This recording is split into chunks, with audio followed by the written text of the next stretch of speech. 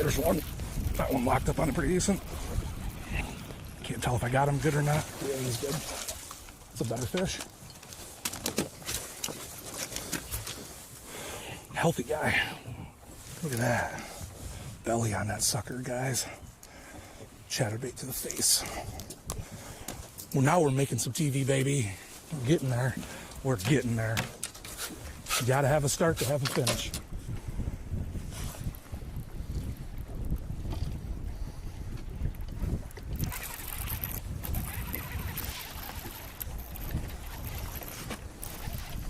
Come on. Come on, stay buttoned. There we go, boys. There we go, boys. Please stay buttoned. This is what we're looking for, guys. This is what we're looking for, guys. Stay down. Stay down. Stay down. Come on. Come here. Come here. Come here. Come here. You just get yourself over here. That's what's going on right there, boy. Look at that big son of a gun. Look at that. Yeah. Yes. Oh, my God. Big buck with that big bass energy. Knows how to take home a shield. We saw him do it in our inaugural season, Lake Winnebago. I said that next transition up, didn't I? Called it. I called that shot, dude. Called that shot. Look at that thing. Oh my God. Whew, thank you, Lord, dude. It's gonna happen, guys. It's gonna happen. We're gonna get them. Come on. 6 pounds, 10 ounces.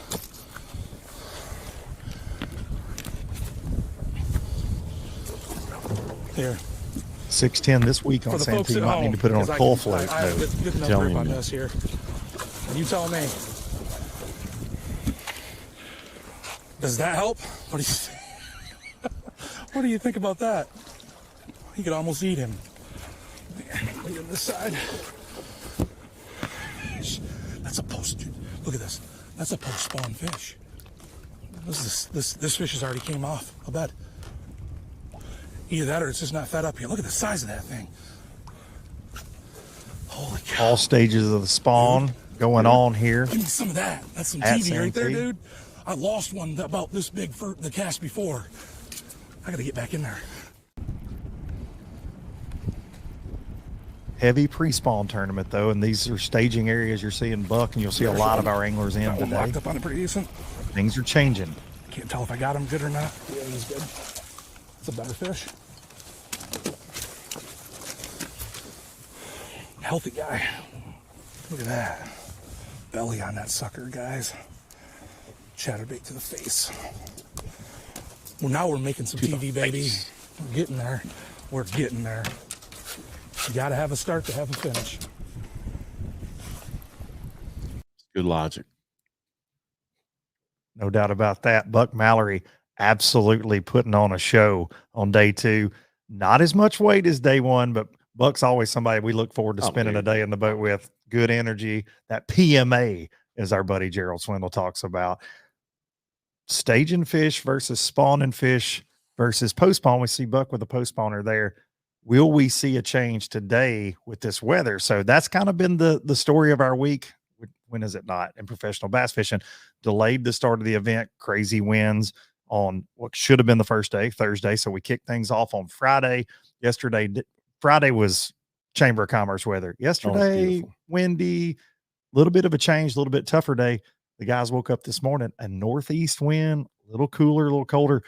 But the talk has been the warm nights. Will those fish flood the bank? Will we see this turn into a big spawn tournament essentially on Showdowns Sunday? Will we see it? I think we still have potential to see here what we saw in Hartwell back in 2021 when Drew 6 smashed them up. It was a situation similar to this. He just happened to find that one pocket where they started to move up, and he was the one to capitalize on it. I think we could see the same thing here. Like yesterday, we saw Patrick Walters. He was searching for that wave of fish moving up. He knows what he's looking for. If anybody's familiar with this body of water, it's Patrick Walters. Between Patrick, Corey Casey, Skeeter, Crosby, they know where those fish want to be. Do you think they know it better than Patrick Walters?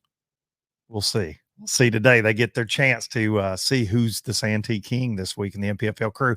Patrick did some work yesterday. We're going to take a look at that right now. Got off to a fast start on day one with over 27 pounds. This was yesterday. One of those staging areas. We heard him mention it on live several times. Staging trees versus spawning trees. Lots of history. It's a 10-pound call. I'd say. Every area on Santee Cooper loaded with memories for Patrick Walters. Now, getting ready to take a look at our leaderboard here, Fat Cat, and it absolutely, there was some, as you like to say, bebopping and flip-flopping on that leaderboard yesterday. We noticed it on our Fishing Chaos catch track. It wasn't lighting up like fireworks on the 4th of July until about 12 o'clock, and then you started seeing some big movement. But after that weigh-in, things kind of settled out. It takes a lot of weight to be in that top 10 right now. We saw it happen yesterday. Like you said, that bebopping and flip-flopping, they flip-flop. The big ones still came to the scales. Big ones are going to come to the scales today. No doubt about it. Just had a glitch right there. Corey Casey on top, 57.7 officially, had 30 pounds, 4 ounces yesterday to absolutely just shake up the game to take a slight lead over Buck Mallerie today. Skeeter Crosby in third, just back by 3:14. Then you got Patrick Walters, Buddy Gross, Jason Christie, Billy Lowe, and Jordan Osborne, Chad Marlar, who's a pure rookie. He's never really fished anything else, and Hank Cherry, a 2-time back-to-back classic champ, kind of like yourself. That's right. This crew is full of NPFL fish catchers. It's full of Bassmaster Classic champs, Forest Wood Cup champs. Some intimidation going around out there on the water, no doubt. Ain't no doubt. And how cool is it for Corey Casey, Buck Mallerie, and Skeeter Crosby to be bumping elbows? No doubt about it. That's been the coolest thing about the NPFL since year one is you've got new names, right, to the bass fishing world. We know a lot of them because they're near and dear to our hearts. We've spent a lot of time with them, but then you've got these household names joining the fray this year. It's been exciting so far at this first event. Oh, absolutely. I'm sure when that roster came out for 2025 and then the first event everybody expected to see, Showdown Sunday, just chock full of the new names, but doesn't always work out that way. They're still mixing it up. Oh, yeah, dude. Let me ask you this. When you're a Corey Casey and you're sleeping in your own bed, duking it out, do you look down the list and go, Buddy Gross, Elite Series champ, FLW Tour angler. Oh, who's that right past him? Oh, it's Jason Christie. Oh, who's that past the man on the biggest crazy. roll right now? Imagine. Billy Lowe, and I'm Hank Cherry right past that. It's wild for me to be sitting here right now commentating and talking about these group of anglers. So I couldn't imagine fishing against them. No doubt about it. Let's get out there on Santee Cooper with the man, the 4-time NPFL champion, and he's won everything else, ladies and gentlemen. Patrick Walters, the coach.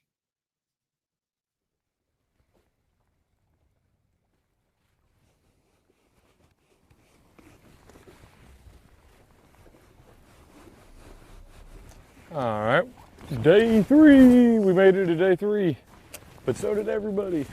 But we got the camera. We had a slower day yesterday, much slower. It was just post frontal. Fish did not bite, did not cooperate. Ended up catching 23 pounds, which I was very happy with. On a tough day like that, it's very easy to not catch them. We got 3 fish so far. One that's okay to weigh into, like 2 nothings. We're just running some new water right now. Caught some fish in here in practice. What we're gonna do is we're kind of run stuff that's been getting blowed out by the wind. Felt really good. Getting blowed out by the wind that hadn't been able to be fished. It's just, if we can stumble across a group of fish that's not been getting pressure, that's how you're gonna crack them. And this right here is what you call a professional overrun. I'm a licensed professional. I do this for a living, and this is legally allowed. If somebody tells you it's not okay, you tell them Patrick Walters said it's okay.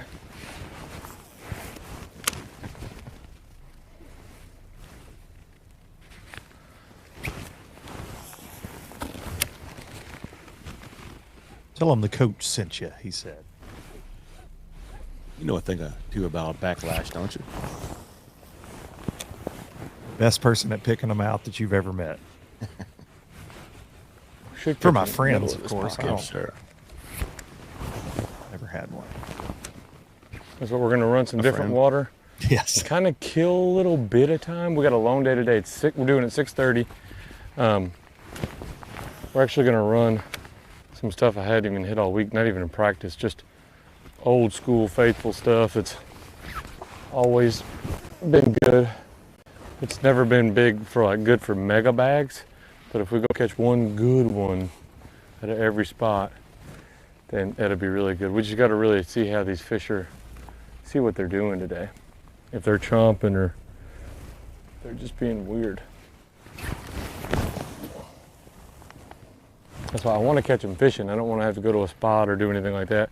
If we can catch them fishing, I'll tell you, crack a big bag. Ooh, hit a little something right there. Like I said, don't get me teed up. Patrick, 5.5 pounds back from Corey Casey to start the morning.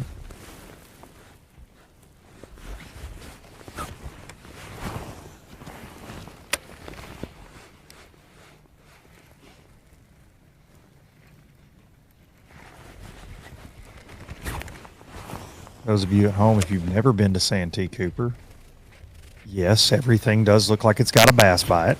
My goodness. Very intimidating fishery just because there's miles and miles and miles of just beautiful cover that should hold a bass, and a lot of it does, but you've got to put your time in. Figure out Calm what in those here, bass man. are focusing It's nice in on. here. We ought to get a bite. I'm gonna have to put the jig on that one tree. So juicy.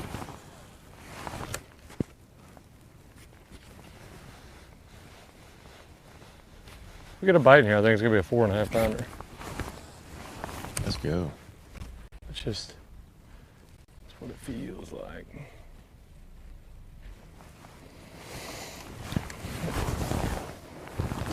What a terrible guess that was. I'm not listening to that.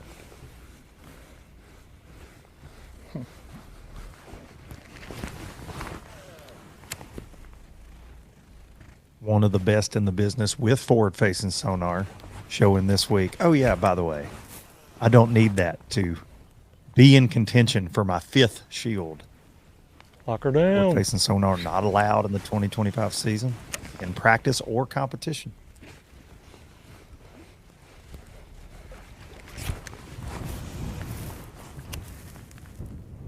Electronics are allowed, though. That's Just right. no forward-facing technology.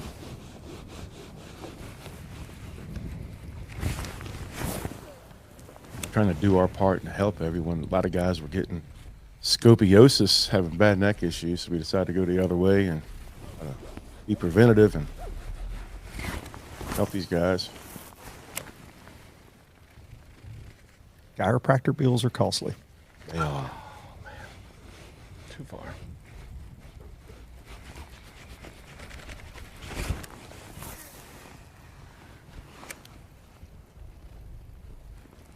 From Patrick Walters, let's check in with Buddy Gross.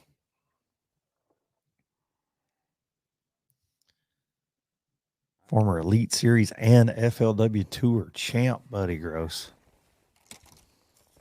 Knows a thing or two about offshore grass.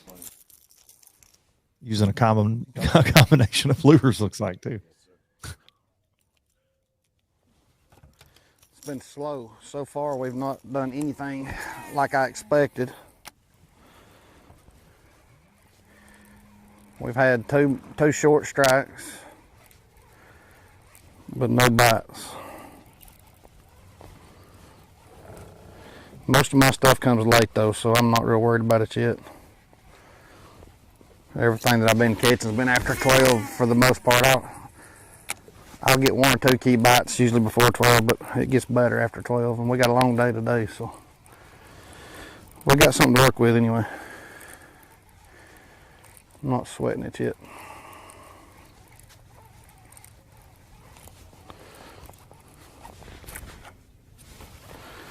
We got plenty of good water to fish today.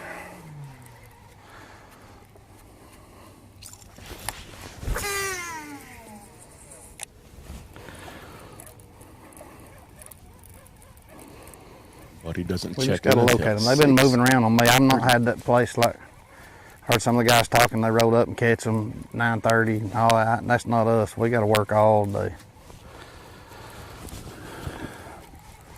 It don't matter how you get there when you get there.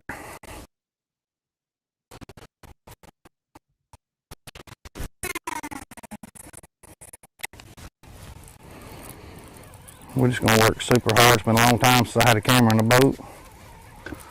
So any day you got a camera, you've had a good week. We just got to put it all together and finish strong. Shoot for one of them 40-pound bags.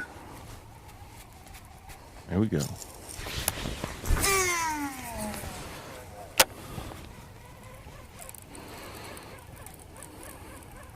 Buddy, self-proclaimed, has been riding the struggle bus. Uncharacteristic of Buddy to be having the tournament finishes he has in the last couple seasons, and you can feel it from him this week how important it is to get that train back on the tracks. First event of the year. He had success with us last year in the NPFL, but he has just been really down in the dumps, fishing to be honest. incredible too. You just don't never know when you're gonna run into him.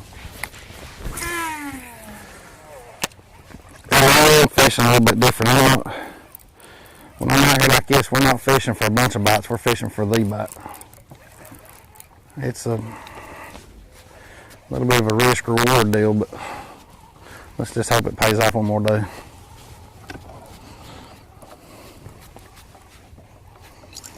Buddy, one of the only guys we've seen so far on a trap. We had some locals on one spot back there that they weren't hurting nothing, but I would like to have had it a little bit for myself. But I don't think it's the right time yet anyway. I couldn't move as far as I wanted to.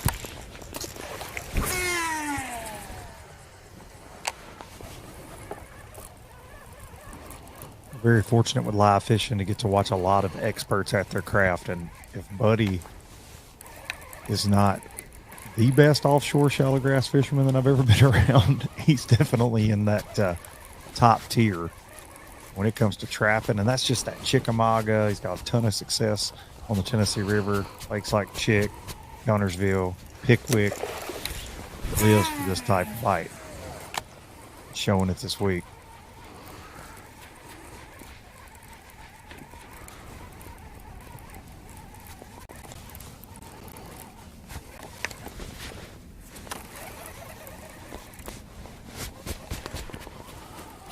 From Buddy, let's get down to Lake Moultrie.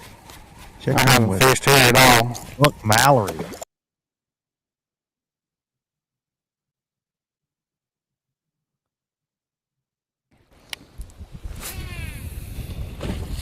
Buck 3.5 pounds back for a 31-1 day one. Brought in 22-14 on day two. He's sitting in second. Start show down Sunday.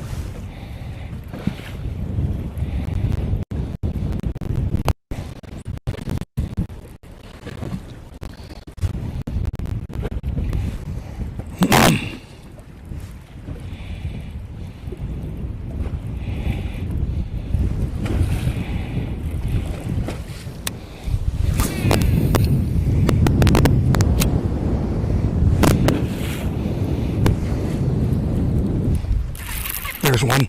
Nah, it's the stump. Dang it. God, I thought I had a good one right off the rip. Oh boy.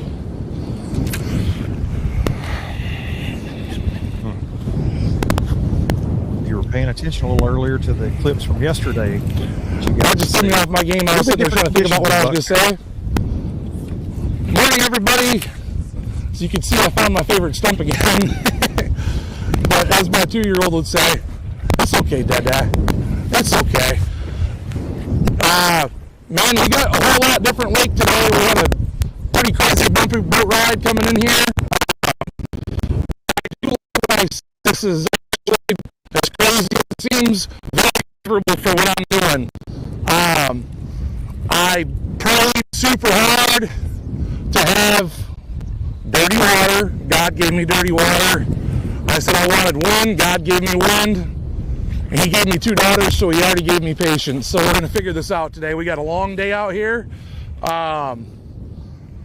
You know, I think that there's going to be a lot of fish caught in here at some point today. It's just getting around to them. I haven't really located anything but catfish yet. That's the start. It seems like whenever I'm around some catfish, I catch some big bass. You know, it's going to be a great day. I got like almost 8 hours left. I'm not leaving here. I got it to myself. The locals have left me alone. Thank you, God. Really and truly, what a blessing. Sunday morning, fishing for 100 grand, got a shot at it even.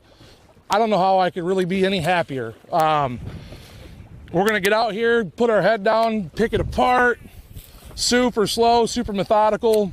My water's dirty again. Man, this is going to be a big player. I really think we're going to put some big uns in the boat here soon. So stay with us all day here. It's going to be awesome, I believe. I just really got to settle down, take my time, and pay attention. When the bites come, I need to be prompt up with it and be just pounding them. So hopefully we get some good ass fish catches for you, and I hope we can show some really good stuff today. It'll be a good day. No pressure, Buck. Fuck with the potty mouth. Tell you what, that stump, I'm surprised he didn't uproot that stump. Buck is a full-grown, because I can't seem to get this one set up the way I want.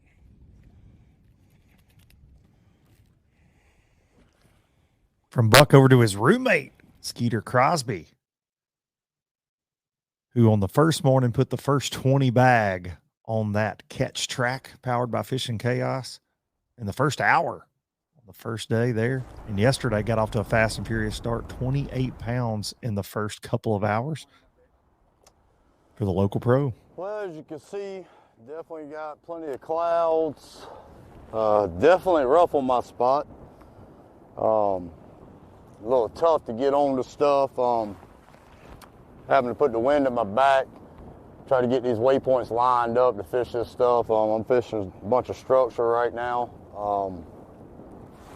Had one on earlier, got her to the boat. Unfortunately, she got back toward the motor, cut the line on the prop, I guess. Looked like about a 6-pounder. I seen her when she come up top beside the boat. But we're gonna stay positive. You know, pretty tough conditions out here today. Wind's blowing straight into my area, but like I said, I'm gonna stay positive, and we're gonna grind it out on this spot all day long. Hopefully this wind will let up just a little bit. I definitely want the wind for my bite, but we're gonna give her all she's got. We're gonna burn this spot down. There ain't gonna be nothing left over here when I get done today, so hopefully it'll work out. So we'll see.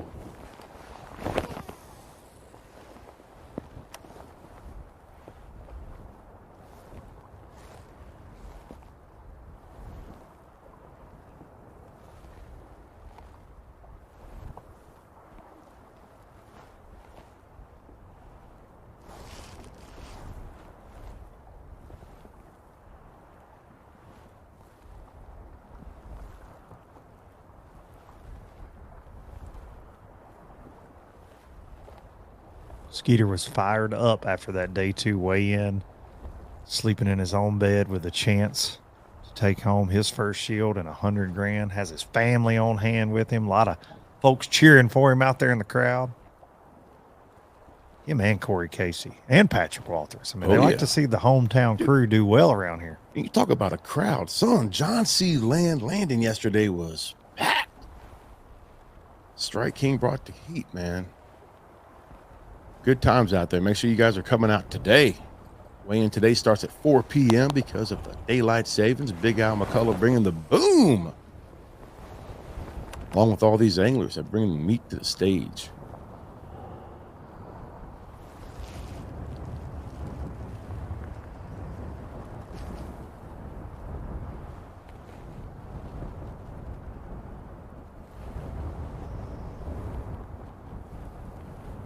As you heard there with Skeeter, couldn't really get on the area that he's done a lot of his damage because of the change in wind direction.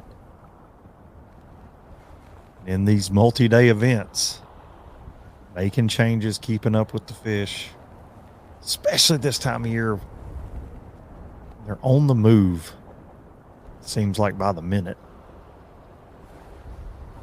The weather has thrown plenty of curveballs. Our 118 pros started practice a week ago, last Sunday, frost on the front decks of the boats. Had some Chamber of Commerce weather. Now back to a little chillier day here on Santee Cooper. We'll be back in just a few minutes. We're going to check in with the sponsors that make it all possible here. The NPFL. We'll be back with more Santee Cooper live action on the other side. Before there were hashtags, there were handshakes and shared stories. They gave us confidence to make our first cast and chase our dreams. They taught us to fish, and in the process, taught us about life. They taught us that success isn't just about reaching the top. It's about lifting others up. The future isn't just about selling tackle. It's about 3 simple words. Let's go fishing. Here's to the original influencers. The Yamaha VMAX V6 SHO continues to deliver the level of performance that pro bass and multi-species anglers demand. Underneath a bold and aggressive new look, an upgraded charging system with 40% more charging power meets the amped-up demand for today's advanced electronics. The VMAX SHO, raw power, reliability, and exhilarating performance for every angler who loves the sport enough to invest in the best. Yamaha, reliability starts here.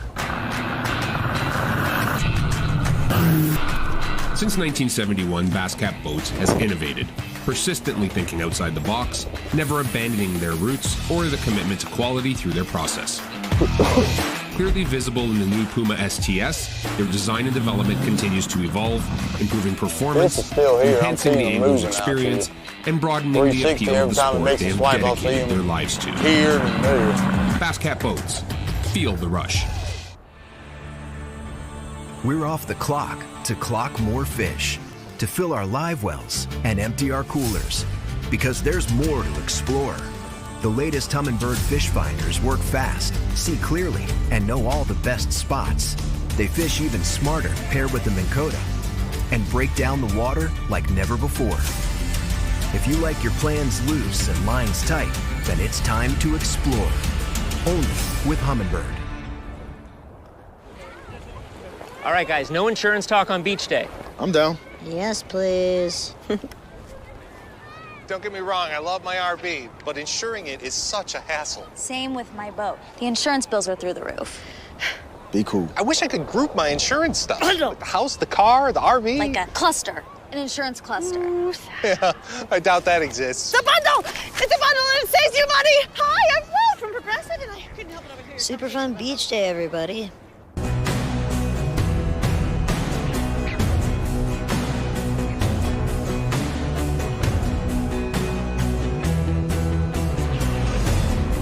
You know what the problem is.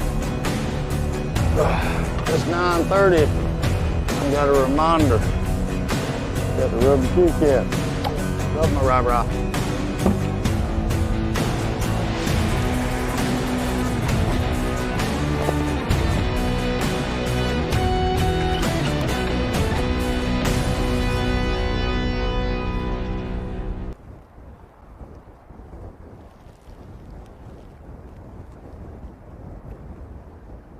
Welcome back to the Strike King NPFL Stop 1, presented by Clarendon County Tourism, and what a host they have been this week to us, Fat Cat. What a host you have been, Luke. Oh, man. Tell you what, buddy.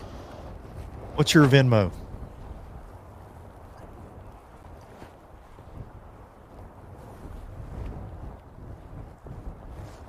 Buddy Gross over to Buck Mallerie.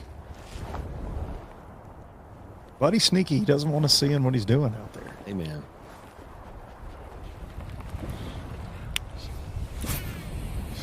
We saw this yesterday. Some of these guys apparently have a device in their boat that can scramble the camera signal, the cell phone signal we need to be able to bring you NPFL live. And They just take their sneakiness to the next level. They do. Speaking of sneakiness, I wonder if Buck Mallerie is going to kind of give us some insight on the little pattern he's been working this week.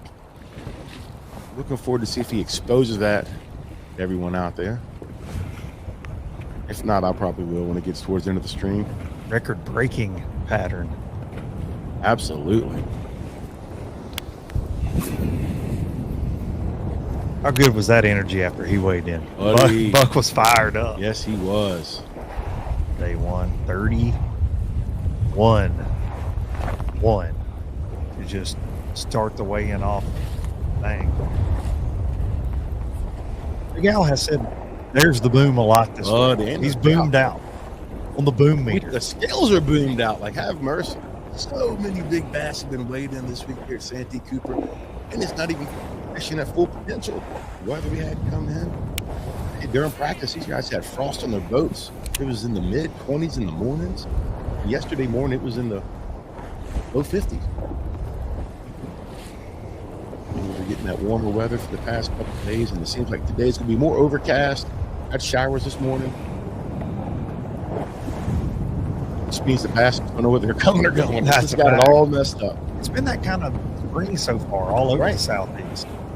2 weeks of 80-degree weather in like February, and then this area had snow not that long ago. One of the biggest snows they've had. What's up, boys? The biggest snow they've had in years. Oh, you know what? I'm pretty excited. I got my dirty water back. But other than that, I caught a couple catfish, and that's it so far. But it's early. I don't think I've located them yet.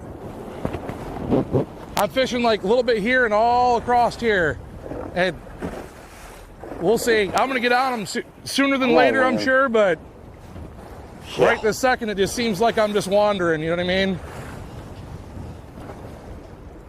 It's a bad thing going this way. You find something, you got to go out and turn around and fish it.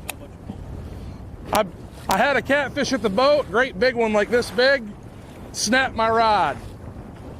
I was hoping I could point this way so there'd be no kind of background for nobody to see where I'm at, but that's not going to happen.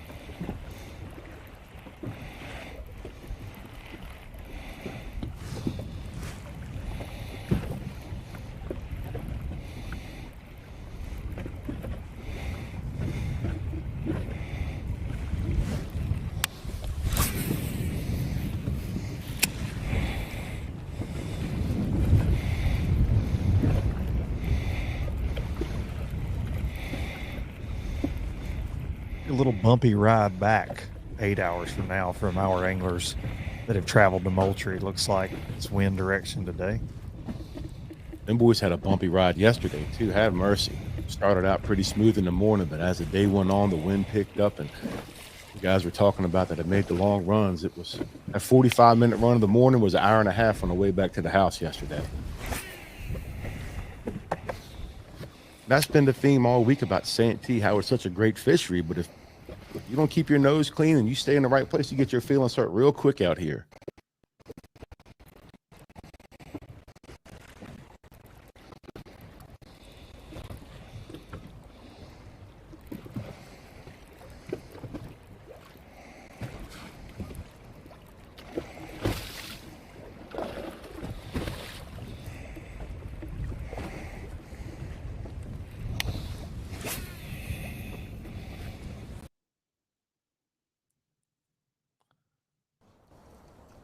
Now with your day 2 leader, brought in that dirty 30 yesterday to add to his 27-3 day 1. Corey Casey 57-7 broke that 2-day weight record.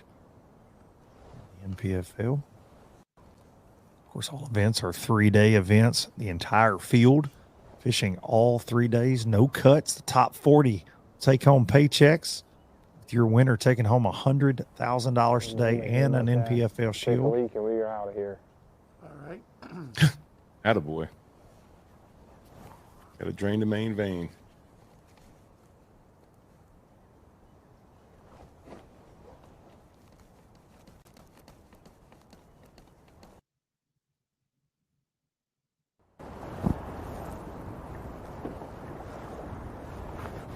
Back over to Skeeter Crosby.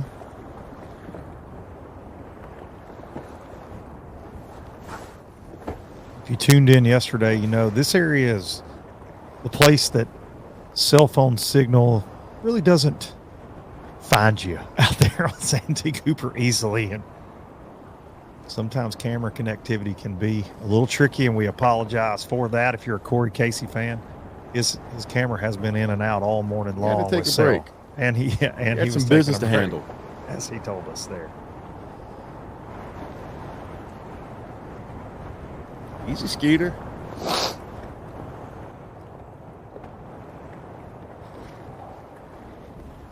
$170,000 acres of swamp, essentially, down here in the low country. That can feel like you're in 170,000 acres of an ocean at times when it. That's a fact.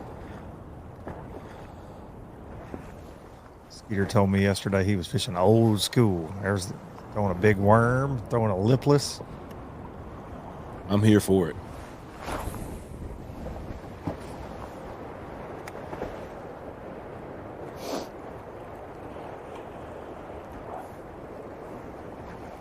Ooh, this wind's got to calm down a little bit. It's a little too much.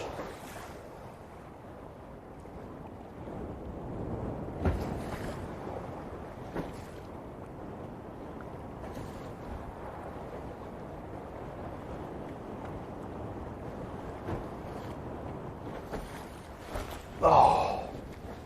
The worm. A swing and a miss.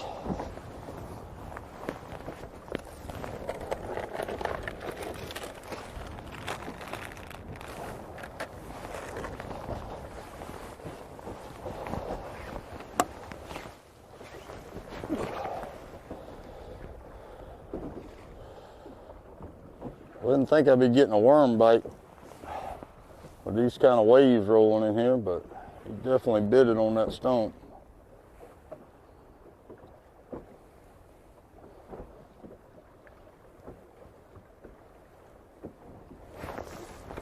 See if I can get him to bite again.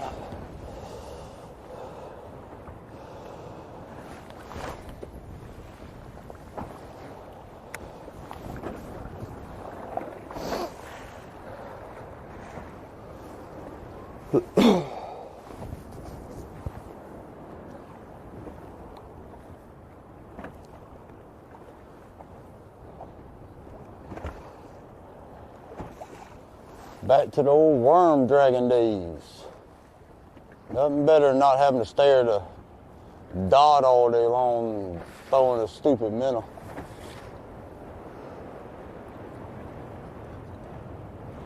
What'd he say? Something about a stupid minnow. Skeeter will tell you too, boy. I like me some Skeeter. No wonder. Only one of the power poles came up.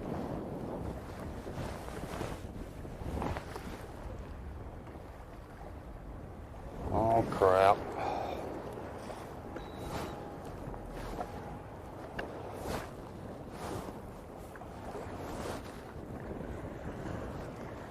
What the? There we go. Ooh. Woo. All right, this has got to calm down now. Lord.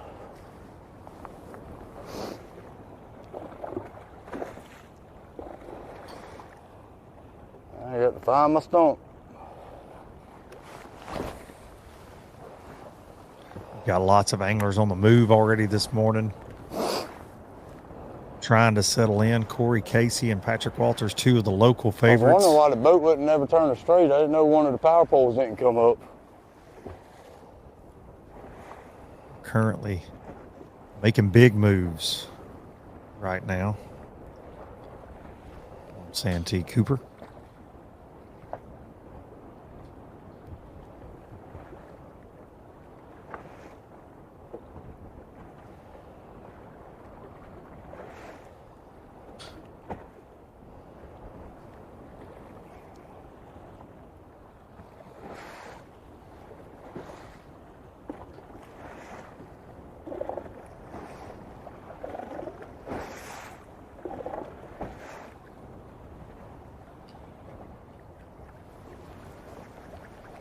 You don't want to bite again.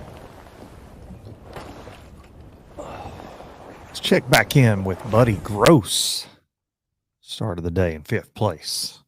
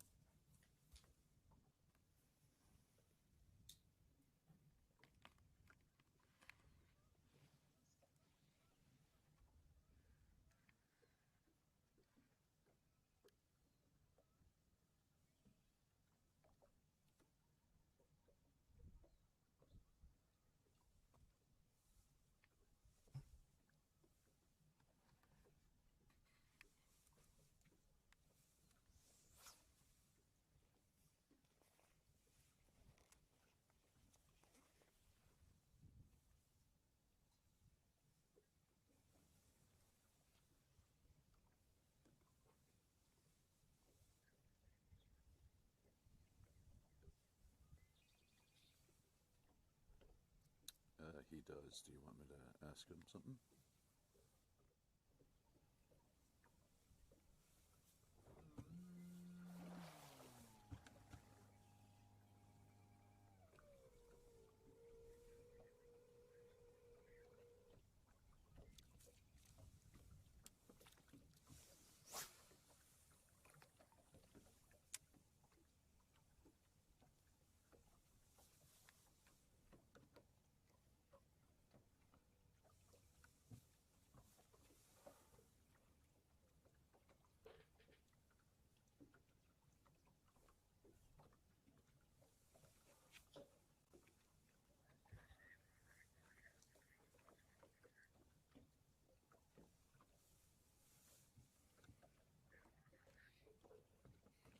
Check back in with Buck Mallerie down on Lake Moultrie.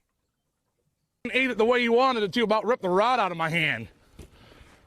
Oh, thank God, too.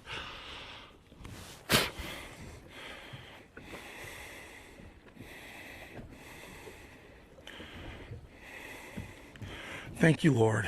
Whew. That's what I'm talking Buck's about. doing a little work this morning. Let's do this.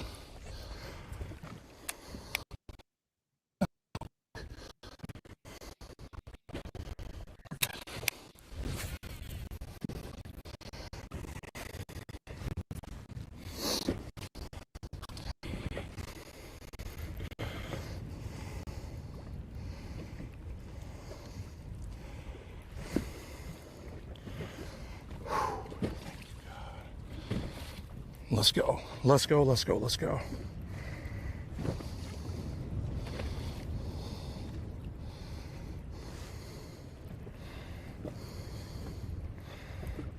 Take a look back at that catch. It's got Buck all fired up on Showdown Sunday.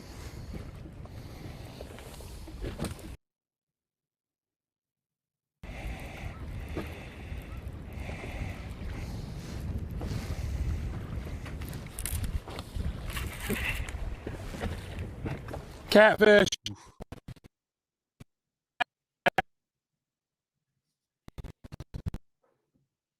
Big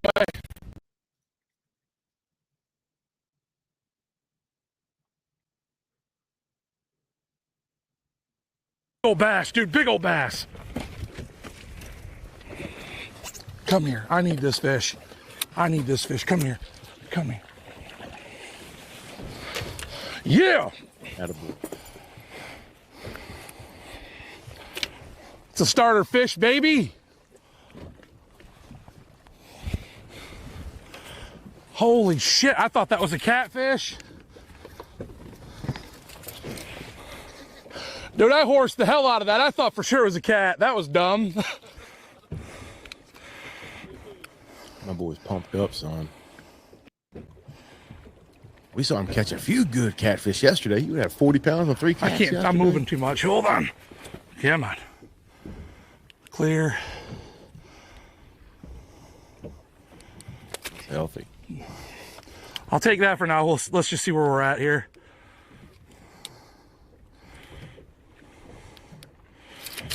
Five and a half.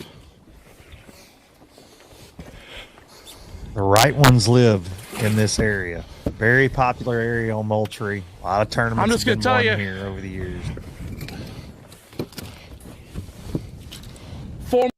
Tell us something good. Oh, never mind. Get it from me later. All right then, Buck. Okay, Buck.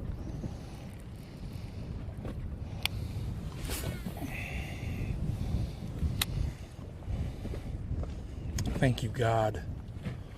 Whoo, boy.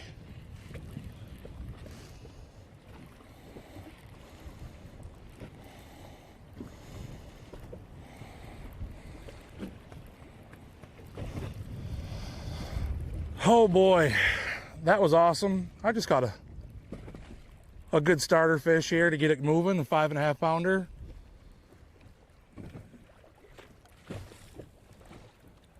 Sitting on a little shell bar here.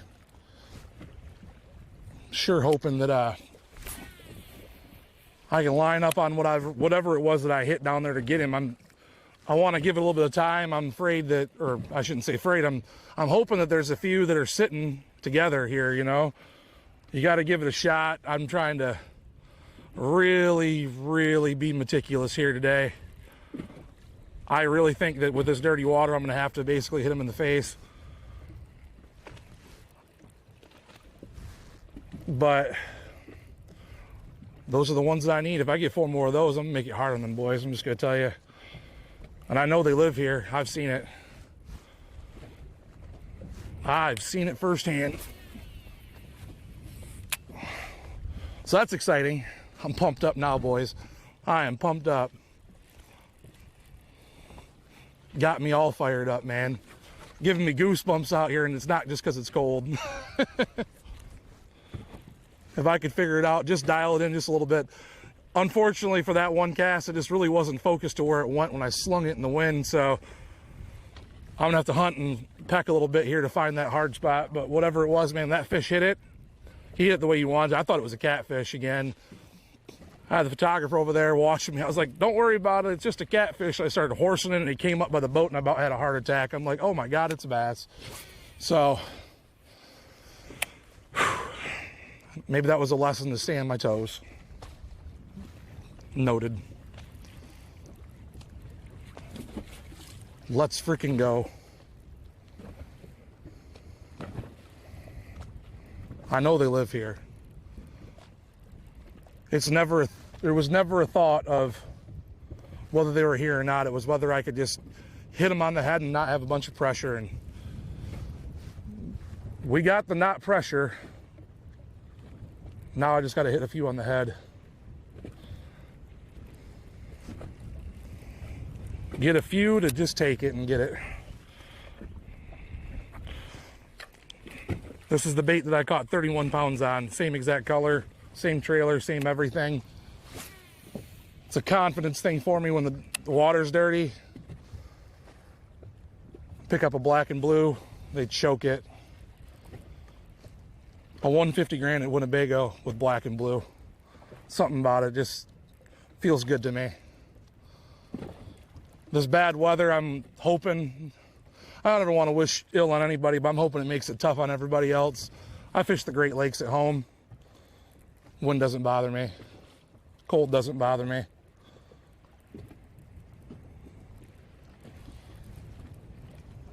Only thing I think that bothers me that I have going on out here is catfish. They bother me.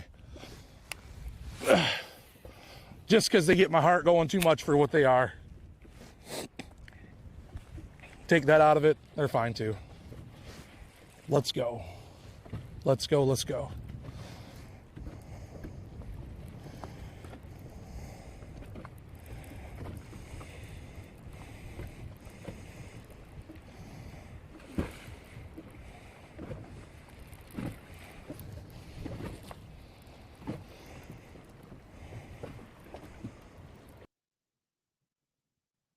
Welcome back to the NPFL live studios here on Showdown Saturday. The Strike King NPFL Stop 1 and Fat Cat, our top 5. It's a little slower. A little slow, but dude, the energy from Buck has me giddy. Like, I am ready for Showdown Sunday here at the first stop, Strike King NPFL Day 3 on Santee. Bro, his energy is just rubbing off on me, bro. No doubt about it. And Buck is starting to feel it a little bit. Oh, you know, he's got one in the box. It's a 5.5 pounder. But he's even flexing that big water experience he's got. He's like, hey, bring it. I'll make it back to John C. Landon this afternoon. Let's take a look at the leaderboard right now. Of course, this is unofficial based on our Fishing Chaos catch track. Everybody is strongly encouraged to give us their best shot on what they think they got in the box so we can tell the story here on this Showdown Sunday at Santee Cooper. We've got a lot of moving and shaking going on that leaderboard right now.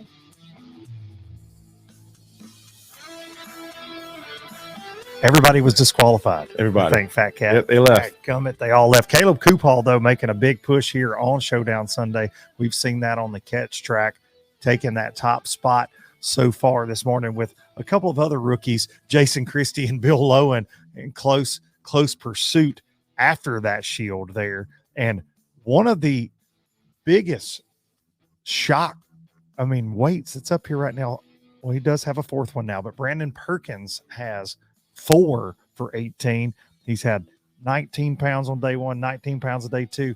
Very consistent, but 18 pounds early for Mr. Pickwick Perkins. Right. Wonder how he's catching those. Yeah, 3-time champ. Because we know he loves a mag in the draft. National Professional Fishing League. You know, that mag draft bite is one that I can't believe we haven't seen on camera yet. And a lot of anglers I've talked to at the drive-through weigh-in there at John C. Landing, it's definitely going down. Oh, buddy. Just our top 5, we haven't seen it. Swindle told me yesterday. What did he tell you? He probably was a lie. Let's just be honest. It's the G-Man. He said he had the biggest bass he's ever seen in a tournament bite his mag draft right at the boat yesterday that he said was probably a 12 plus. It is Santee Cooper. No doubt about it. In every boat we saw come through, man. Now we can talk. I mean, it's them boys got them on the deck of the boat. And there's no doubt about it. The mag draft could come out. You can see that today with our top 5. Of course, that's what we're covering today, our top 5. And we've got 118 total anglers out there trying to run down their chance at a shield and that prize money, top 40 going home with a paycheck. Right now, we're going to check in with the sponsors and make it all possible here at the National Professional Fishing League. And we'll see you back in just a few moments for more live action from Santee Cooper.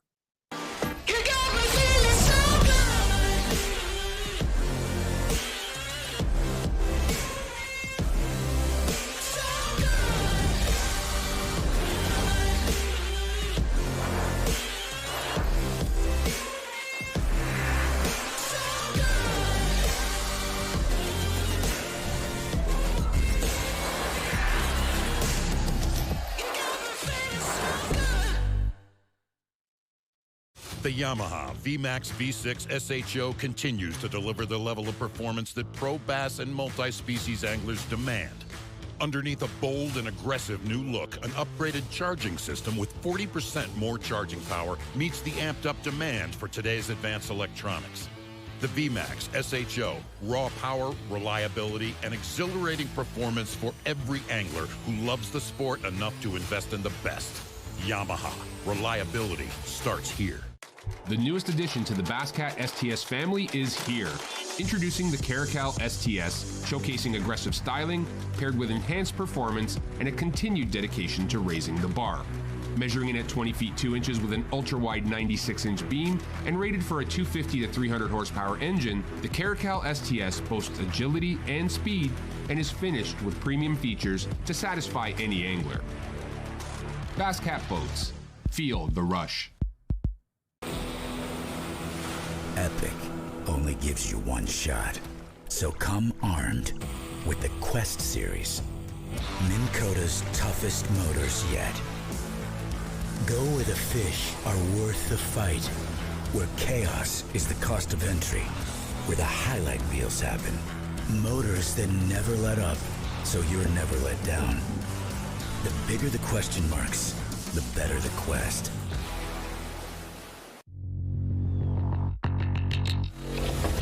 ProGuide batteries have been supporting the fishing industry for 42 years.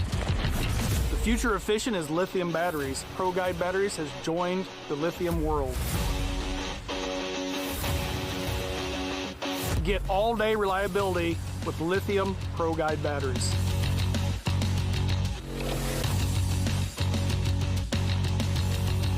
Check them out at ProGuidebatteries.com.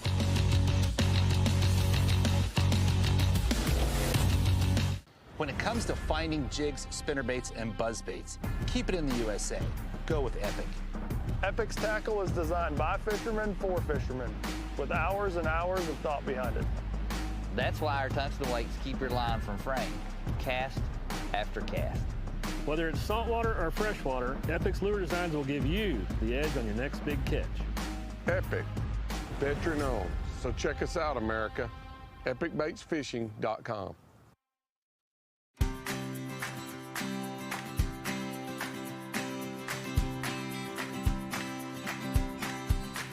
Hey there, folks. What's shaking? Here we are at the Indian Mound at Fort Watson with Carol Summers, someone that's been affiliated with this beautiful place for over 30 years. She's going to give us a little walkthrough and tell us the things that really stand out that puts a smile on her face. Okay, I want you to know that this is a ceremonial Indian mound built by the Santees. It's about 800 years old. Obviously, it has a good perspective here because you're right beside this lake. This is Scott's Lake, and it's a very old lake. It was here before Lake Marion. The dam was built in 1940. This was an oxbow that was connected to the Santee River. Gotcha. This Indian mound was strategic, obviously. You've got the height. You can look up and down the river. You know what's happening. And this was the main traffic during the Revolutionary War and earlier from Charleston to Camden. Charleston, Camden, and Georgetown were the only places that were held by the British during the American Revolution at this time. And so the British decided to build a fort on top of this Indian mound. They built a stockade in December of 1780. And because it was so strategic, they wanted to keep supplies flowing to Camden. Well, General Francis Marion, Light Horse Harry Lee, and their militias had to take it from the British. This was the first place in the state to add them. What exactly is it? Tell us from the top. Augmented reality is showing you what it was like here for the Indians. They have a segment on that. For the Revolutionary War, for the British on top in the fort, and then they have the tower, Mayhem's Tower. So you can see all of that overlaid onto the Indian mound and the surrounding area when you look through here. Yeah. You heard her. When you guys come to Santee Cooper Lakes, there is plenty to do for everyone, especially if you love history. Exactly. Thank you so much. Yes, ma'am. Right.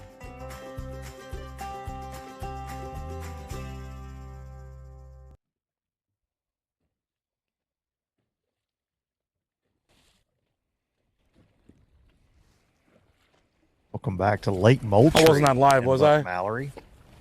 Oh, still am? Oh, she's. Or now. I found some eelgrass out there now.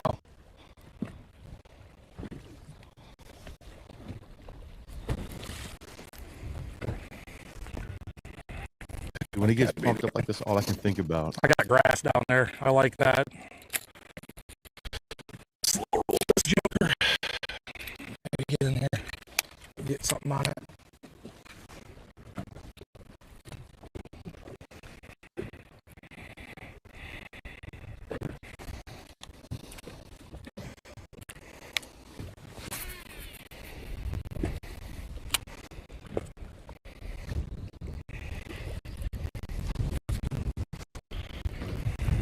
Go check in with Skeeter Crosby. Let Buck get his signal scrambler thrown in the lake. Skeeter's gotten off to a fast start on both days 1 and 2. A little slower start for him. Some changing conditions in his Lake Moultrie area.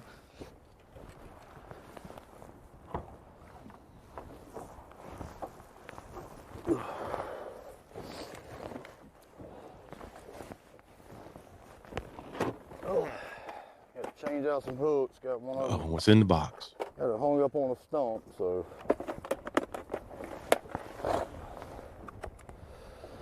They're gonna keep messing around out here. Hopefully this wind will calm down a little bit. It's a lot rougher than I thought it was gonna be. It's kind of blowing everything out. These fish, they fire about 3 to 4 times a day in feeding windows, so eventually they'll fire for me. Unfortunately, like I said earlier, lost a good one at the boat. Is what it is. We're not gonna let it get us down. Staying positive. As old Swindle says, positive mental attitude. That'll win it every time for you. So, we're gonna stay positive. We're gonna change these hooks out. Hopefully this Strike King red eye shad right here will continue to do its job like it's been doing. It's definitely been a good bait for me. So hopefully the wind will calm down versus what is forecasted.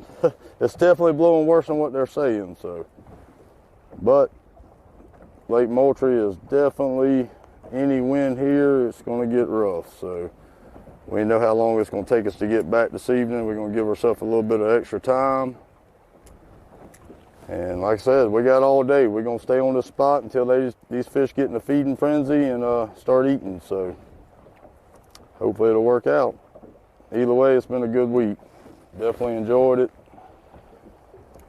I'm a live and die on this spot, so let's go back to it.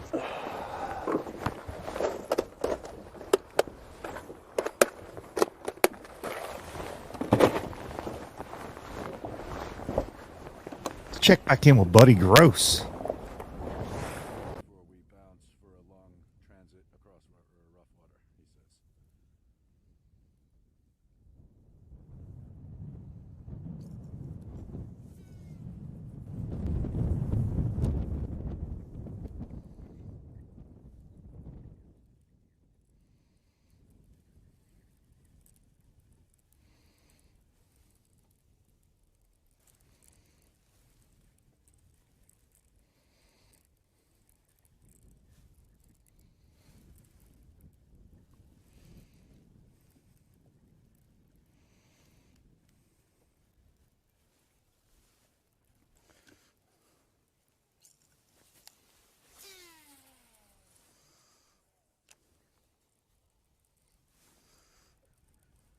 We're live right now, buddy. What's going on out here today? Well, my water got a lot dirtier. That wind yesterday really messed me up a little bit. We're fixing to make a move to go find cleaner water. My bite, I think on my one spot over there where we started this morning, I think it'll come around. It's going to be later today. It's getting a lot of company today, a lot of local traffic. But we're going to go fish what I caught, some places I caught them the first couple of days that didn't do so good yesterday. In hopes we can run into them again, because right now we have not run into them. I had a few bites this morning, but they weren't serious about it. My bite is slow. I'm not getting about 7 bites a day, but when I do get a bite, it's a good one. I'm just hoping we run into them. I'm not going to change the way I fish. I know I can go to the trees, go shallow, and I can catch me some small limit, but I'm going to swing for a while today.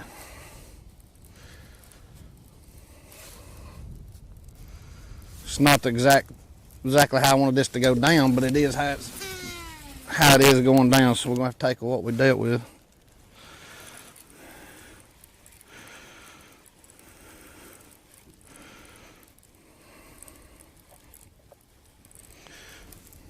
I just got a little bit too much color for what I'm wanting to do. There's nothing wrong with the watercolor if you're up there on the tight to the cover, but for what I'm wanting to do, not that good. Now I may be off if I'm going going up there and getting tied, but right now I'm not going to.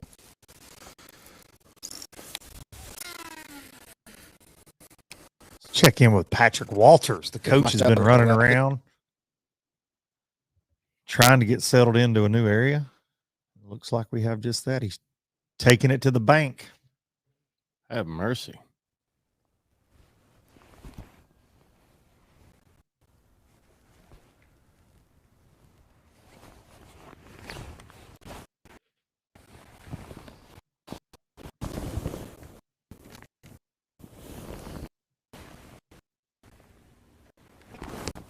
Let's do it.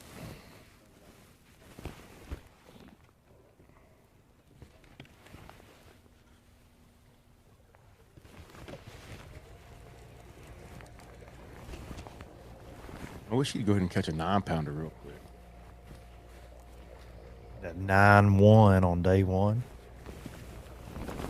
Anchor a 27-pound 2 ounce. Reigning Santee Cooper champ here at the NPFL. Brought home the Chrome in 2023. Beating out the 2023 Progressive AOY champ, Todd Goad. Todd also having a good tournament. Catching good fish.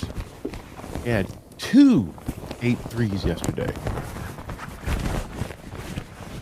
Patrick doing what Patrick does. He's either catching a giant bass or on the move. One or the other. 4th year with us here in the league. You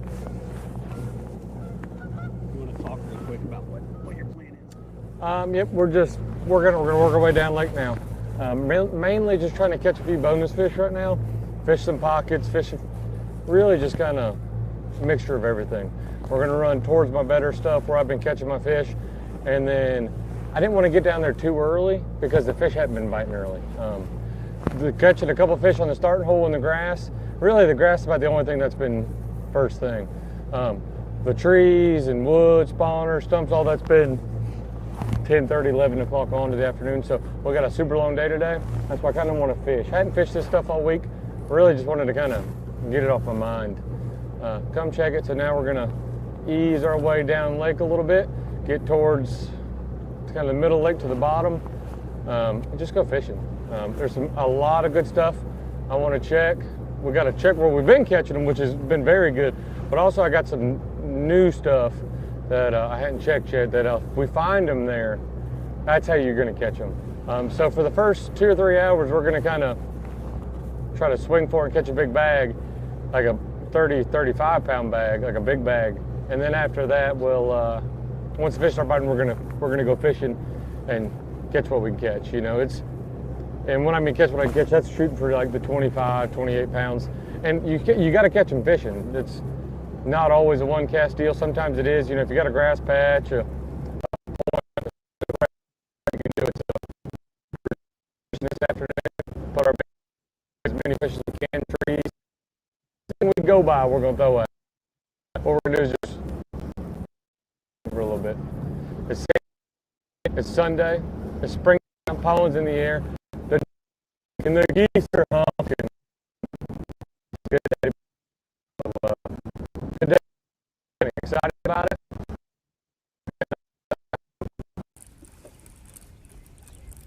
Check back to Buddy Gross right here.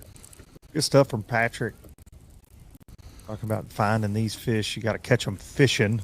That may sound crazy because that's what all of this is fishing, but he means it's just not a one cast deal. You don't have just one offshore spot where you can sit spot locked with that Minn Kota and just making cast after cast after cast after cast and just load the boat with 30 pounds. You really do have to hunt and peck. And that's been everybody, all of our leaders. It's not just been a one area. Even a Buck Mallerie who looks like he's dialed in on one specific thing. It's a big area. It's the same with Andrew Upshaw yesterday. Same with Buddy Gross. He's moving a lot in a big area, making multiple casts to a little sweet spot every now and then. But there are spots boys within got clean water. Got way spots, over a barrel today, boy. I ain't kidding.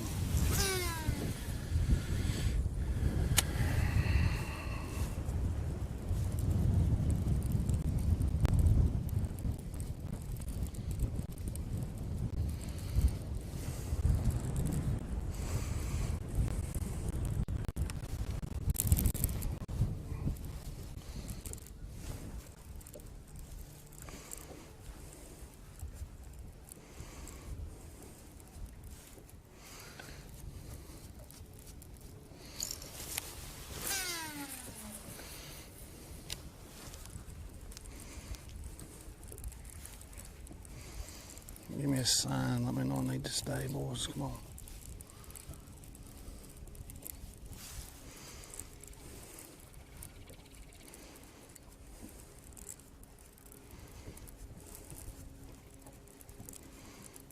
It's amazing, depending on the angler. You got Buck Mallerie happy that he's got some dirtier water again today, like he did day one. Buddy Gross has some stained water that's moved into his area.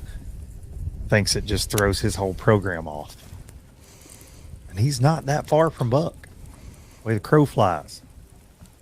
It's interesting seeing that difference in water clarity throughout the tournament. How some of these anglers, like you're saying, preferring that good, borderline gin clear looking stuff, just looks blue like they're in the ocean. Then you go to Patrick Walters, Jason Christie, Jordan Osborne yesterday,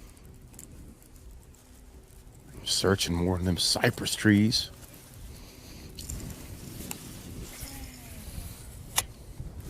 Look like they're fishing two completely different places in the country.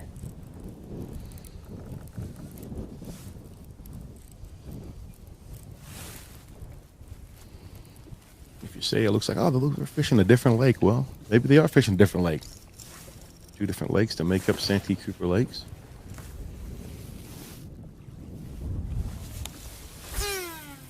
Marion and Moultrie. 170,000 acres of pristine water to catch those giants. Santee Cooper's known for not just largemouth bass, known for stripers, catfish, shell crackers. Some of the best fishing in the country. Heard a lot of shell cracker talk at the weigh-in yesterday from some NPFL fans. Got me wanting to come back over here and dive a cricket around. Full grown, son. No doubt.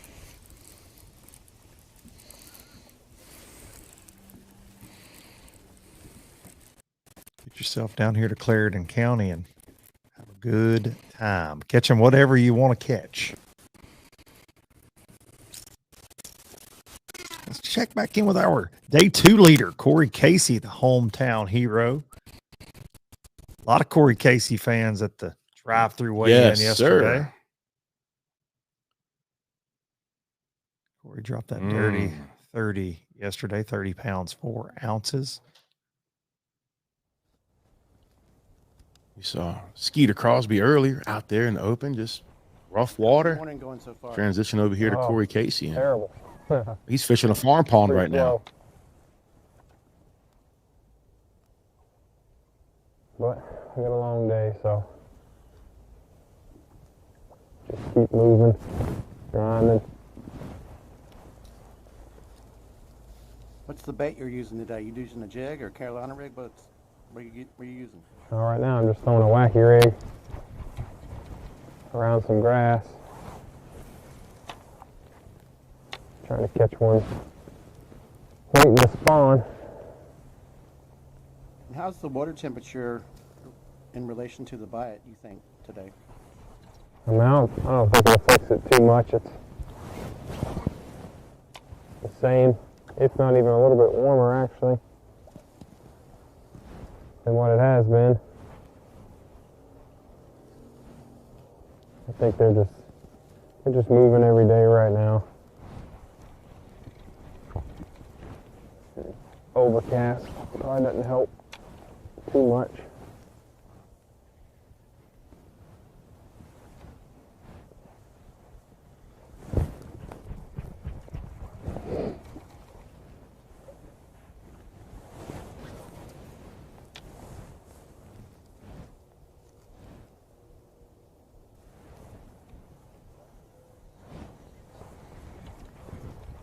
It's all right, we're about to catch our first one right now.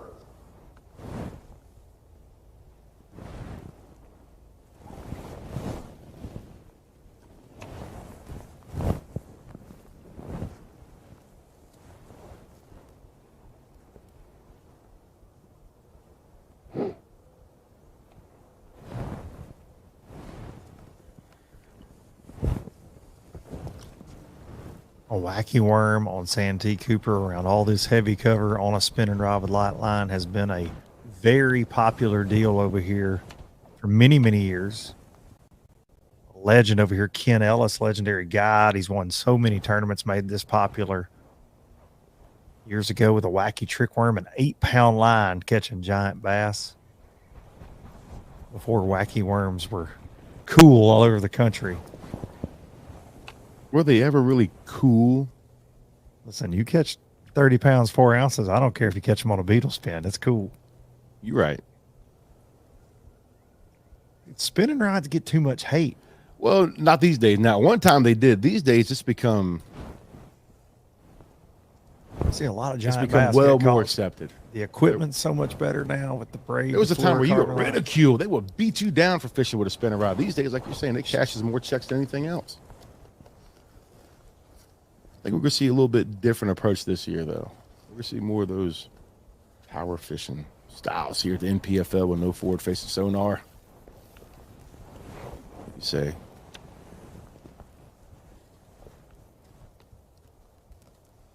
That wacky rig is almost undefeated.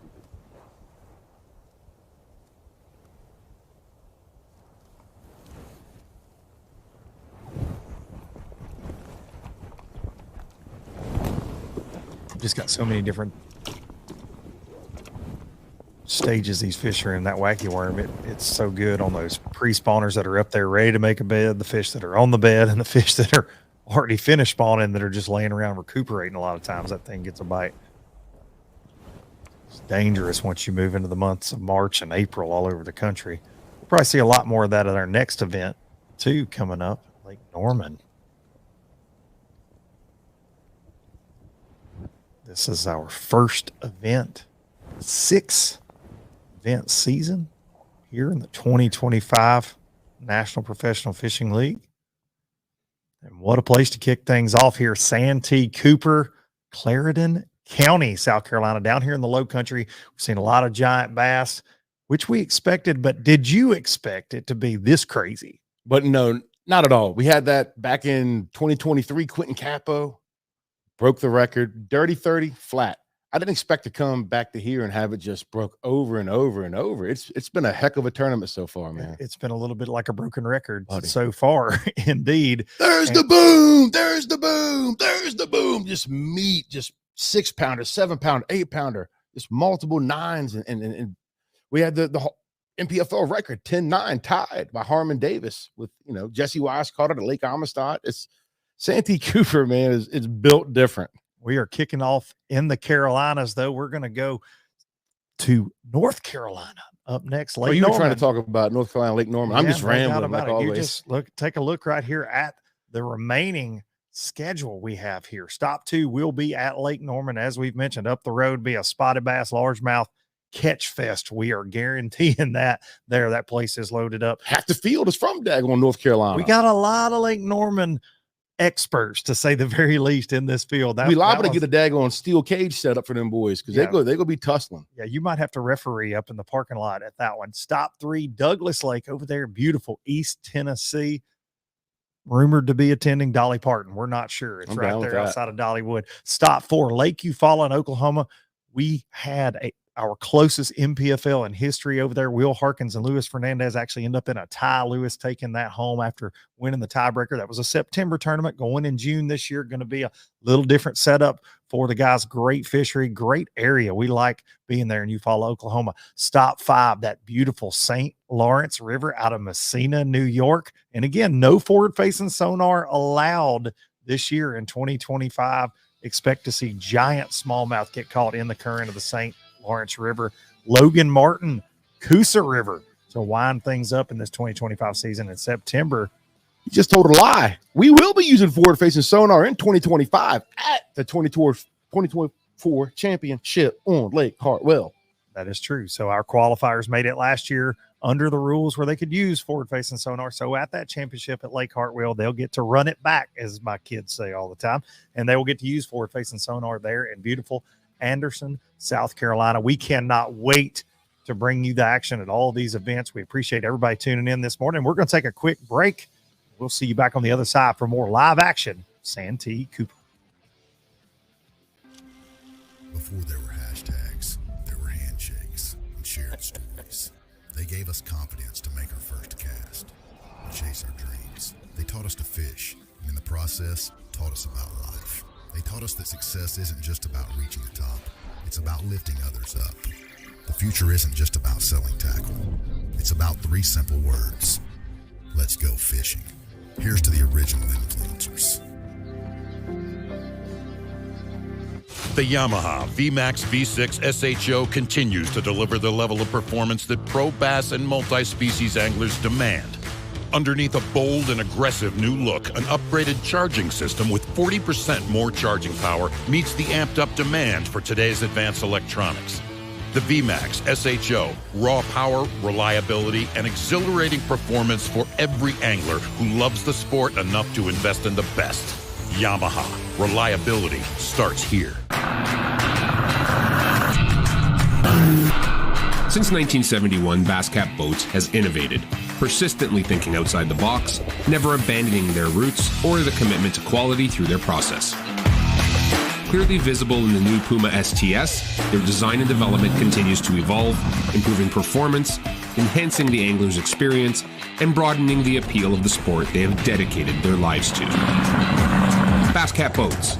Feel the rush.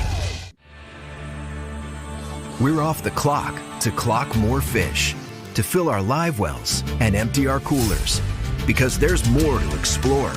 The latest Humminbird fish finders work fast, see clearly, and know all the best spots. They fish even smarter paired with the Minn Kota and break down the water like never before. If you like your plans loose and lines tight, then it's time to explore. Only with Humminbird. All right, guys, no insurance talk on beach day. I'm down. Yes, please. Don't get me wrong, I love my RV, but insuring it is such a hassle. Same with my boat. The insurance bills are through the roof. Be cool. I wish I could group my insurance stuff. Like the house, the car, the RV. Like a cluster, an insurance cluster. Yeah, I doubt that exists. It's a bundle! It's a bundle and it saves you money! Hi, I'm Will from Progressive and I couldn't help it over here. Super fun beach day, everybody.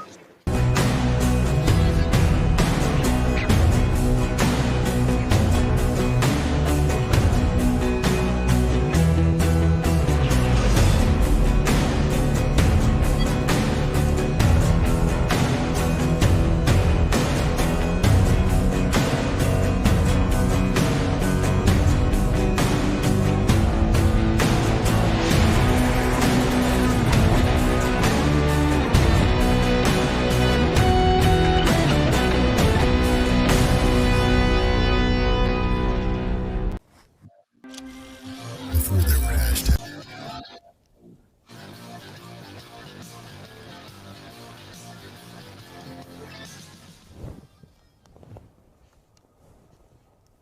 Here we go, Santee Cooper for this Strike King NPFL Stop 1 presented by Clarendon County Tourism. And one of the locals that understands how amazing Clarendon County is and how amazing this fishery is. Corey Casey, your day 2 leader. Talk about a cool cat too, man. He has that laid back, reserved demeanor, doesn't seem to get rattled.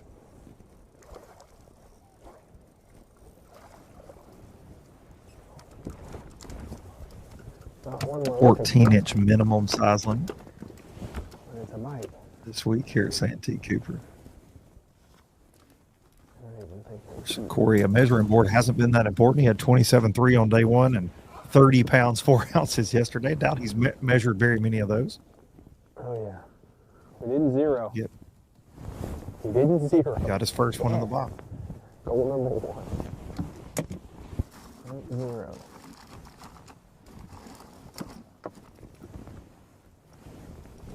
Oh, we're on them now. We're on them now, cameraman Carl. What's that? I said we're on them now, cameraman Carl. Yeah, man. Cameraman Carl. It's taking me forever, but I don't know about forever. At least for today.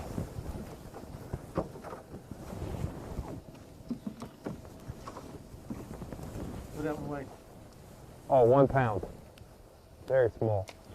What'd you catch it on? Wacky reed.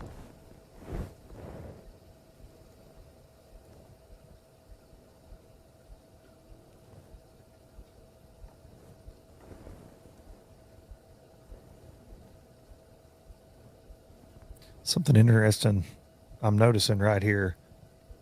That's big line on that wacky worm. On a spinning rod, Buddy. but big line. As our buddy Lee Livesey would say, that's whale rope, son. Yep. A lot bigger than your standard, like You're 8, right. 10, 12-pound fluoro. That's some beefy leader line right there. I don't blame him.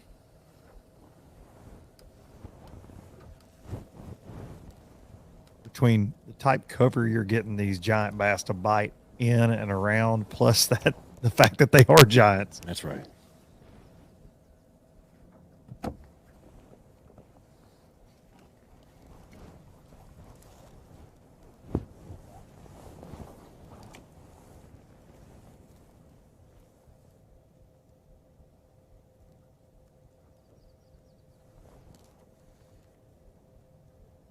Corey Casey with his first fish there, and we did not see him enter it into that Fishing Chaos catch track, which we strongly encourage all of our anglers to do that. I've been working on a little jingle to get them going. They got to get on the catch track fever.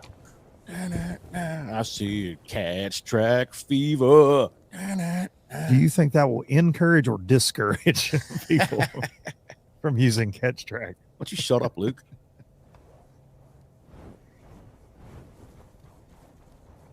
You can find it all at TNPFL.com if you want to follow along.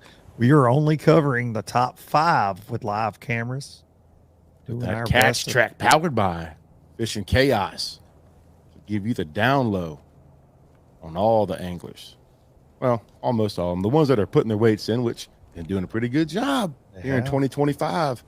Caleb Kuphall up top right now, unofficially with 66 pounds, 11 ounces. And he has had a fantastic event, a second place here in the Bassmaster Elite Series just a couple years ago. He knows this place, even though he's a West Coast guy. Shallow water assassin. Oh, Caleb yes, Kuphall. sir. And he's showing out this week.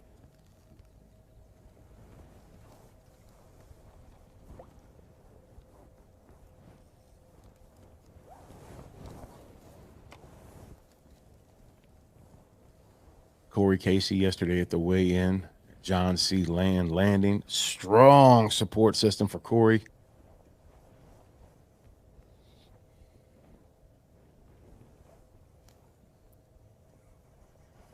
Corey's no stranger to big bass either, man.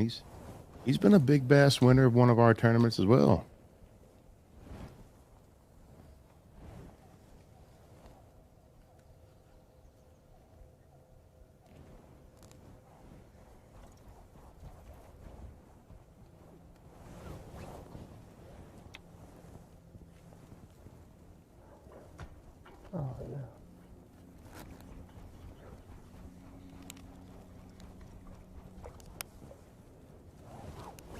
I want you to, if you're spending a lot of time with us on NPFL Live today on Showdown Sunday, I want you to pay attention every time we go to a different camera, the background. Man. It all looks juicy, but everybody is attacking this thing from a different angle.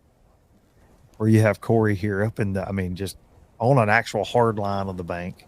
You'll get guys, we've seen Patrick today fishing trees. We saw him yesterday as well, fishing these quote unquote staging trees that lead into the spawning areas. You got guys like Buddy Gross, Buck Mallerie fishing more of an open flat that's got stumps, hard spots, and grass. The same with Skeeter Crosby. So you'll see a little bit of everything, and we did yesterday. We've got guys in the field swimming jigs. Buddy. We've got frog bites. We got bedding fish. We got some post-spawn fish, spinnerbait fish, square bill.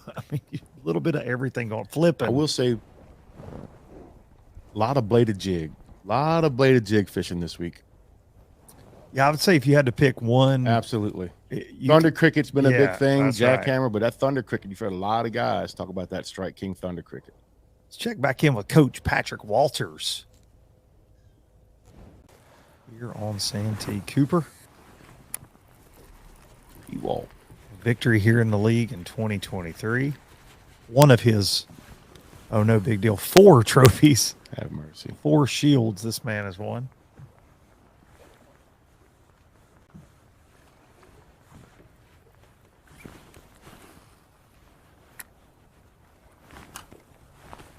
his Elite Series career over on the Bassmaster side of things. He's never finished below like 15th in the Angler of the Year standings ever since coming on the scene.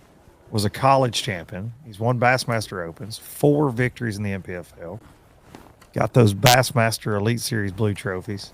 Just missing those AOI and that Bassmaster Classic, and he pretty much have the the holy grail of a trophy shelf. Since he came over here, he's like Dale Earnhardt in a race car. Like, you don't want him behind you. You'd rather have him out front so you can chase him down. If he's behind you, man, he is scary. That's why we labeled him the Dream Crusher.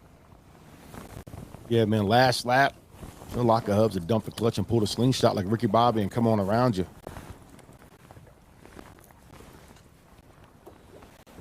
Oh, no way. I could do that twice if I wanted to.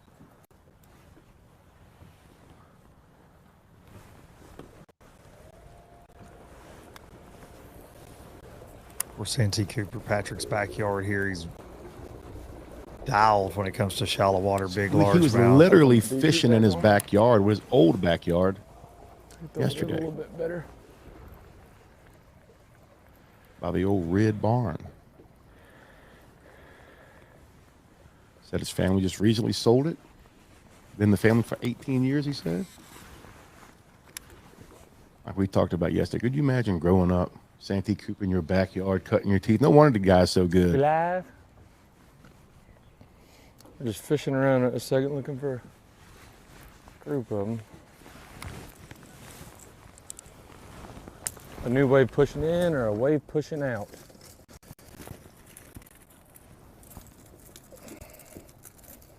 A little bit heavier plug. I need enough wind. I need to get the cast a little bit better. Can't beat the DT. Good catch one, that little cluster tree right in front of us. Should beat the deal. Only gonna fish a couple of trees in here.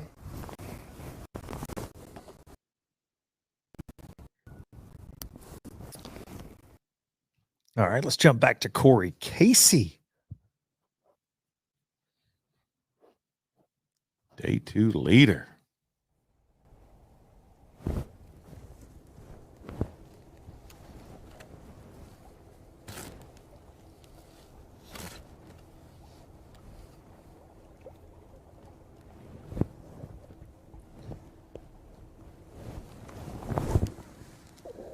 See our anglers a little bit more bundled up than they were the first 2 days of the event. Other than it blast off that first morning there, John C. Landon, it was hovering around 30. We saw some beanies and gloves that day, but since then, man, last 2 afternoons have been absolutely beautiful. A lot of sunshine. A little bit of a front pushed through last night. Northeast wind. It's going to linger today. Even though Corey Casey looks like he's locked through to a different body of water that has no wind whatsoever. Yeah, I was talking to guys yesterday with the wind and everything, and some of the guys were saying they were sight fishing. I was like, where? They were finding pockets, like you say, were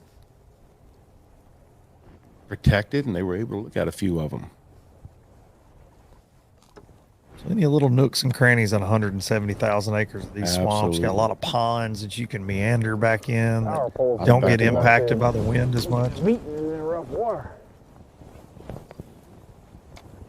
Something we saw on a few decks yesterday. Push poles. Some of the anglers are utilizing those push poles to get to that skinny water. And just to be stealth mode, right? Creep up on them spawners.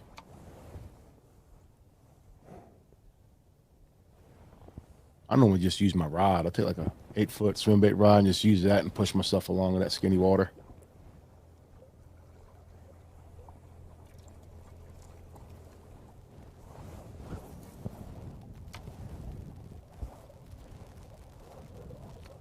It's good on your rod tip. I've always heard. Really. Or do you probably use the reel end? I use the reel end, yeah. Yeah.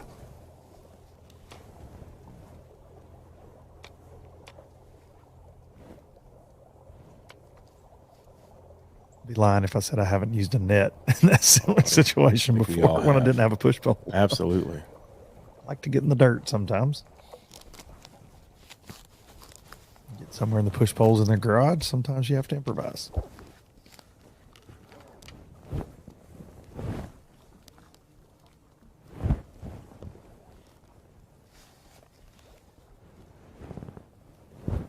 Water line on the trees. Looks like the water has fallen just a touch. It does. Patrick was talking about that yesterday a lot. Did mention it on live. It does look like we've got a little lower water level. And on a place like Santee that on average is so shallow, a few inches when they're up there trying to spawn can sketch them out a little bit.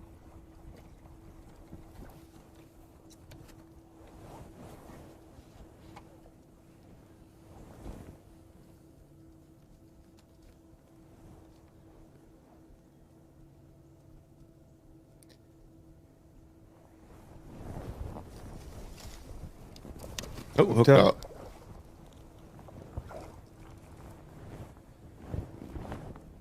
Catching bait.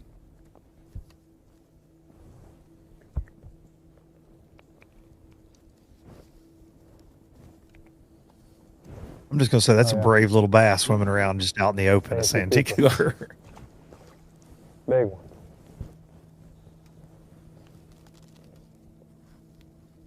Got 7s, 8s, 9s, 10s, 13s swimming around like Jaws, and you got that little fella just trying to survive. And I think that little fella has potential to grow up. No doubt about that. Be that 13-pounder.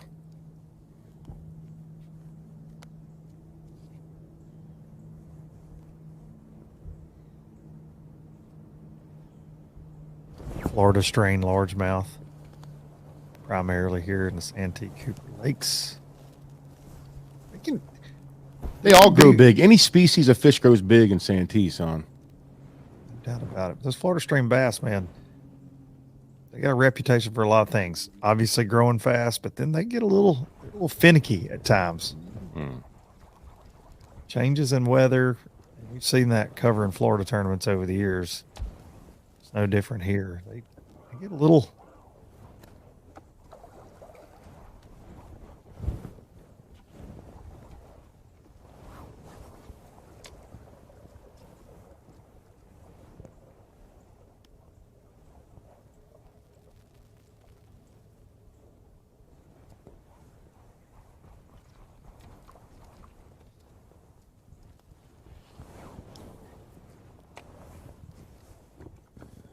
Check back in with Buck Mallerie. Feeling the thump, thump, thump, thump with that blade. And a lot of times you won't feel like a real bite. You'll just feel it stop thumping. I felt something felt like it might have bit, like barely, and I was trying to make sure it was. And I made like 3 quick turns of the reel to try to catch up with it on nothing but slack. And then I felt him spit it. Like that fish had it. I just couldn't catch up with him. I didn't swing on him, so I didn't scare him, I don't believe, but he had it. And that sucks. I'm gonna try to do something here. Maybe if he's still sitting there, he'll eat a worm. Because he ain't, I mean, he's right there. I'm almost certain he's right in here.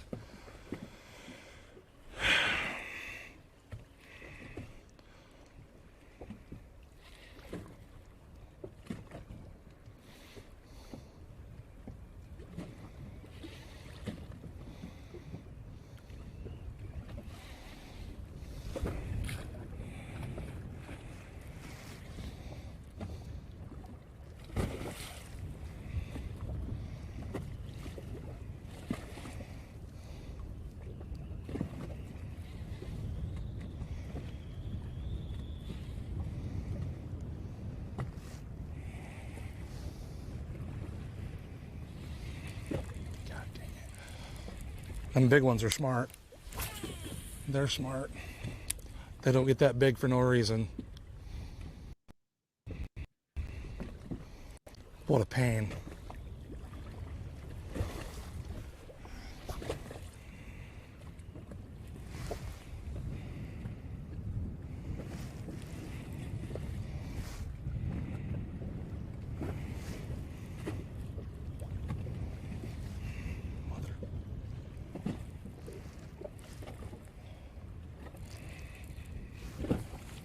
One bite at a time, come on. I'll make one more cast. This over here, just a little bit out. Put it in front of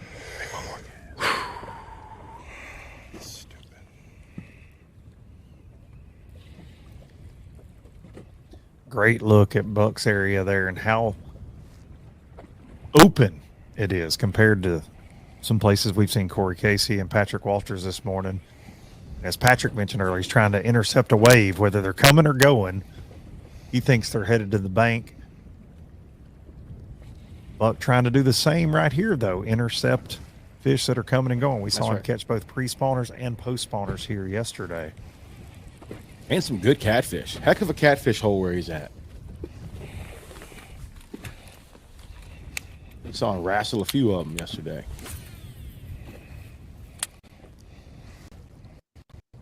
The bulk of his damage has been done on a vibrating jig. Switching up colors every day based on the wind direction, which has changed his water clarity on all 3 days. After the off day and then the first day was postponed, we had crazy winds. He arrived on day 1 on Friday. The spot was blown out, a little bit dirty. He'd been catching them on green pumpkin primarily in practice, switched to a black and blue. He said it was immediate. Caught 3 7-pounders. That's one way to find out if you've got the right color. Okay. Check back in with Buddy Gross.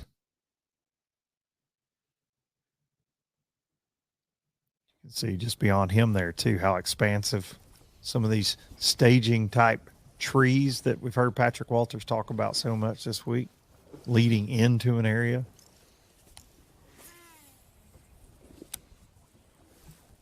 I'm sure there's grass mixed in as well out here. You have an update for us, buddy? Well, we're still on 0. I haven't caught a fish. It's not from lack of effort. There's a lot of stuff changed. I am now going back to my original rotation that I had the first 2 days. I started out of rotation today thinking it would be better. Hindsight, I think it was a mistake, but we still got time to get right, back on track. It's just I'm catching myself trying to fish too fast. When you're behind like this, it's a bad habit of trying to speed up, but I just need to find some productive water right now. I'm going to keep moving for a little bit. Everything's got a lot dirtier on this end. Ain't no real good news yet.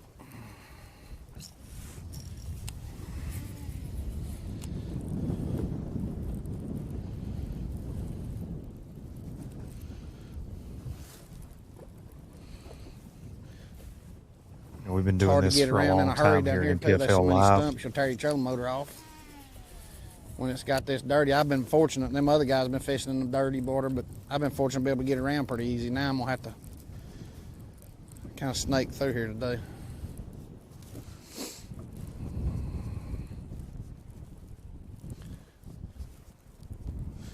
It only takes 5 casts though down here. That's a fact on this lake. It has some nice ones. They'd be a lot nicer in the boat though.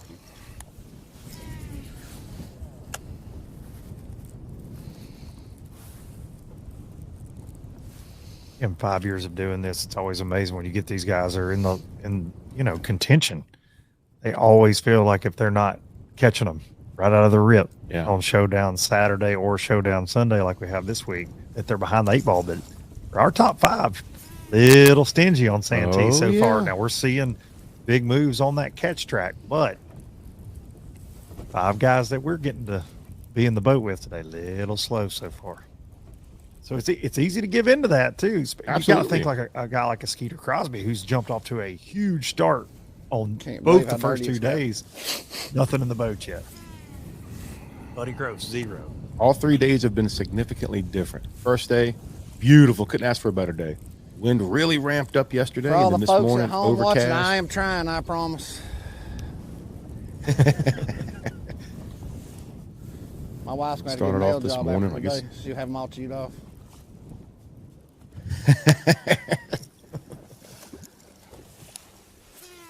It's a little bit different today than it has been.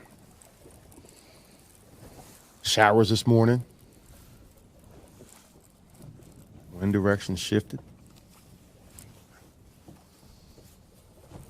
And man, it's the first day of school pretty much, as in the first stop of the year. Got a lot of new anglers right there chasing down that $100,000. Big changes, new rules coming. New faces, new rules. Interesting schedule. Lots of things happening here in the 2025 National Professional Fishing League.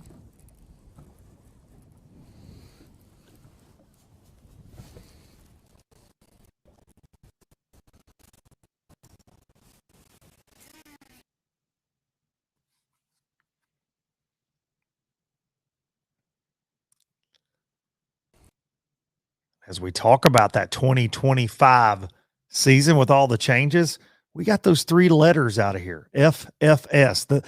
There's never been 3 letters that have ever been more polarizing in the sport of bass fishing. Forward facing sonar, of course, what we're talking about there.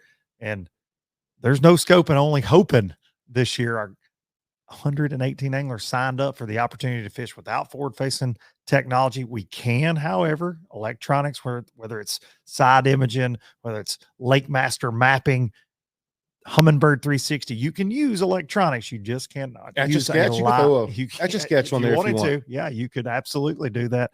I've seen guys do it. Some guys are so good. I think Patrick Walters could catch one on an Etch-a-sketch. I'm pretty sure. We get a lot of questions though on social media, in person, a lot. How in the world are you guys going to police this? How do you know somebody's not going to be sneaking around looking at that live scope? Because sometimes, Fat Cat, professional anglers, they might every now and then there's some things that go on. Some people maybe straddle a line, live in a gray area. How are you guys going to enforce it? Well, number one, we've got the enforcer. Brad Fuller came up with a system. We're going to take a look right now. We're going to let Brad Fuller himself tell you, the president of the league, how they're going to enforce the no forward-facing sonar rule in 2025.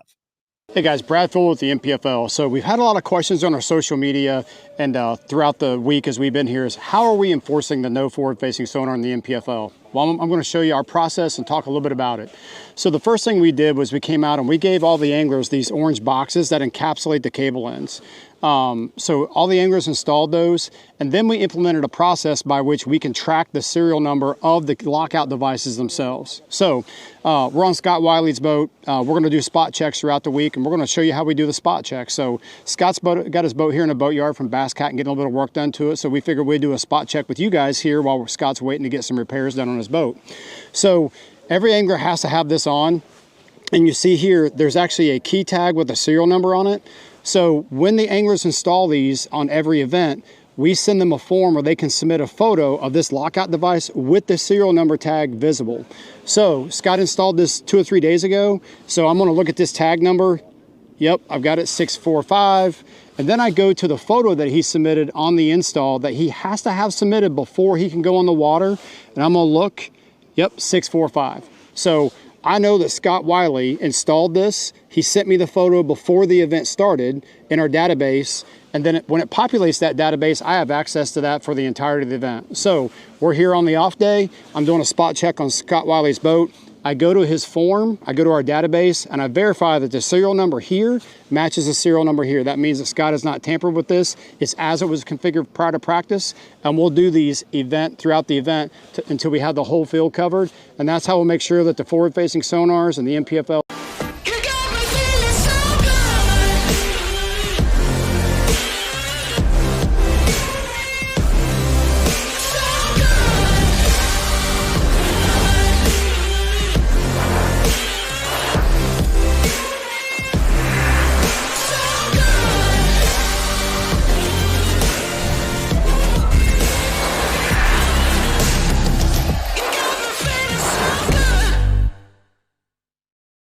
The Yamaha VMAX V6 SHO continues to deliver the level of performance that pro bass and multi-species anglers demand.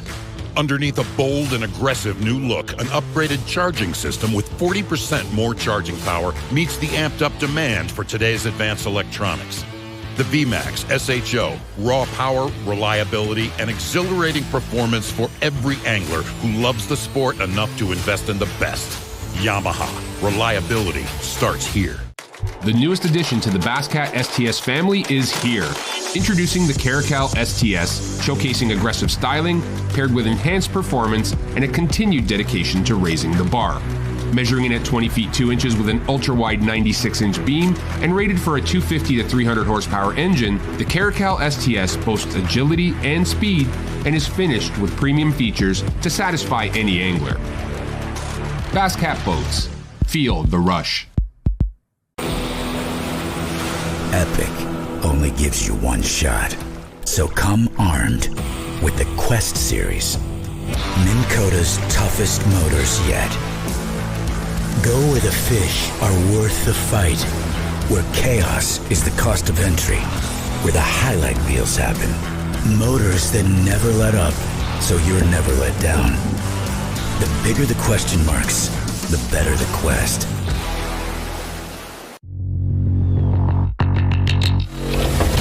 ProGuide batteries have been supporting the fishing industry for 42 years. The future of fishing is lithium batteries. ProGuide batteries has joined the lithium world.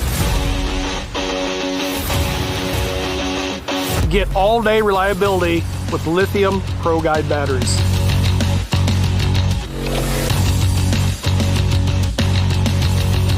Check them out at ProGuideBatteries.com.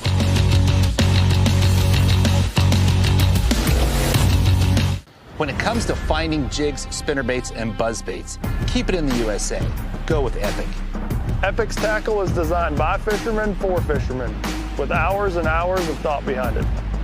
That's why our touch the lakes keep your line from fraying, cast after cast.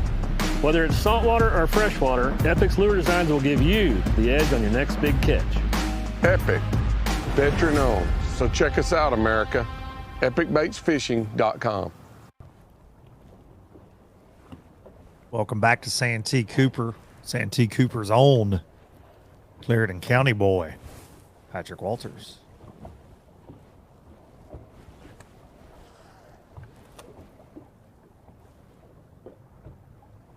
Trying to become We're live, fishing around, looking for some bigs. Big old pre-spawners. Still sitting on the same fish. We're about to run some different stuff. We're gonna go maybe check some depressions in a minute. And we're just trying to catch a freaking big head right now, out deep on some main. If you catch one out here, it's a good one. You just don't catch many fish. But when you do,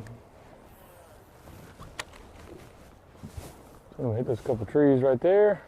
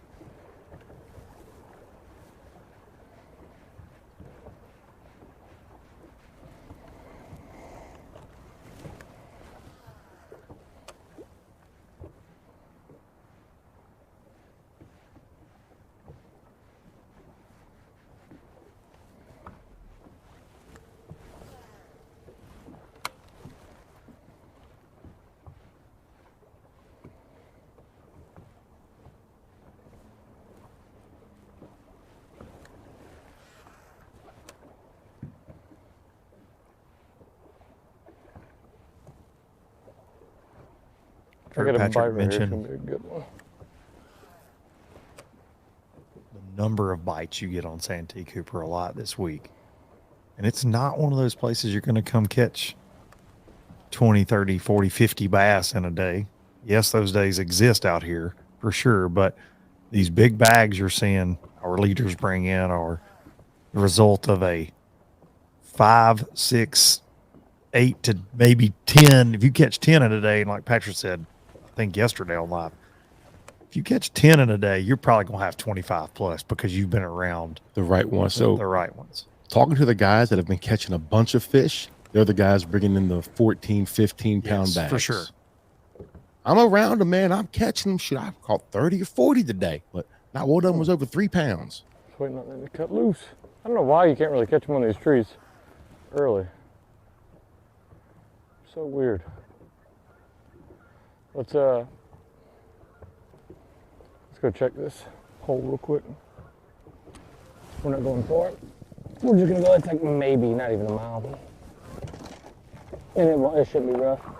Patrick's going to make a short move, and we're going to move. Skeeter Crosby started the day in 3rd place.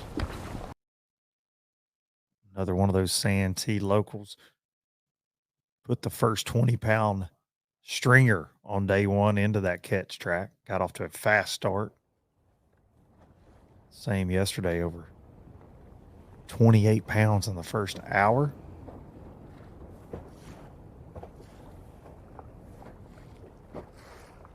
Weighed in 29 even at the drive-through weigh-in.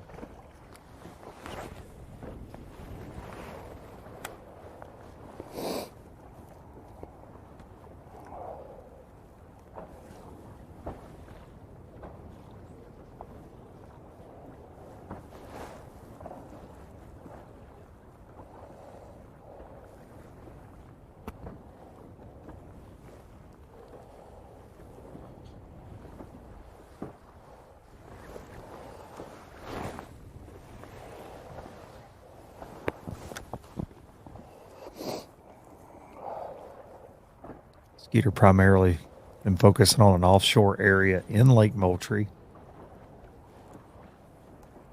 Said he found these fish several months ago, doing some pre-fishing this winter. Said these fish have really not left. Every time he's checked them before the lake went off limits, he's been able to slide in this area, get some good fish to bite, checked them in practice, was ready to roll. Caught all of his fish the first 2 days. 53.10 worth. Santee bass, 1 spot. Has not fished the area beyond 10 a.m. yet on the first 2 days of competition. Was really looking forward to getting to soak that rattle trap in there all day today, but slow start so far for Skeeter. All my stuff's getting blowed out. We got 3-footers rolling in and out there. I had one on right out the gate pretty much. About a 6-pounder, and got her right beside the boat, and she dug, went to the motor and cut the line.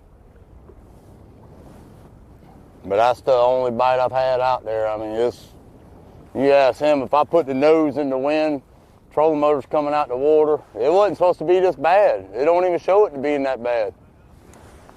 It's supposed to be like 10 mile an hour with. Now, it's supposed to have gusts. I said, well, it ain't stopped gusting. I'm hoping, I mean, we got a long day. Hopefully the wind will die down and I can get out there on them. I mean, like I said, they feed 3 to 4 times a day on that spot. So if this wind will just chill out for a little bit, I can go out there and probably catch them quick. But figured I'd come in here and get us a break from doing this number the whole time. Skeeter made a liar out of me right there. He has moved off that primary area because he can't fish it due to the conditions. It was definitely a little sporty coming over here this morning. Yeah.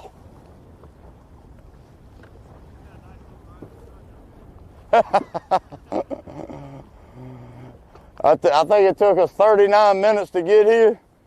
I said, we're going to give ourselves an hour in case it's bad this afternoon.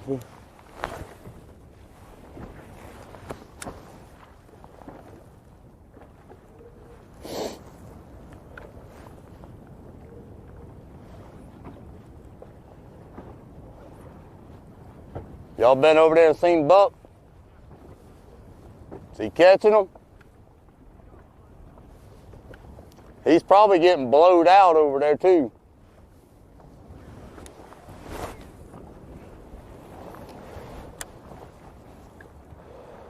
Let's jump over to Patrick Walters, coach. I'm gonna slip out. Have you really? I fished the other side yesterday. This is my old cove. I used to live in here. Around the corner of the bread barn. 18 years. Homecoming.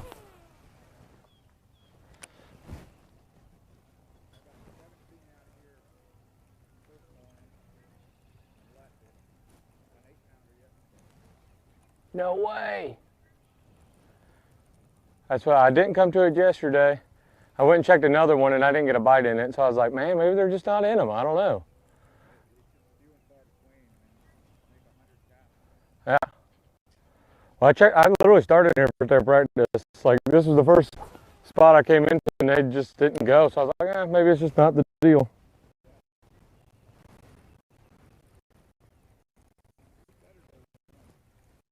Was it?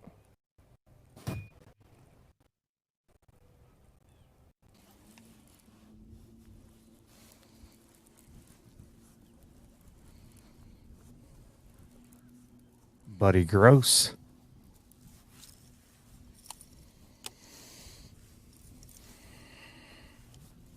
Patrick's got that cell phone scrambler in his pocket. One of the sneakiest guys on tour.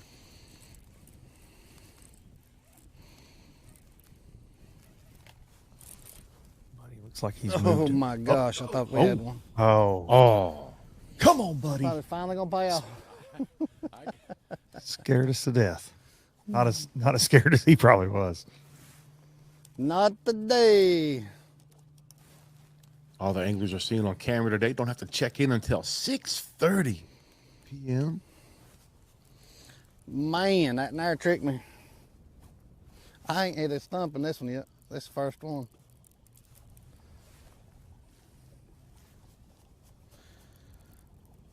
Long day for Buddy Gross. Plenty of time to make it up. Uh-oh.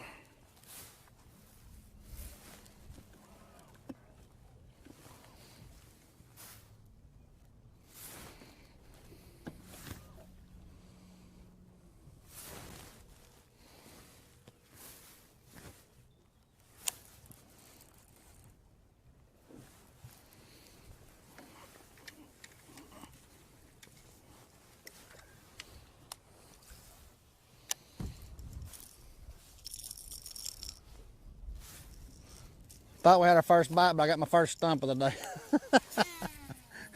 I got scared on that one. That was the right place. It just wasn't a fish.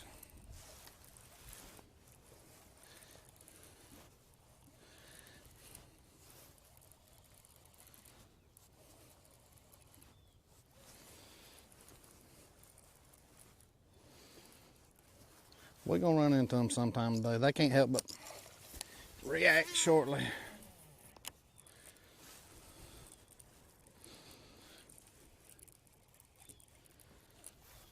It is a tough bite for me though. I gotta get over here to another place.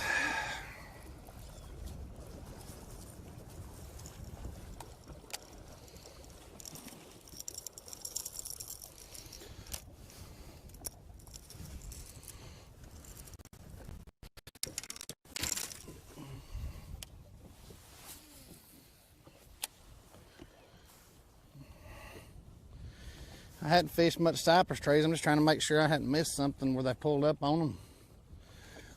In my area, I haven't been getting many bites, but I'm gonna try to fish them in between spots today. I don't care where they come from, as long as they come.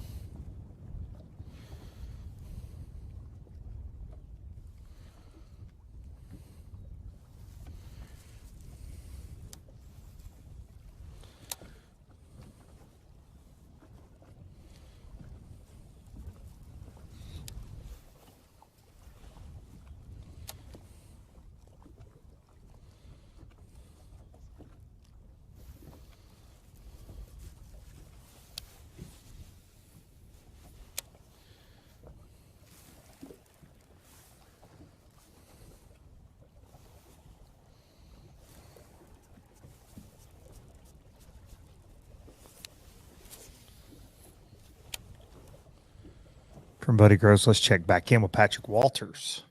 I was saving that spot. I didn't think anybody bet on it.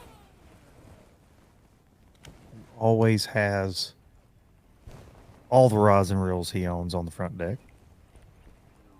At every event. Every event. Checking some. He could be winning by 20 pounds, and he's still going to have 20 rods on the front deck. one of my spots that I was saving had somebody on it who's been on it for 3 days. Dang. Caught an 8-pounder yesterday. Said they chomped on it this morning.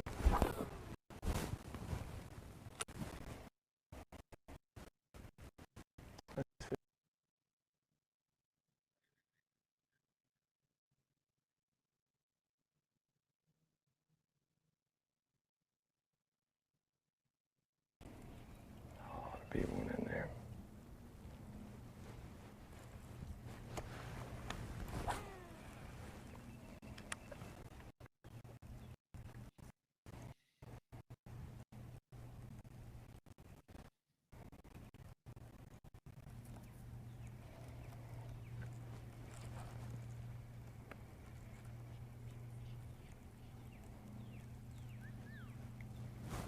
About it. This is the area that Patrick grew up in. The Red Barn area he talked about yesterday. Another angler having some success, sounds like.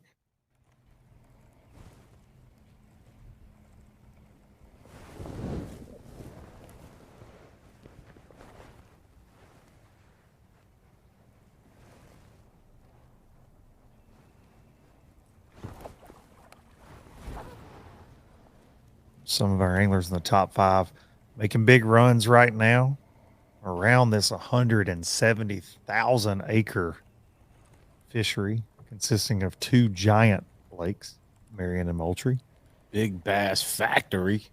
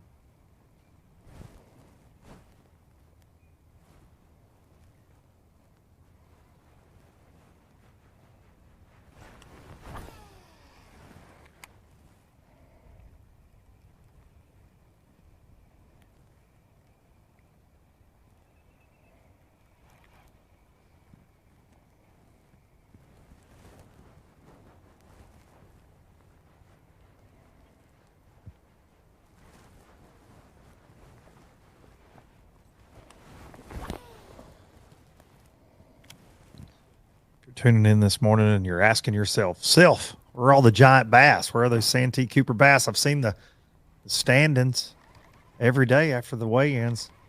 Thing looks like it's just wide open.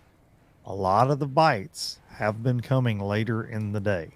We've seen some slow mornings so far, and that's very typical in the spring. Got those fish moving around a lot of times, but once it kind of warms up a little bit, they do start to settle in. And you even heard Patrick mention it earlier. He said, man, I can't get bit on these trees in the morning. I don't understand why you can't get bit in the morning. And you may go back through that same stretch a couple hours from now and catch 25 pounds. We've seen it the first 2 days of this event, that those later flights seem to be absolutely catching fire after lunch. Only a couple of guys we talked to smashed them first thing in the morning, but like you were saying, that later bite, and you said earlier, man, he's top 10 They went out first. They come back last. They get to fish until 6:30 p.m. today. Long day. I don't know that we're going to have the high sun that we've had the past 2 days. Each day it's gotten progressively warmer throughout the day. I don't know if that's going to be the case here. Oh. What that Oh, swing and a miss. God, if that didn't feel good, it could have been a turtle. Domed him. Dong.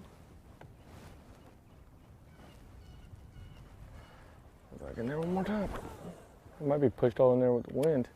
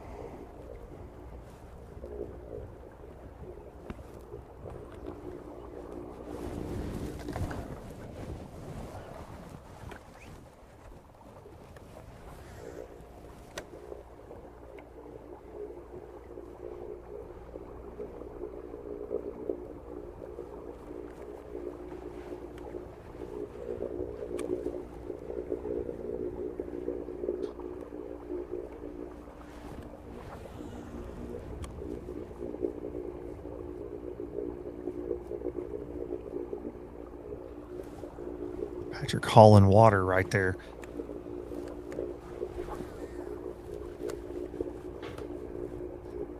That trolling motor getting a workout this week. Every week with the way he rolls, man, that man don't stop. I've heard him talk about on live this week at Santee, like slowing down being important, but you can tell, and it was like this with him early yesterday until he got settled in an area he was comfortable with, and those bass gave him a couple clues. He's trying to run a lot of history. He knows where they should be. And obviously, starting the showdown Sunday in fourth place, he connected with a few this week. Absolutely. But those local memories, man, it can haunt you a little bit sometimes. Talked about it.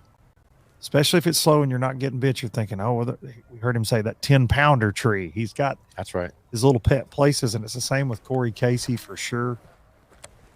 It's in the back of your mind when they're not setting up the way you think they should be in one of your favorite areas. You're like, oh, well, I have 10 more favorite areas.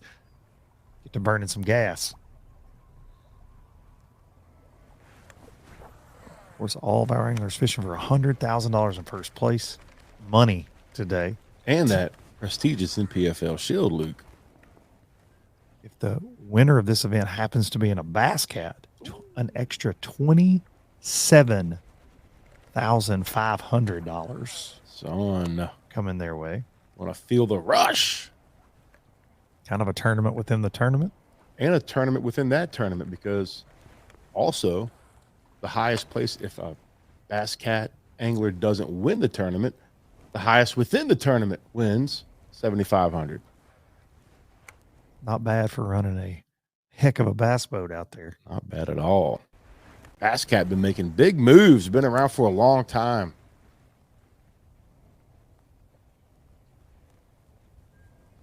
Yeah, the Pierce family has been just one of those names in the bass boat industry many, many, many years. Big time fans of tournament bass fishing. Start running till late. And boats that go pretty fast too. Oh yeah, and look sharp, son. Golly, them boats look bad. Still can't believe they won't let you drive the one with that 500 horsepower on the back. You talk about you got locking turned the hubs down and the other dumping day. the clutch. I'd run the wheels off that thing. Let me get that son of a gun. Wow, bop, bop, bop, bop, bop, bop, bop. You did that impression in front of them. That's probably why they didn't let you. Like, no, Fat Cat, we're just going to keep you on the dock.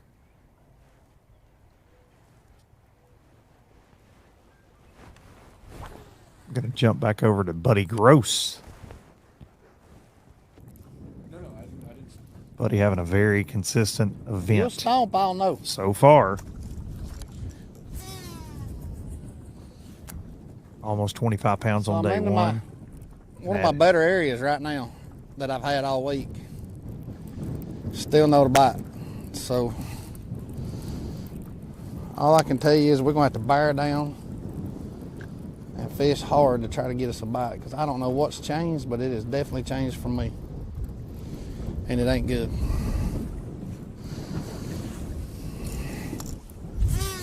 I'm trying to catch these fish that are coming and going. It's almost like everything's pulled, it's going to pull, and they went a little bit further, but I'm not sure if they went in or out. Nothing's really giving me enough sign to know today. Yesterday I kind of figured it out as I went, and they started pulling in later in the day. I'm just hoping that happens today, but by now we've usually got a couple. I ain't stressed yet. I'm getting close though. I really like the wind though on this stuff. Other than it's got a little bit muddy, but the wind should help the bite that I'm wanting. If we can just run into them, it won't take long though.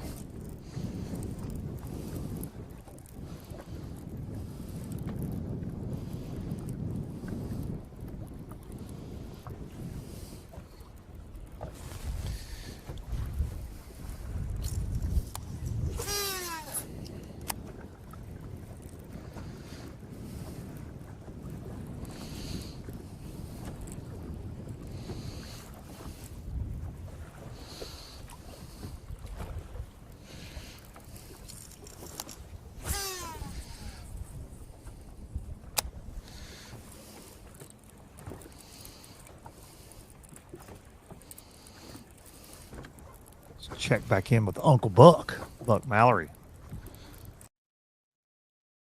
Former NPFL champion, Lake Winnebago in our inaugural season.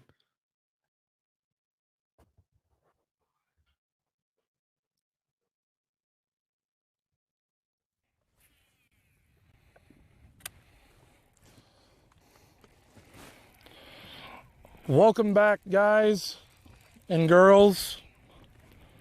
We're still out here just grinding away. It's been slow. I knew it was going to be with the water being dirty, but it's just been slow. I'm really trying to figure out how to land on them. I've had a lot of short strikes. I've had a couple of different things that happened. I don't even know if they're bass for sure, but I had a couple of things that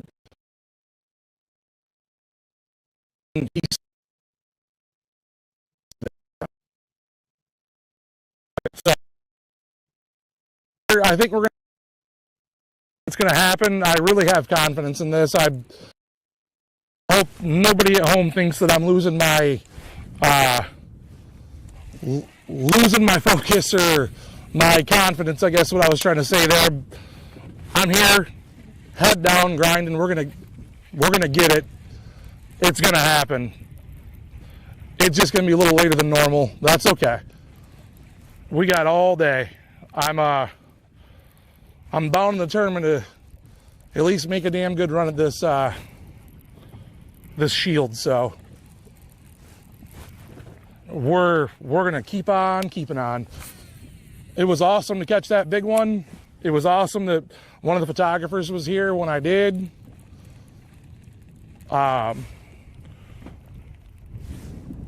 I hope everybody got a good look at that when we did it. It was pretty sweet. But other than that, man, it's been catfishing slow.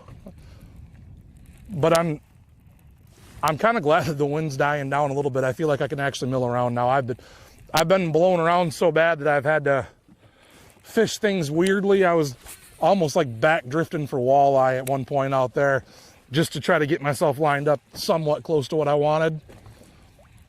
We're getting a little bit more favorable conditions for it. The sun's trying to peek out. And it's just, things are changing a lot. This weather system that we have here, this whole week has been nuts. I mean, one day it's blowing 800 and we can't fish, and another day it's sunny and calm and hot, and then it's cold, and like yesterday, I mean, it was almost 80, and today it's 50 something for a high. So it's keeping us on our toes for sure. Mother Nature is working everything she can. really mess everything up here, but I think that we're going to still be all right. It's fixing to happen. Hope everybody at home's having a fine Sunday.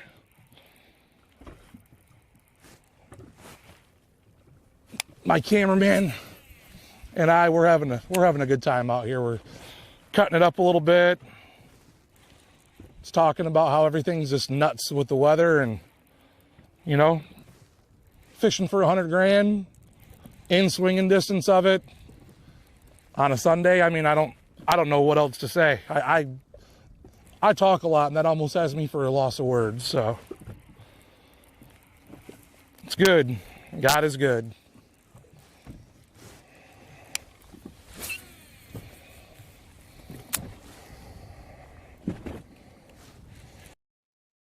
Buck Mallerie talking about those changes since last Sunday. These anglers have been battling with Santee Cooper on all the changing conditions, changing water clarity, weather, wind, waves, you name it, man. To stay on top of these Santee Cooper bass has not been easy, sir. even though after the weigh-ins every day and that leaderboard, that official leaderboard powered by Fishing Chaos rolls out, it seems like it's easy, but it's definitely not. Not at all. And like I said, when I pulled into town, I almost got hypothermia. It was so cold, frost on the boats. It was freezing. Then we had that front move in. So daggone tornado coming through. We had to postpone the whole tournament, move it forward for a day because it was so bad. The guys come out Friday. It was beautiful, nice and clear and crisp. Awesome weigh-in Saturday. The wind picked up, and today just totally different conditions again. They brought the boom to John C. Landon. It sounded like they were at Costco, you would think. Yes, So sir, many buddy. booms It was getting wall-to-wall, dropped. treetop tall, son. Let's take a look back at some of that awesome action that we have seen, because believe it or not, as tough as it is today for our top five, big bass are getting caught all over Santee Cooper. No doubt about that. Thank all of our volunteers. Those young men have been lifting some bags of bass, just like Todd Goad and Patrick Walters, Chad Marler.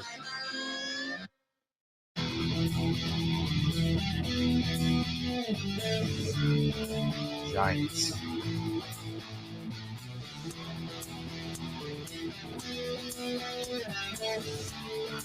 Salute Santee Cooper, big bass beat down Buck Mallerie.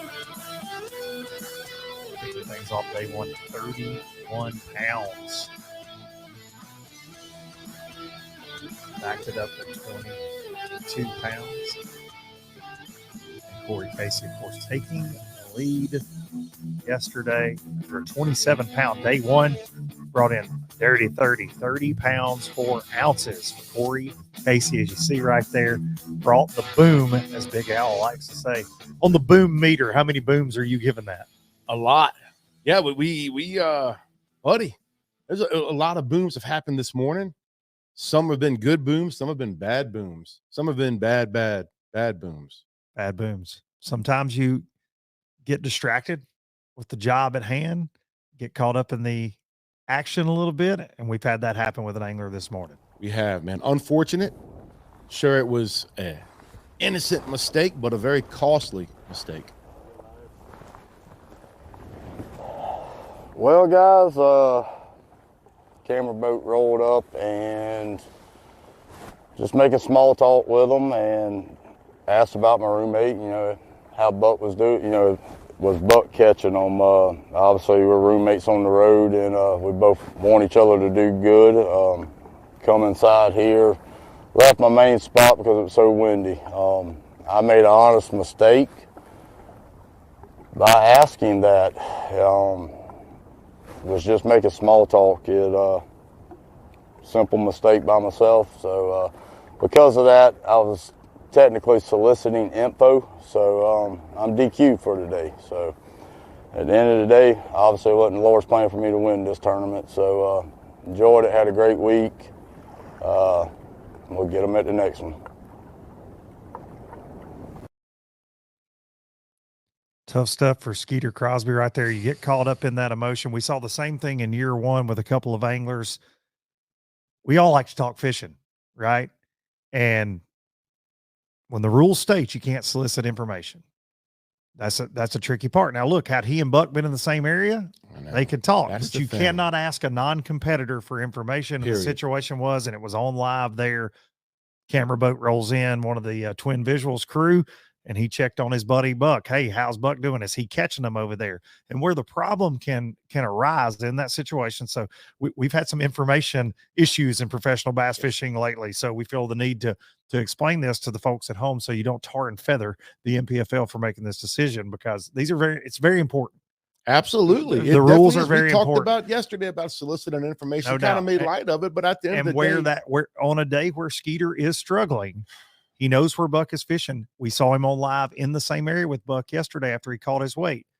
The problem could arise if one of the camera guys said, man, he's got 27 pounds over there. Skeeter's like, well, I'm going to go hang out with my buddy. You can't do that. You just can't do that. Not saying that's why Skeeter was asking. Absolutely I'm just saying it can, but it's a rule that put you in has to bad be spot. enforced. Absolutely. Period. You cannot solicit information God from almighty, man, competitors outside the so tournament. unfortunate, because like you say, they've roomed together. We saw them talk to each other when they were close, but just the fact of the matter is how he went about it.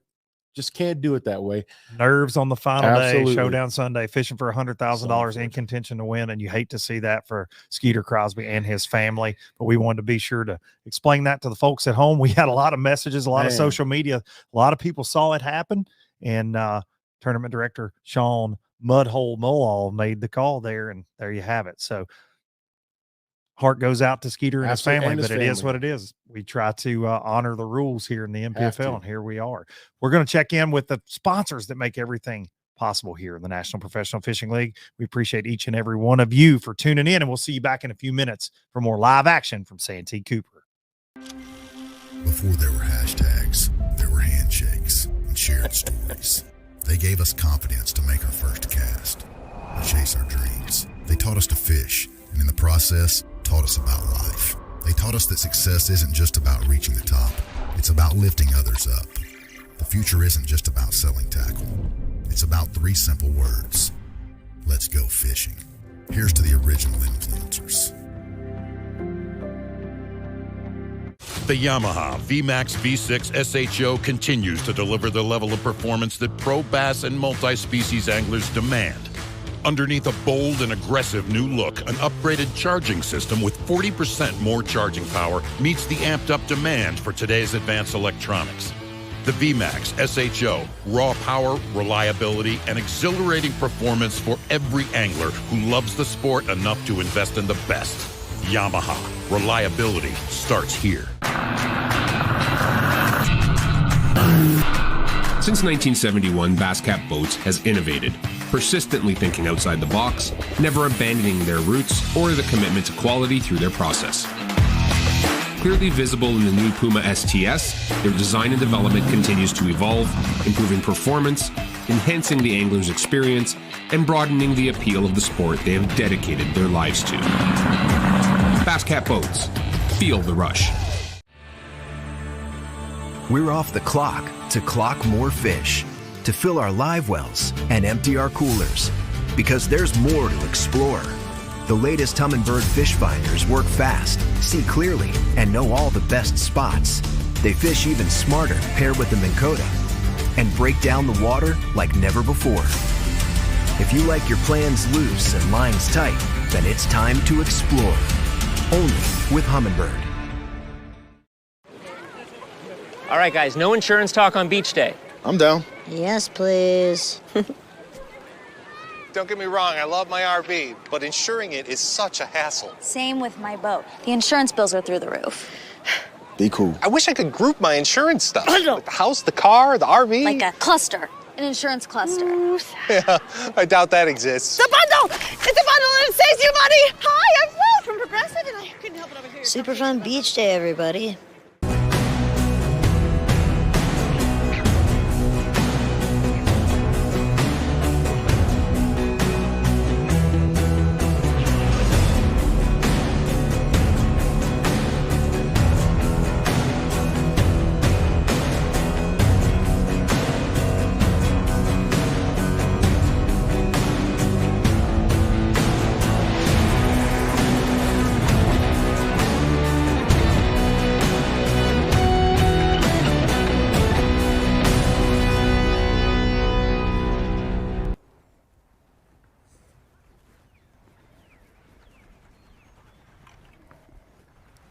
sound of spring on Santee Cooper.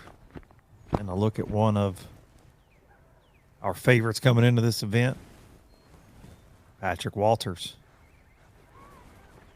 Started the day in 4th place for the 4-time NPFL champ. It's getting close for them to get on the worm.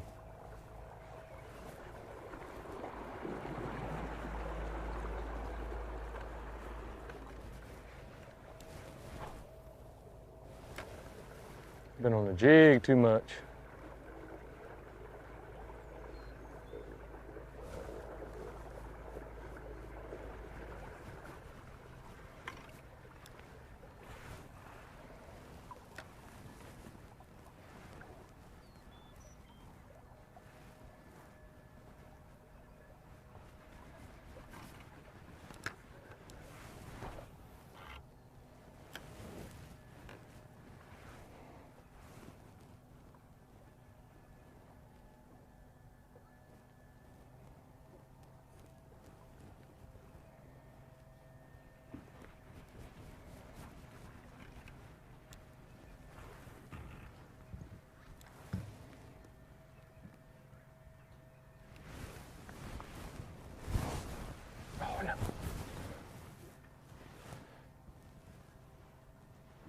Thought I'd have been able to get it over.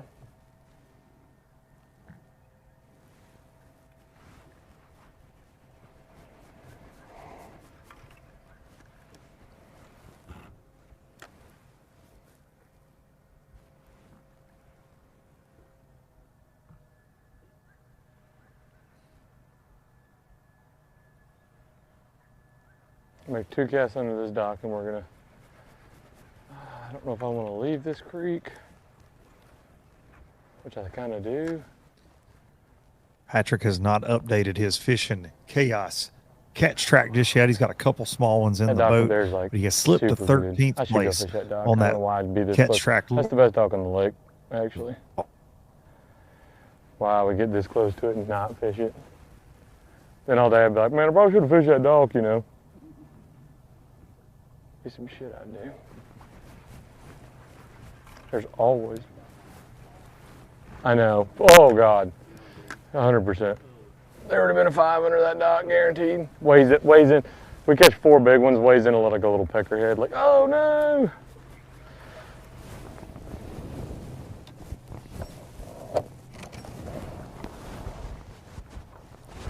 Caleb Kuphall currently on top of that fishing chaos catch track. 66 pounds for 3 days unofficially. But you can find that at TNPFL.com. Right there on the homepage, you can see the catch track button there. Just click it. Just click that button. Just click it. Yeah, Bobby. I'm gonna put a Z-Crawl. I was looking for my shimmer shed, but it's in my jacket pocket. So this is what getting got. It's like, man, he's real scientific. Well, he just had this in his pocket. So that's what's getting thrown. Easy greasy.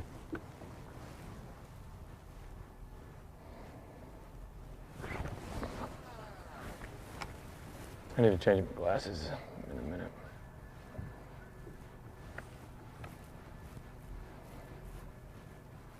I mean, that is some muddy water, buddy.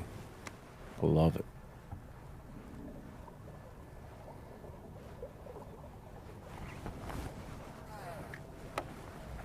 You gotta do better than that.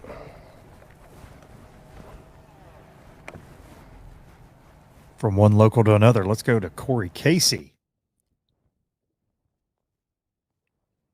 Your leader after day 2 dropped the lone 30-pound bag on the scales of John C. Landon yesterday. 30 pounds, 4 ounces. We're live.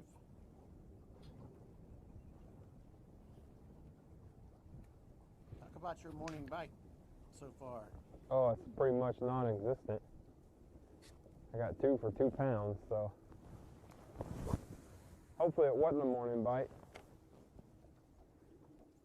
Because if it was, I missed that.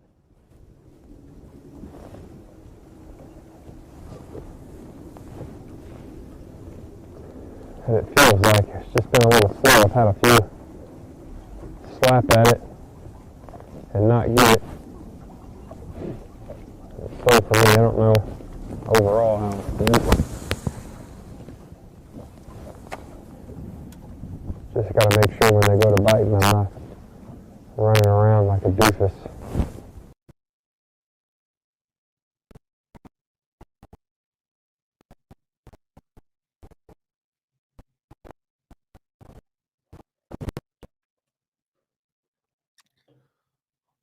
Let's just jump back over to Buck Mallerie real quick. Santee Swamp's playing heck with our signal at times.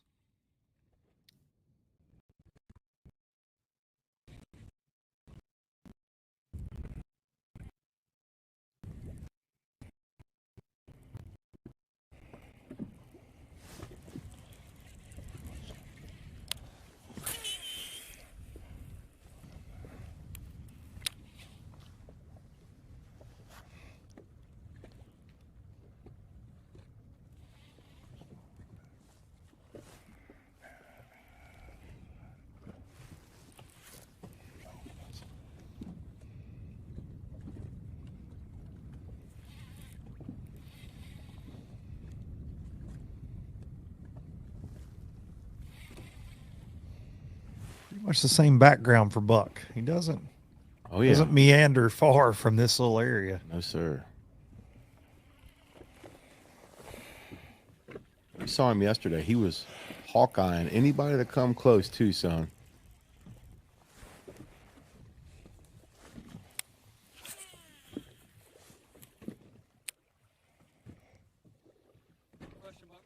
Talk to me. Talk to us about this area we're in. What size, what attracted you to it? Give us some details about this area, please. So this place on a map is called the Hatchery. I don't know the details on why they call it the Hatchery. But that's just the local term for it, I guess. Really, what brought me to check this place out was on Google Maps, I saw 10 million stumps, what you see behind me. And I thought that maybe I could get up in there and, pitch around the stumps and catch fish that way. And it's kind of a famous area. There's been a lot of tournament success here. I don't know, obviously when you're watching lives and stuff, it's hard to see where people are at or whatnot, but I think Kevin Van Dam did really well in here in a tournament, and Laker Howell took second place in an open here last year, and I don't know if it's right here, but it's this vicinity, within a mile or so. So it drew me to the area. Then I graphed around a little bit, saw what it was. I caught a couple in practice that were good quality fish. And truly, I had pretty decent bites flipping in a lot of areas. Not here, but elsewhere and around the lake. But when I saw how variable the wind and volatile everything was, I figured that offshore grass would be my best bet to stick with. It would be something that I could stick out for a few days. I honestly had no idea that I had the quality of fish that were here from what I showed in the tournament here. I caught a couple of good ones. I mean, a 3 and a 5 in practice, but I didn't see 7s and stuff like that coming. I didn't anticipate that to be the case. So truly, no matter where I'm at right now in this tournament, I'd probably have exceeded all expectations that I personally had for this place.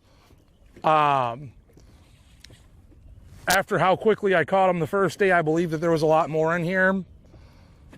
Yesterday, I kind of got a lot tougher on me, but there was a lot of pressure, a lot of fishing in here, and it cleared out a lot. I prayed a bunch and was hopeful that we wouldn't have the fishing pressure today with the weather, and we don't. There's some guys up by the trees and stuff over there, but that's really about it. I just haven't landed on them, I think, for the day. I'm so glad that we've got a really, really long day, because the wind shift around. The wind turned 180 degrees overnight. I think it's pushed them around a little bit. Maybe they're more out in the middle yet than not. It's not deep or anything. It's 5 foot for half as far as you could see over across here. But I think that maybe they're out there. All my bigger fish have came up on this like 3 to 2 foot ledge throughout the tournament. And today I caught the 5-pounder that I caught, or 5.5, whatever, out there towards the middle a little bit more. I didn't have any more bites with it, so I just kind of left it alone for a minute, but I'm gonna go back over there. Hopefully it's reloaded a little bit and we can get another one soon. But it's been... Buck over Use to this reel. Patrick Walters. What the heck? If it looks like he's on a different lake, it's because he is. Buck down there on Moultrie. Patrick on Marion, where most of the dirty water is residing. Some of it's starting to go through that diversion canal into up there. Moultrie. We saw that on the Deep Dive app a little bit. Check. Show you where that water clarity's at. Checked them the first day of practice, but I might have been fishing like junk the first day of practice because clearly I didn't catch any in my freaking hole. But Scott has been.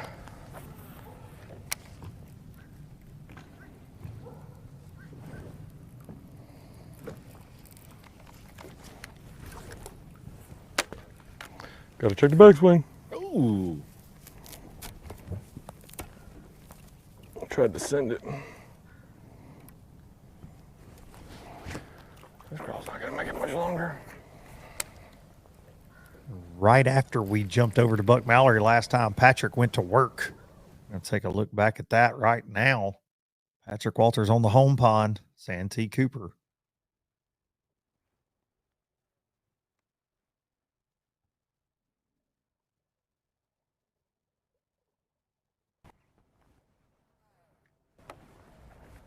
Better than that.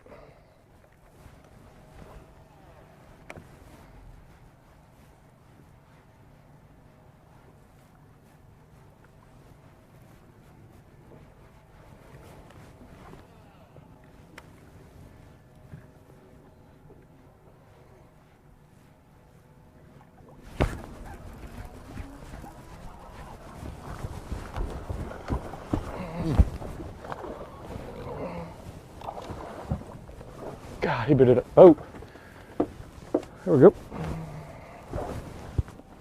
Oh, that's a big buck. That's a male. Not a bad one. Not a big one, but not a bad one. That makes... I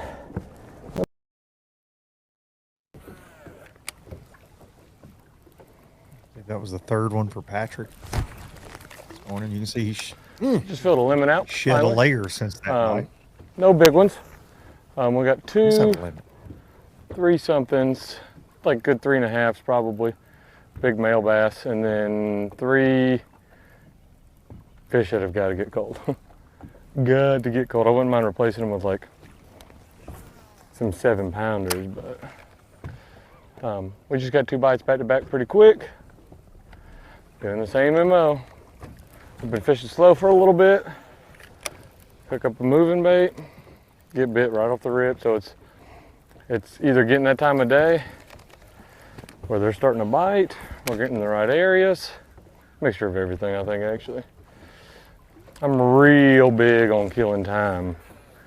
Just wasting time in the morning. Yeah, we'll get to the fish whenever. Just give everybody a head start, you know? Nothing like spot them.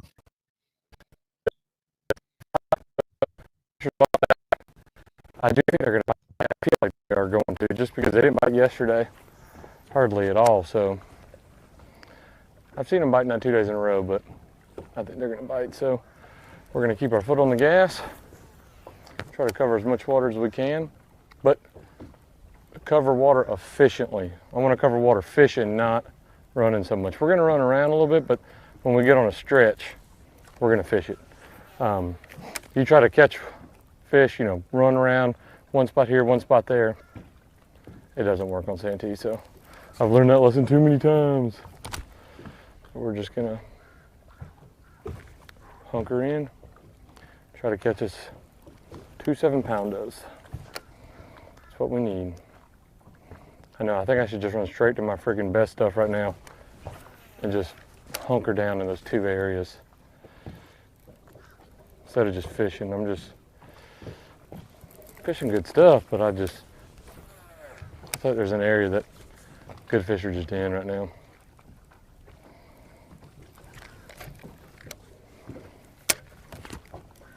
But we got And 5. these are the local issues. We got cell service. That's why we're with Patrick right now. Everybody else is currently out of cell service, so we're gonna get a quick update from the guy in cell range. Nah, it's You're running the show, basically, Patrick. just want to catch one big one in here.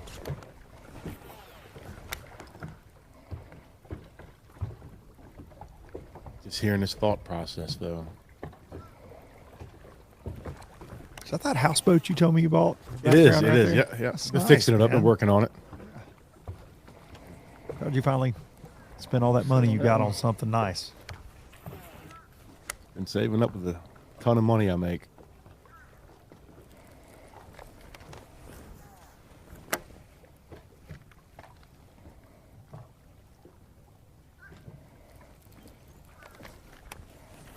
Ooh, too much slack.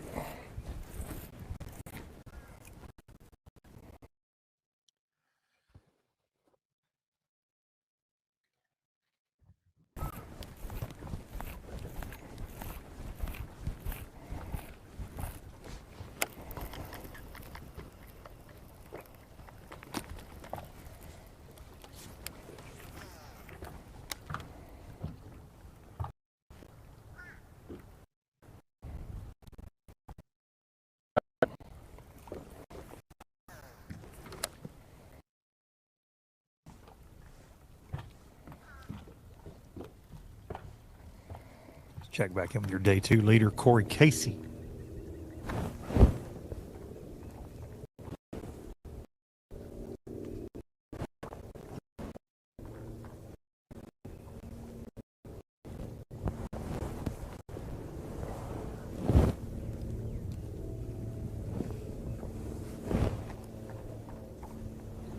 Talking about that fishing chaos catch track fever.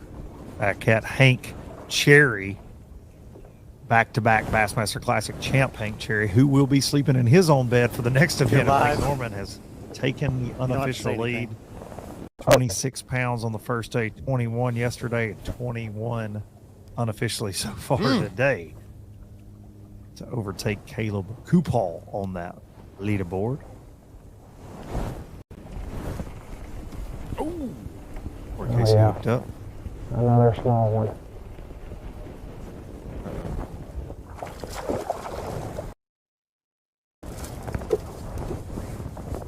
Man. Changes quick, doesn't it? 14-inch size limit. Which, and if you're weighing on a 14-incher here on Showdown Sunday, we got 4 more big belly Kellys to go with it. Unless you got one of those Todd Goad 4 for 24. He would have taken a 14-incher yesterday. 2 that both weighed 8.3 yesterday.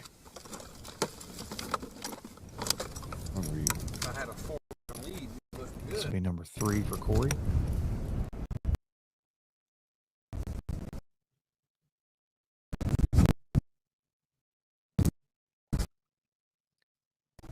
Today with a 3.5 pound lead over Buck Mallerie in second. Buck with just 1 fish so far. 5.5 pounder made up that deficit before Corey caught a fish this morning, but slow for all 5 of our leaders. Buddy. Borderline painful. It's low and slow in the low country so far. Buddy.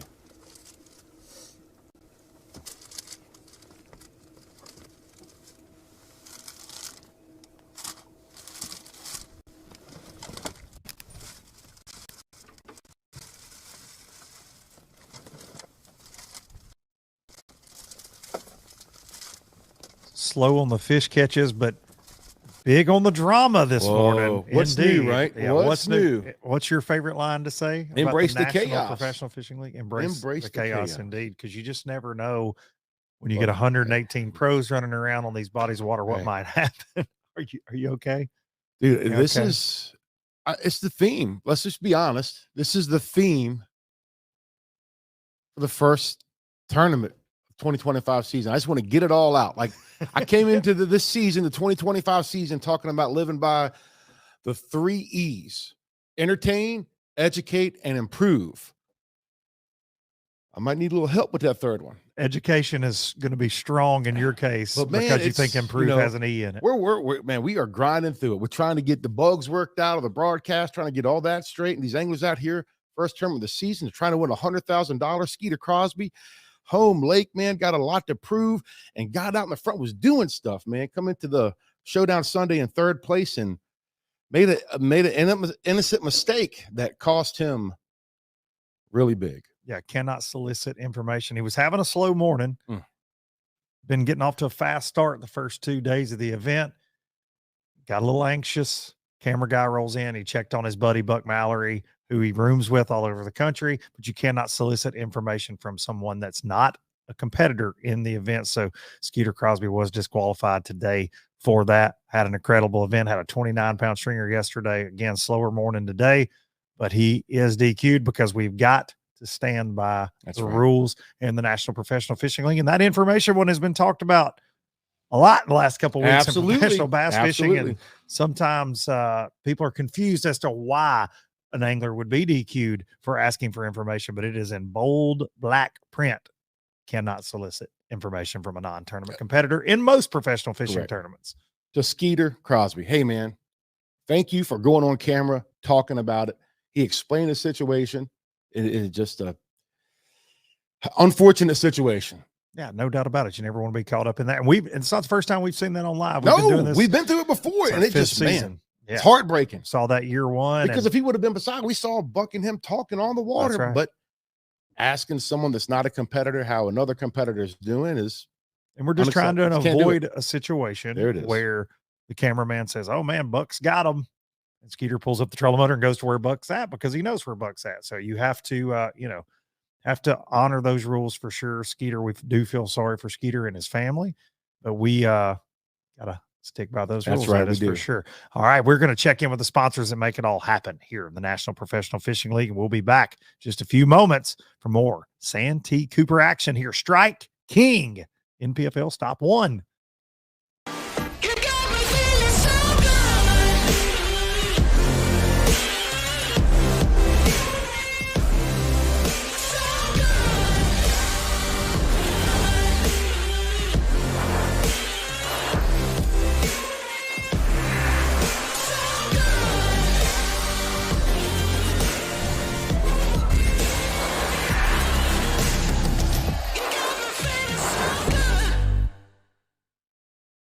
The Yamaha VMAX V6 SHO continues to deliver the level of performance that pro bass and multi-species anglers demand.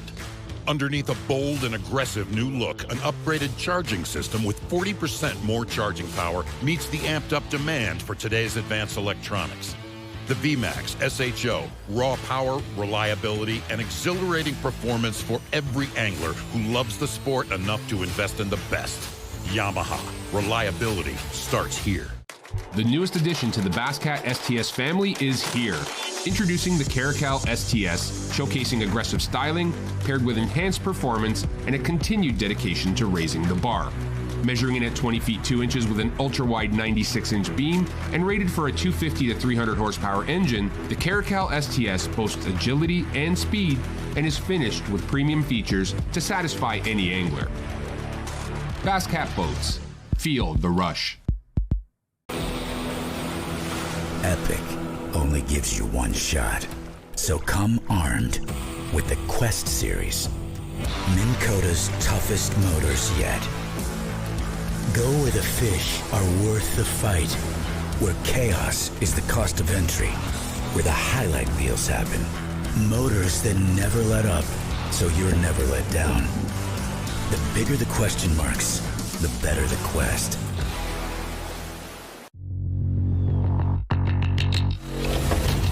Guide Batteries has been supporting the fishing industry for 42 years. The future of fishing is lithium batteries. Pro Guide Batteries has joined the lithium world. Get all-day reliability with lithium Pro Guide batteries.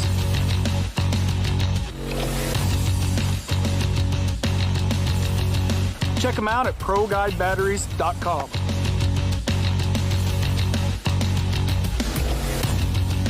When it comes to finding jigs, spinnerbaits, and buzzbaits, keep it in the USA. Go with Epic.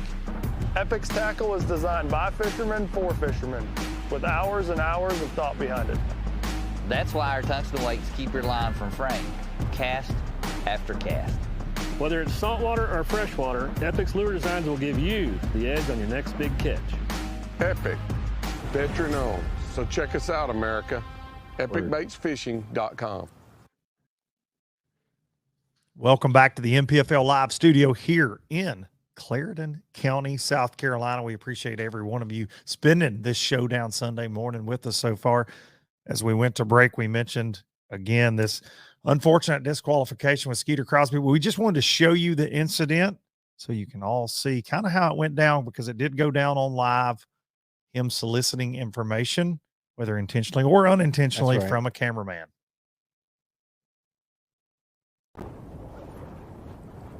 Y'all been over there and seen Buck? Is he catching them? He's probably getting blowed out over there too. And as simple as it sounds, the first question might not get you a DQ. You been to see Buck? Yeah, man. But it's the second one. Is he catching them? And then even the follow-up, the information, he probably got blowed out. But if you, that's right. You just can't get that information. And I've said it a couple times this morning, but say it again, in a potential situation where yesterday on live, we did see Buck and Skeeter fishing the same area. He knows where Buck has been the entire tournament. Skeeter's familiar with this lake. and they can sit side by That's side right. and tell each other anything they want to tell each They other. can, but in the chance that the cameraman says, man, he's got 25 pounds, Skeeter's having a rough morning, and Skeeter goes there, it just, incriminates everybody. You can't, That's right. Can't do that. So that is why the decision was made. And again, we, hearts go out for sure Absolutely. to Skeeter and his Unfortunate family. situation. He wasn't trying to do anything shady. He was just caught up in the moment right there. And so he's been disqualified for the day. And now we're moving back to Buddy Gross.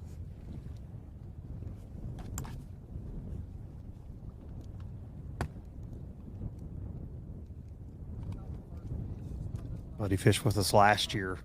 Here in the league, was his first year with us, but veteran angler from the FLW Tour days, the Bassmaster Elite Series. He's got trophies on every trail he's ever been a part of. BFLs to Toyota Series to FLW Tour and those blue Bassmaster Elite Series trophies. Buddy has won all over the place. Buddy's a threat everywhere we go, but out of the schedule this year, where do you think he'll really shine? I mean, look at Santee Cooper. I mean, I expected it here a little bit with the offshore grass because, man, he is so unbelievably dialed with offshore grass, especially with Humminbird 360, being able to find those bass in the grass. He's one of the first guys that, to me, exposed that to the masses when he won a Bassmaster event down on the Harris chain, just how dialed he was on that. Something he's done on Gunnersville and Chickamauga a lot. But I would say, really Douglas, East Tennessee, Buddy's a big offshore guy. In May, those fish get out there. He likes to wind that plug around. That could certainly be somewhere I would see Buddy. It's not like they don't set up like a Tennessee River, typical Tennessee River ledge deal, but he is an offshore master. I could see Buddy really, really bringing some heat there. The next tournament at Norman is going to be so wide open, though. It's hard to pick. We've got so many locals in it, but I think the fishing is going to be so good there that even the locals, feel like they don't have a crazy advantage at Norman. Yeah, I don't think since the inception of NPFL we've ever been to a lake that has so many quote-unquote locals in the field. Yeah, have mercy. That are absolute fish catchers everywhere they go, like a Hank Cherry. That have. I would like to know how many people that we have fishing with us that have actually won an event at Lake Norman.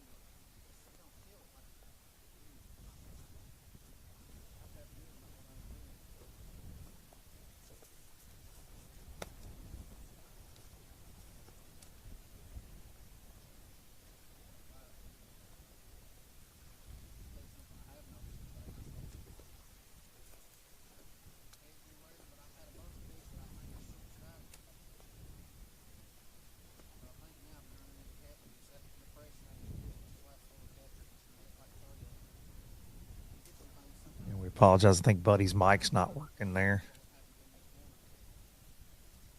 Can't hear his thoughts.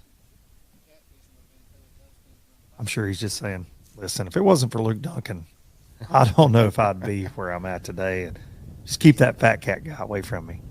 I'm sure that's Probably exactly what he's thinking. I feel like that's probably yeah. what it was. Absolutely. Now, Leighton Norman's going to be fun. Docks on docks on docks on docks. We're going from the swamp to the city. That's right, buddy. That one. That's the truth.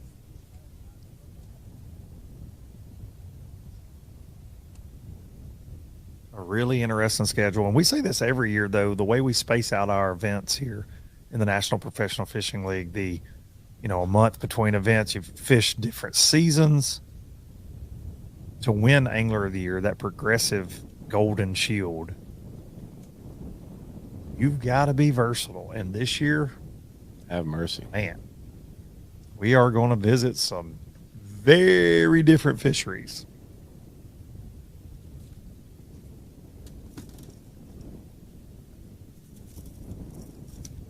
Let's check back in with Coach Patrick Walters.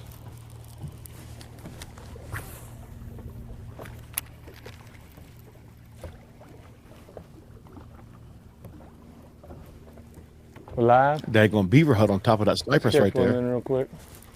And we're gonna go hit my trees. I can't believe there's another tournament going on and nobody is around. But yesterday it was packed. That's so weird. Holy shoot, that's a big stone.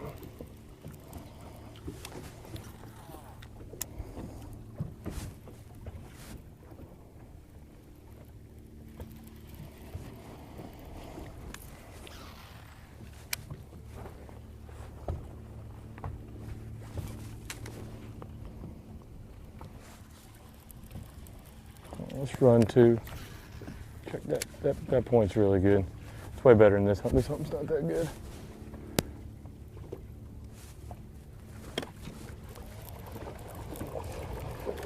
I'm gonna move right there. I'm not going far.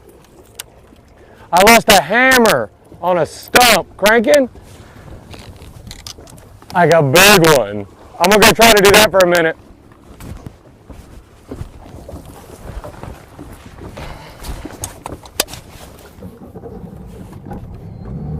Action's going to make a move. It's like he's trying to dial in yet another pattern. We'll be cranking some small. Yeah. Corey Casey, your day 2 leader. 3 fish in the box so far. A lot slower day for Corey. Has not entered those into the catch track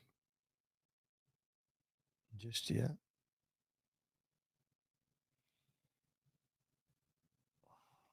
I was just watching the weights at the bottom. Kevin Rogers made a move, sitting in 10th spot right now. Had a great day yesterday, bringing over 26 pounds. Kevin Rogers, one of our day 1 anglers. Crappie King. I won't tell you what he told me about finally catching a big bag like that, because he says he's been struggling, but he said, in more words or less, he finally got it together a little bit. Oh, yeah. Got his life right, as you like to say yesterday. He just didn't say it that nice.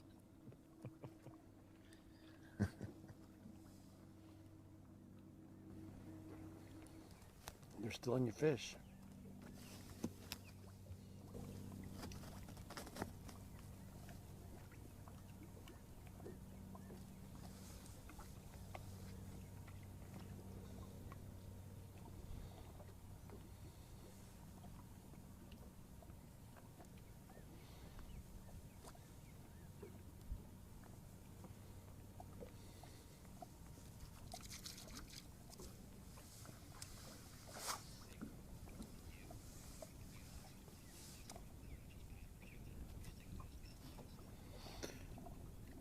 When you started out the tournament, are you sticking with your plan of the way you're fishing? Have you changed, or how's that process going? Pretty much sticking with it. Can you explain what your process is? Trying to just stay one step out from where they're spawning at, or where they're going to spawn.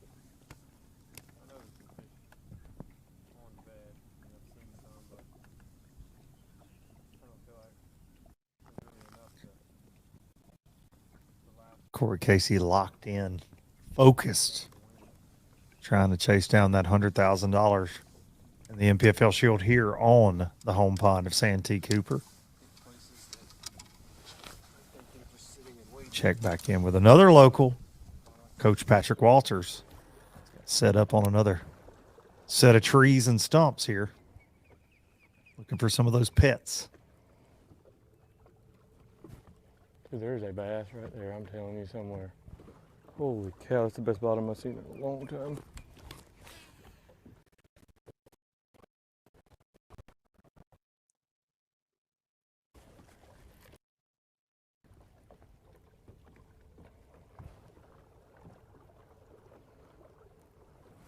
God, this bank is so good.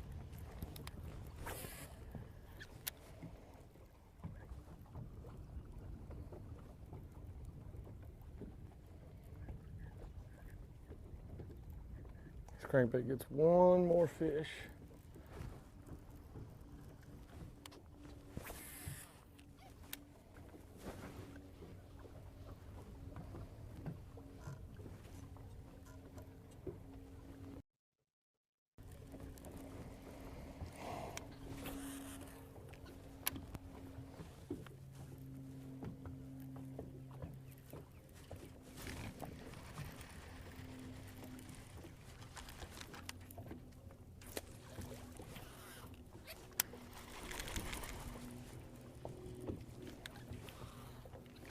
Come on, you gotta do better than that.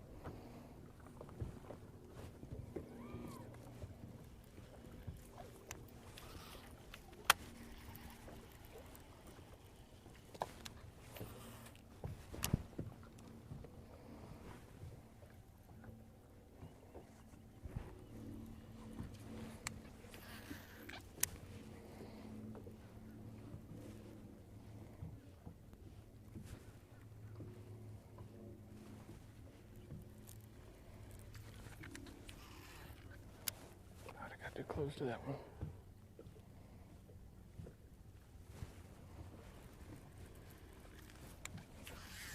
Definitely probably got too close.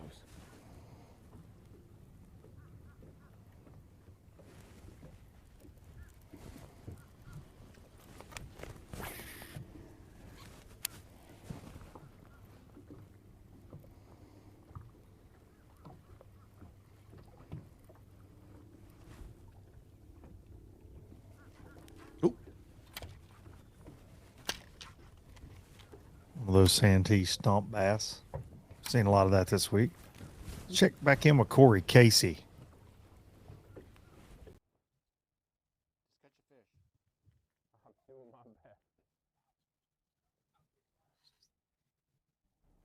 Get an update from our day two leader here, Corey Casey.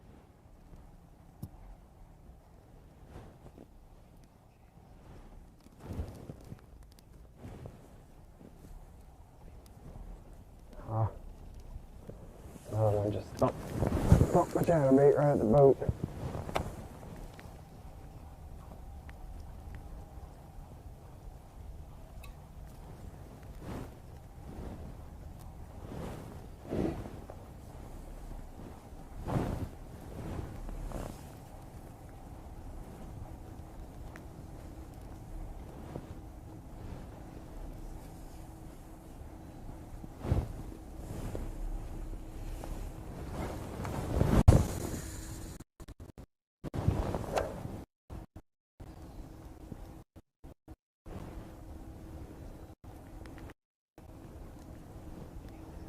Man, I feel like I could catch a giant any cast.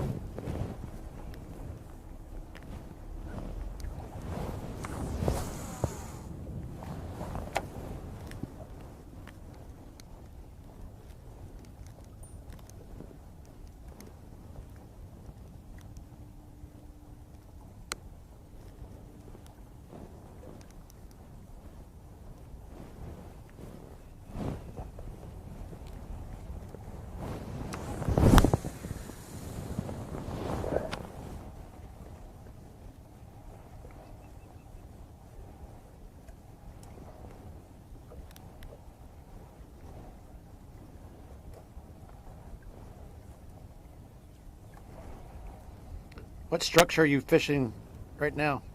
Just some submerged grass. Some hydrilla and eelgrass. How deep are we? 4 or 5 foot.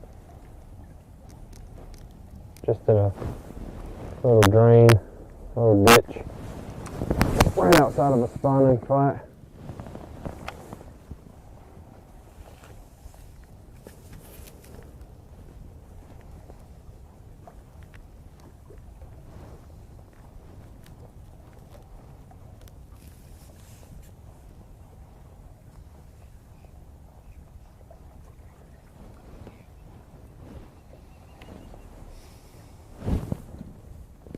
Check back in with Buddy Gross. 3, 2. We still haven't caught anything on the way off the tree. We fixed to make another move here in about 10 minutes, and I make that move, I'm just going to sit still. It's time to go in probably. I'm gonna go back to work. Thinking over from the left. My body's so slow, we're make another move. Continue. At this point, that's what we got to do. We still got enough time to catch them. We just got to make it happen. I'm going to fish my way out of here. We're gone. I just keep trying to make something happen. It just ain't happening. If they'd cooperate, it'd be nice. Luke, if you listening, how about making them cooperate for me for a little while?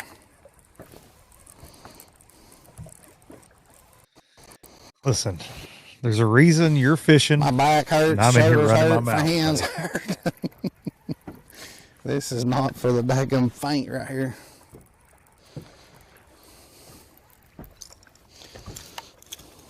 Meanwhile, you're in here, your feet propped up, Throwing a 1 shoes ounce, off. 1 ounce trapping, 2 foot of water for 5 days.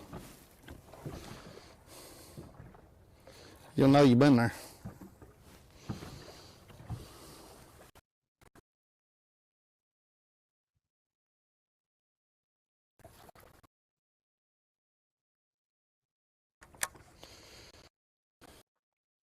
I know it's slow when Buddy's asking me to do a fish dance.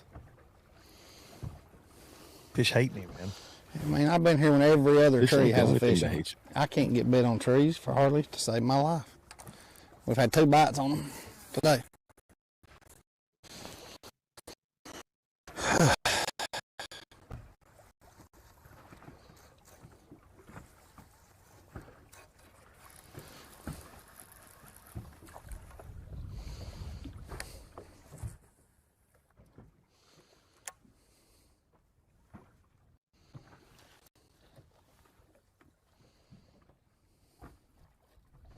And I could be 4 4-pounders sitting on that one. You know, it's just, you just got to kind of pick your poison.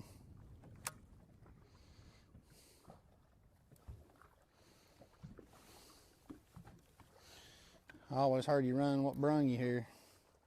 And it ain't this flipping stick and it ain't these trees. I'm not going to keep doing this long.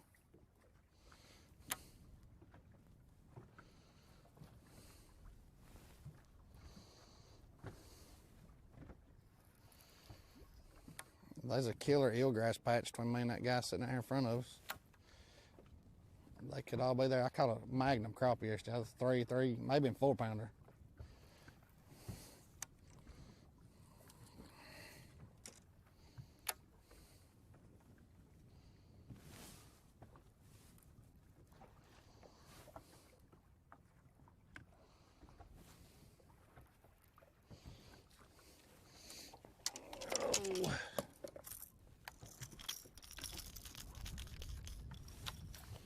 Now back to Patrick Walters. They're all that size. Under the 4-time winner. That's what I'm hitting. They're like hammers. NPFL. I know.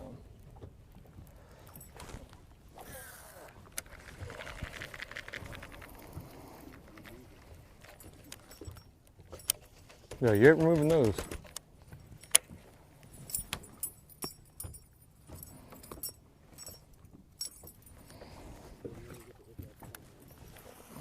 Oh, yeah. Yeah, and you're done.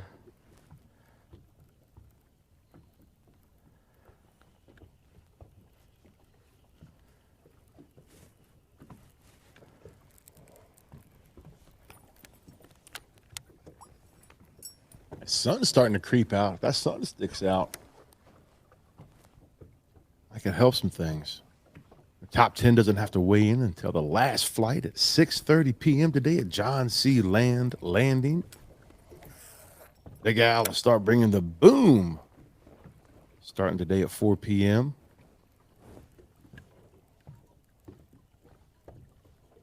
Those scales have been getting a workout each day of the weigh-in.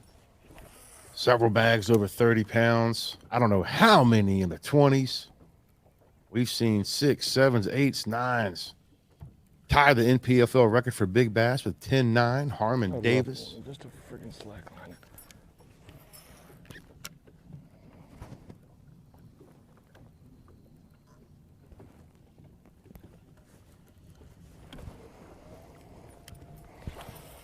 All right, let's go.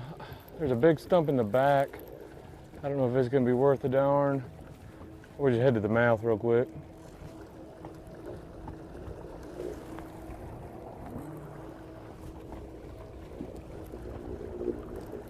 Let me see how shallow this one is up here.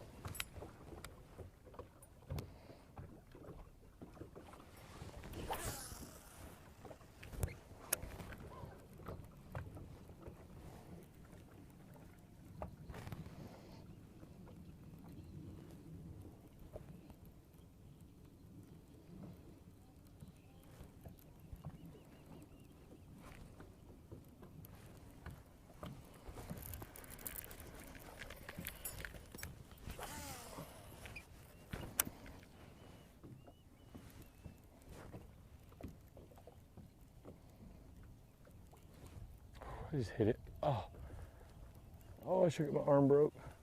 And I didn't. No. All right. There you go. Let's go fish those trees over there.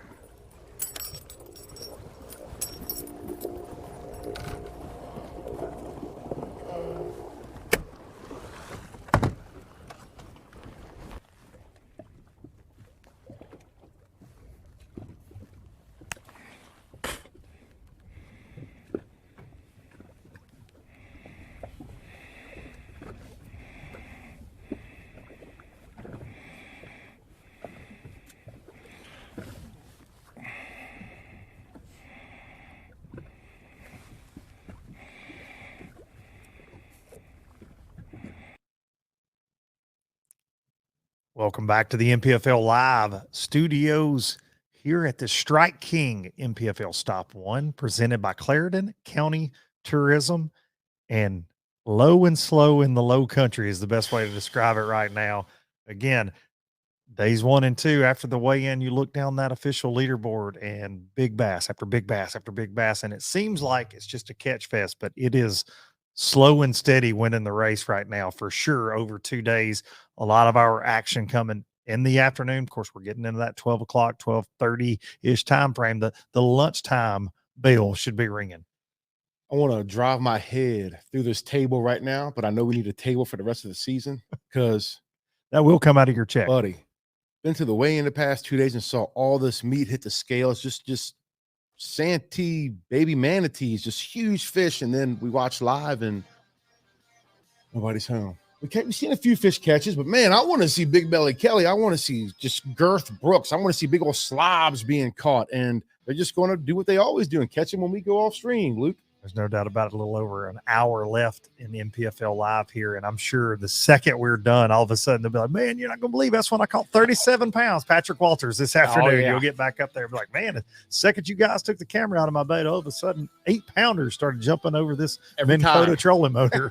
It's insane, but we are used to it, though. We are, man. We I we get lucky sometimes on live, but every now and then it seems like the 5 guys we're covering struggle a little bit during live, and then everybody else. Heck of a tournament. It just hurts my feelings. We're not showing the folks at home all these big old just girth of things being caught, but it'll come. It's happening. No doubt about it. First event of the year, man. They are being caught, though. Hank Cherry taking the lead on that unofficial leaderboard there. The catch track powered by Fishing Chaos. You got Caleb Kuphall up there in the mix. You got Billy Lowen up there in the mix, and several others bringing the boom. It's going to be an exciting weigh-in this afternoon at John C. Landing. That final flight, though, those top 10 due in at 6:30 p.m. Lots of time. That's why we can never tell you what the story is when we end live. We can tell you, but it probably won't be accurate. We can tell you what we think it is based off what we see, but for the most part, a lot of damage can be done between us ending live and that final flight coming in to bring the boom to Big Al McCullough. All right, we're going to take a quick break, and we will be back with more live action from Santee Cooper in just a few minutes. On the other side. I missed the on the other side thing. Sorry. Before there were hashtags, there were handshakes and shared stories. They gave us confidence to make our first cast, and chase our dreams. They taught us to fish, and in the process, taught us about life. They taught us that success isn't just about reaching the top. It's about lifting others up. The future isn't just about selling tackle. It's about 3 simple words. Let's go fishing. Here's to the original influencers. The Yamaha VMAX V6 SHO continues to deliver the level of performance that pro bass and multi-species anglers demand. Underneath a bold and aggressive new look, an upgraded charging system with 40% more charging power meets the amped-up demand for today's advanced electronics. The VMAX SHO, raw power, reliability, and exhilarating performance for every angler who loves the sport enough to invest in the best. Yamaha, reliability starts here.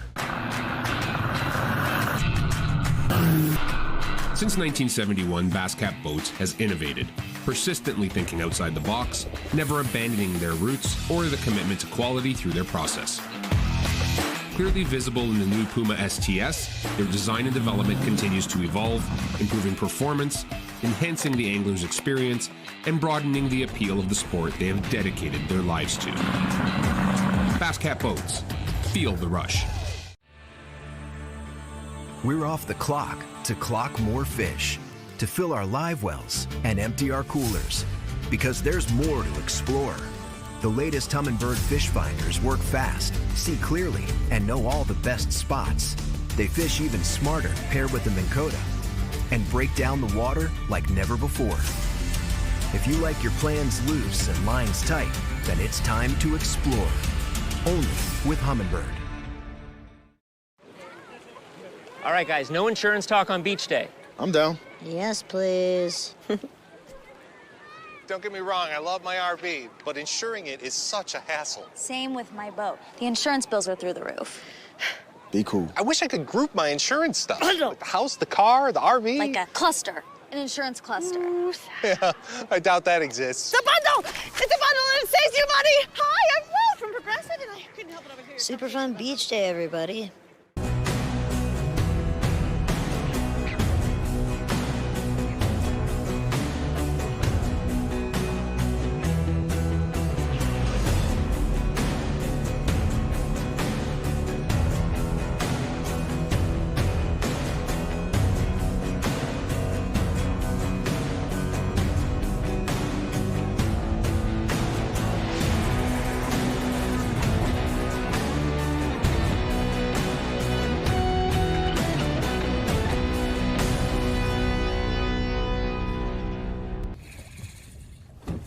It's not where I'm at right now.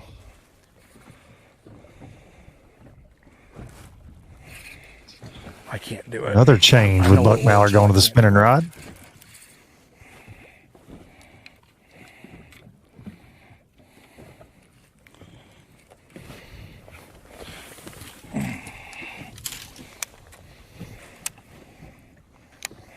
Buck, one of our OG anglers in the National Professional Fishing League, got a win in year 1 in the inaugural season there, 2021 Lake Winnebago. It's one of a select group of guys that have fished more NPFLs than not over these last 4 seasons coming into this year, but we've got some new faces that have joined us this year, some fresh faces to the fishing industry, and some names and faces that you might call the kings of bass fishing. Some of these amazing, legendary names, the Hackneys, the Swindles, the Hank Cherries, classic champ, Jason Christie's. We've got a lot. Fat Cat Newton. Fat Cat Newton. You're going to get it in there. You're going to get in there. But something very cool that is happening within the league this year, thanks to the folks at Strike King, who are your presenting sponsor this week for Stop One. Earlier about the Mercury probably ain't going to fire until it's time to roll, but I'm keeping it honest. I'm moving around a little bit here, but it's kind of so dead right this second that I'm almost feeling like I got to do something to not just die. I mean, I was just talking to Scott, my camera guy, a little bit of a history lesson for anybody that didn't know. I was sitting in second going in the final day, Saginaw Bay a few years ago in the NPFL. And the situation was a little different than what I have here right now. I had really, really good smallmouth stuff a long, long ways away, and I never got to it for the first 2 days of the tournament because I had a close place that was loaded with a bunch of largemouth, and it played so well that I never went to anything else. And I was so close to being like in first place just going into the final day that I knew if I caught a really good bag that all I'd have to do is just show up with it and bring it home. And I stayed in that spot all day and I died, and I ended up like in 10th place.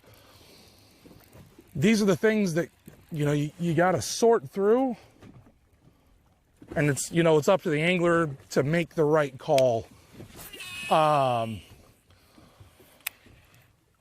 Every place is different. Every lake is different. I don't have experience here to know if I just ran random bank or whatever that I would have a good shot at doing better. I really don't have a clue, but if it doesn't get better than what it is here shortly, I'm going to go do something different because I can't just sit here and die. I mean, 5 pounds is going to put me way down the line. I need to get a limit. Even if it's a small limit, every bit that I can catch counts and helps, and something's got to give. Right now, I'm not doing what I want to do, apparently, or it's not doing what I want it to do. And I got a decent amount of time left to do something. So I'm thinking that maybe I'm going to make a move here shortly and at least go try something different close by. And maybe luck into a couple of few bites.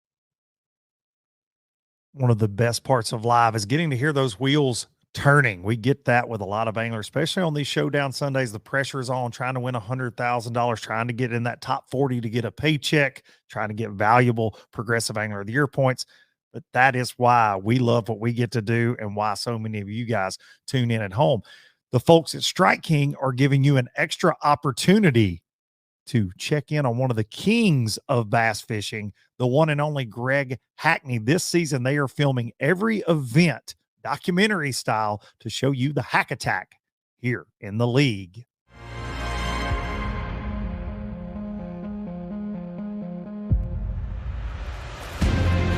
Oh, that's a giant.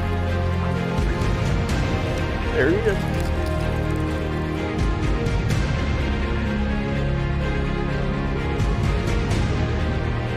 So I'm very excited about being on Kings of Bass again. And, I've been with the Strike King Lure Company actually since my rookie season as a professional at Bassmaster in 2004. So the Kings of Bass deal, it's cool that after all these times, 21 years later, here I'm doing Kings of Bass and actually doing it on a new tournament trail for me. The NPFL is not new. They're a league that's based around just strictly bass fishing. And honestly, I have a lot of respect for that. The cool thing about the show, the Kings of Bass, is it basically just follows our team around at all the tournaments.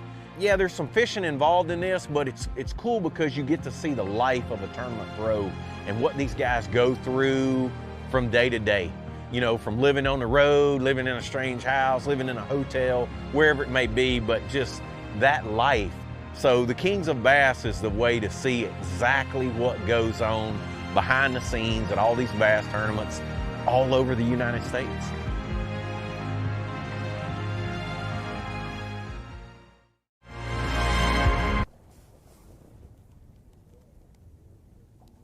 Kings of Bass with one of the kings, indeed. He's on my Mount Rushmore, especially shallow buddy. water fishermen. We love us some Hack Attack. I'm telling you, dude.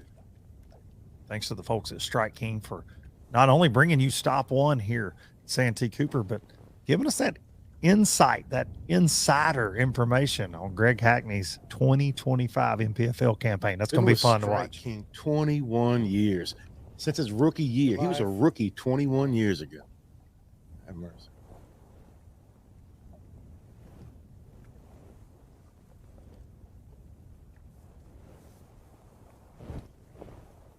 Also, Strike King providing a giant inflatable KVD square bill this week at John C. Landon.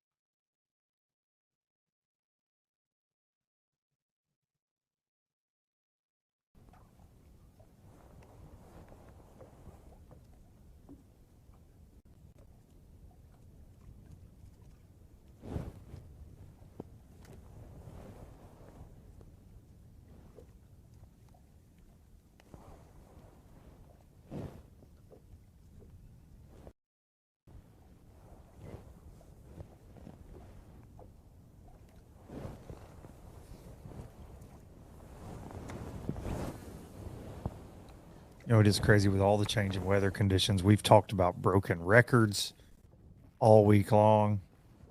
Obviously, the 3 fish record. Corey Casey. 3 day total, excuse me.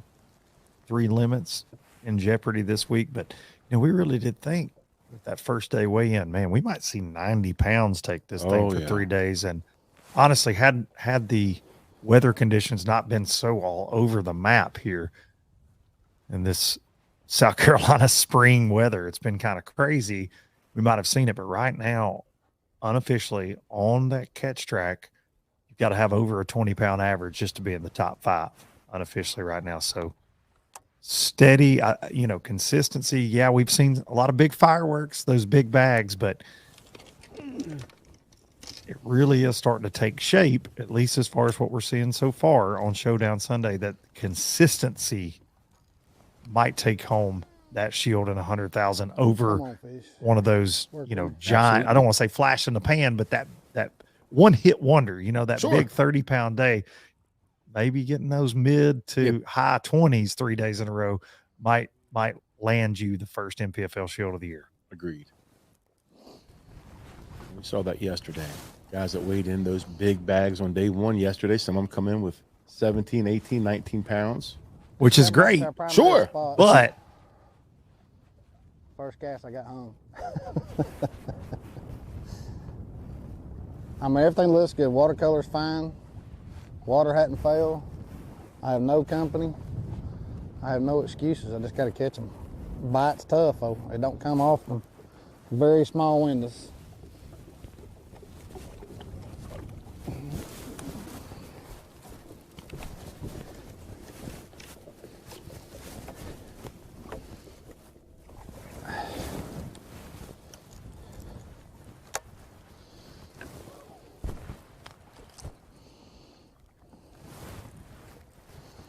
Very small windows when it happens.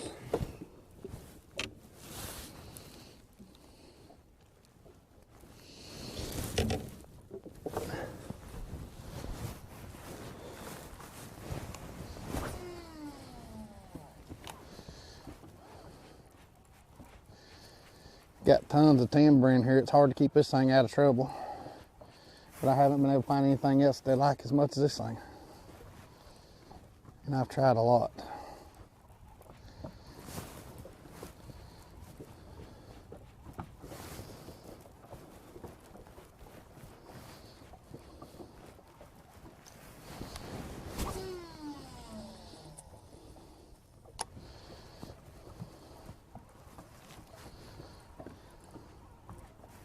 Buddy trying to dance with the one that got him here, and that is definitely that big lipless. He's been throwing a 1 ounce lipless, super shallow all week long, trying to get those reaction bites out of the eelgrass, hydrilla. You scattered stumps mixed into these flats. We got a good mix of hydrilla. We got eelgrass, stumps, sand, rock. I mean, we got. I mean, this is a guy like me's dream spot. If I can just catch them. Don't matter how good it is, if ain't no fish on it.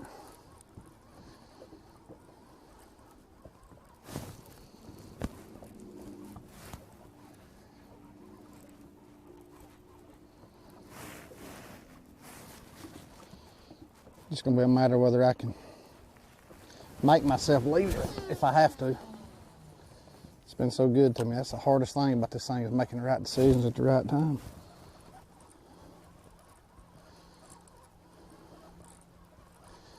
I know everybody's wondering, why am I working this thing so fast? It is so shallow and them stumps are so tall. I have to keep it above them. When they want it, they get it. It's almost reaction too. I get a reaction bite out of them sometimes, shoulder seal.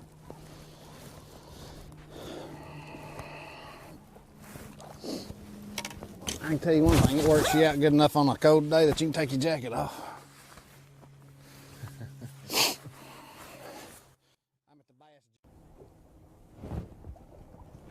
Over to Corey Casey. Just a little slower than Buddy. Buddy's bringing that lipless back. He was ripping it.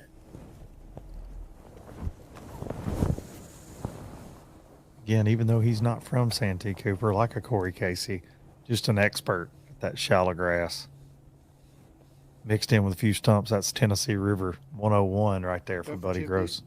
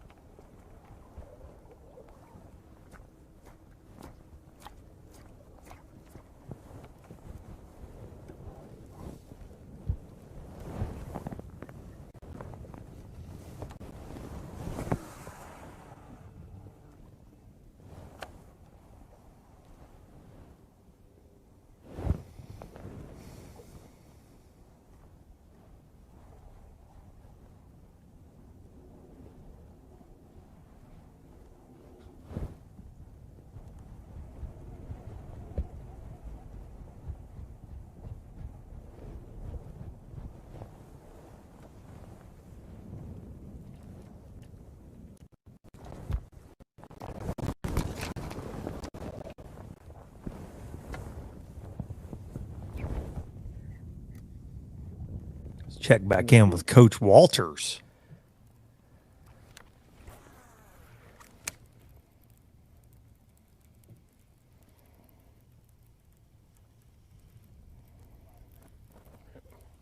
Looking for a big one now.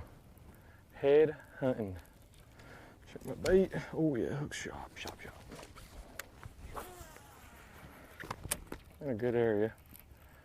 Just gotta get me 2, 3 good bites. 3 good bites would go a long way. 2 big ones though. Like 2 8s. Big ones. They're in this grass right here. I know they are.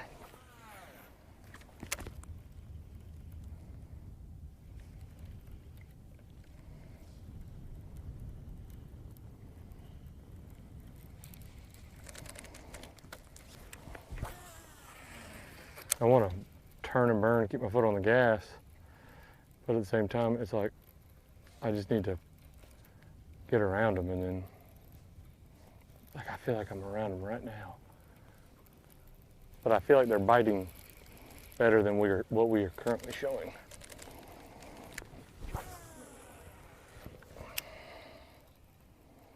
But we hadn't even hit my 2 best areas. I don't know what we're doing.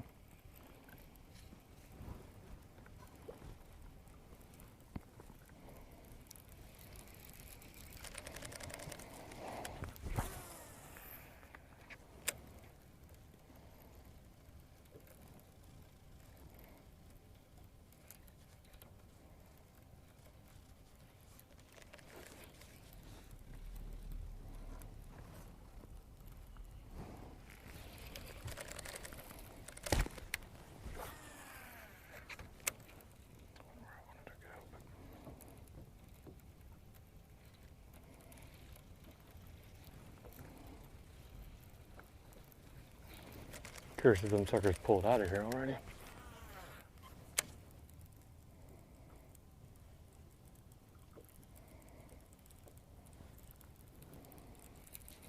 don't think so.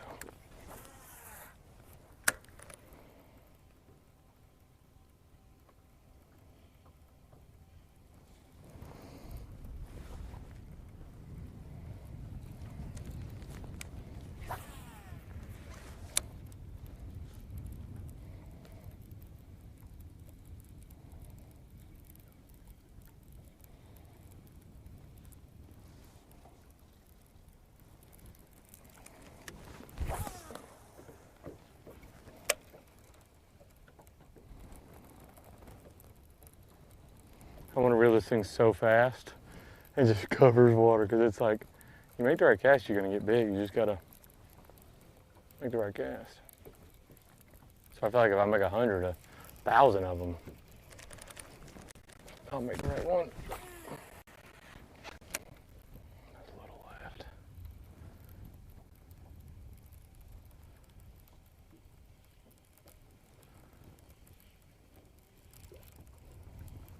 Where you at, big girl?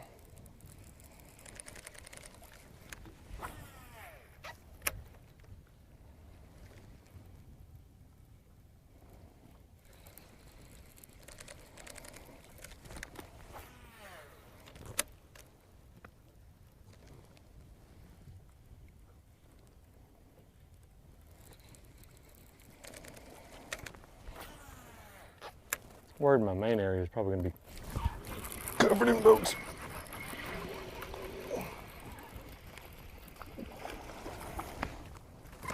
Not a big one. I don't know if he's going to cull. I don't think he is at all, no.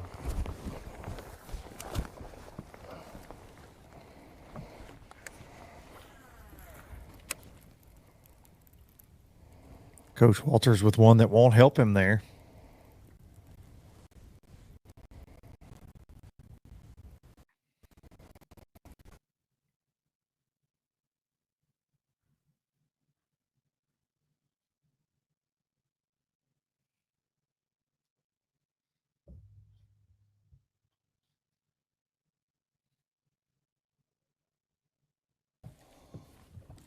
Back to Buck Mallerie.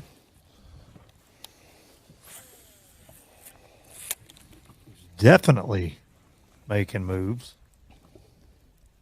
He's abandoned his primary area for the first time in 2 days.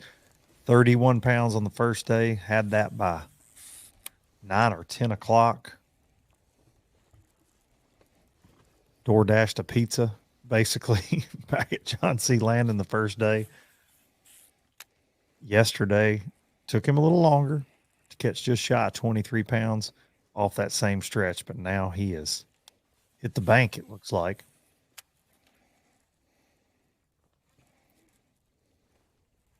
And as we've mentioned multiple times today, change is the word of the week. Whether that be weather or pattern or, what stage these bass are in.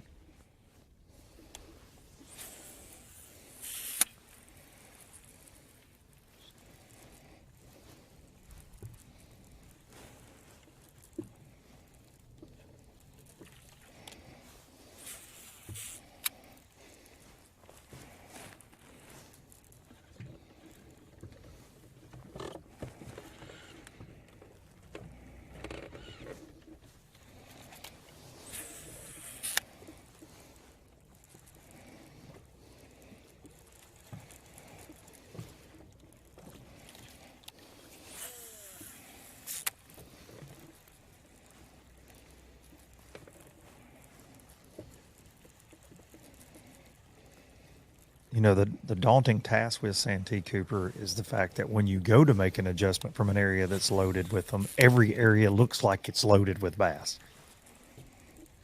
One of the fishiest bodies of water you could ever go to. Easy to get lost in the sauce here.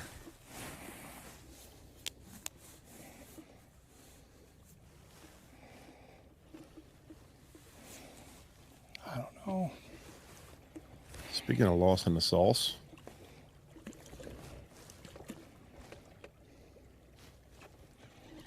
I don't want to kill too much time.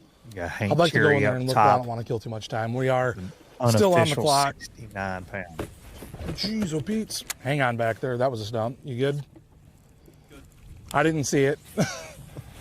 I saw the one to the right of it, but I didn't see that one.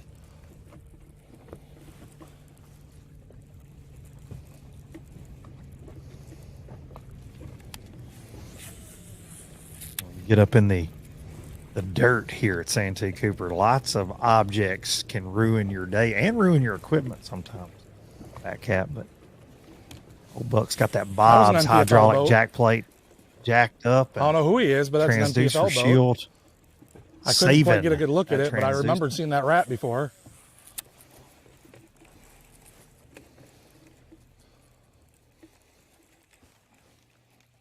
And that's going to take us to another break to check in with the fine sponsors that make it all possible here at the National Professional Fishing League. And we'll see you back on the other side for more Santee Cooper big bass action. Fingers crossed.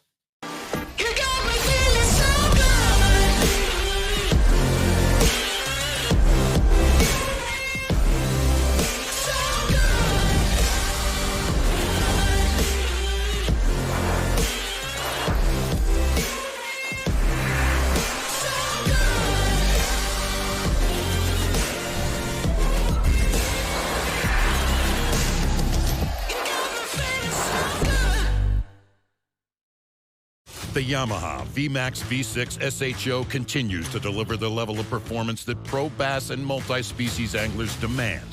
Underneath a bold and aggressive new look, an upgraded charging system with 40% more charging power meets the amped-up demand for today's advanced electronics. The VMAX SHO, raw power, reliability, and exhilarating performance for every angler who loves the sport enough to invest in the best. Yamaha, reliability starts here. The newest addition to the Basscat STS family is here. Introducing the Caracal STS, showcasing aggressive styling, paired with enhanced performance and a continued dedication to raising the bar. Measuring in at 20 feet 2 inches with an ultra-wide 96-inch beam and rated for a 250 to 300 horsepower engine, the Caracal STS boasts agility and speed and is finished with premium features to satisfy any angler. Basscat Boats. Feel the rush.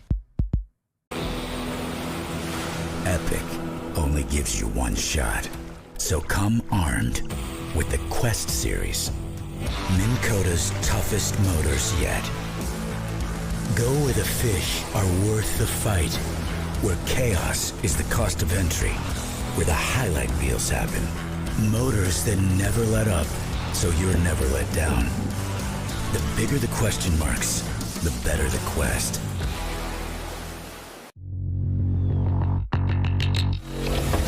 ProGuide batteries have been supporting the fishing industry for 42 years. The future of fishing is lithium batteries. ProGuide batteries has joined the lithium world. Get all-day reliability with lithium ProGuide batteries.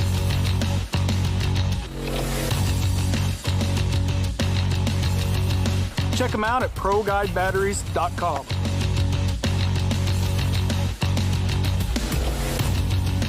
When it comes to finding jigs, spinnerbaits, and buzzbaits, keep it in the USA. Go with Epic. Epic's tackle is designed by fishermen for fishermen, with hours and hours of thought behind it. That's why our touch the lakes keep your line from fraying, cast after cast. Whether it's saltwater or freshwater, Epic's lure designs will give you the edge on your next big catch. Epic, veteran owned. So check us out, America. EpicBaitsFishing.com. We're back. Strike King NPFL Stop 1, Santee Cooper Lakes, hosted by Clarendon mixed County Tourism. signals today. I feel like they're biting. They should be Showdown chewing. Sunday. But it looks like the water keeps dropping, so I feel like they're pulling out, but I just missed a real good one.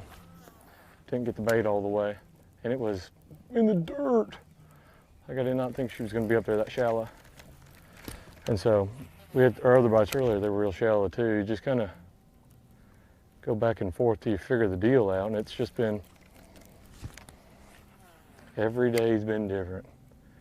She was definitely up there probably spawning. That's why I'm gonna give her a little bit of time, then we'll slide back in there. We're just gonna fish around for a minute. We just need 2 big ones to get in the boat. I don't want to get 2 big bites, I want to land them. The boat. We're just gonna fish around. Raining. That's what Santee Cooper champ. I want to run backwaters, but I want to run back stuff. Torn. Which one needs to be done? We got time today. I feel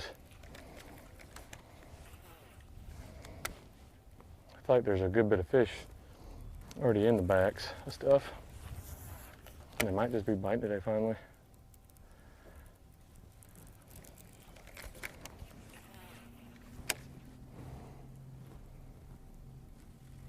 So we're just gonna keep on moving.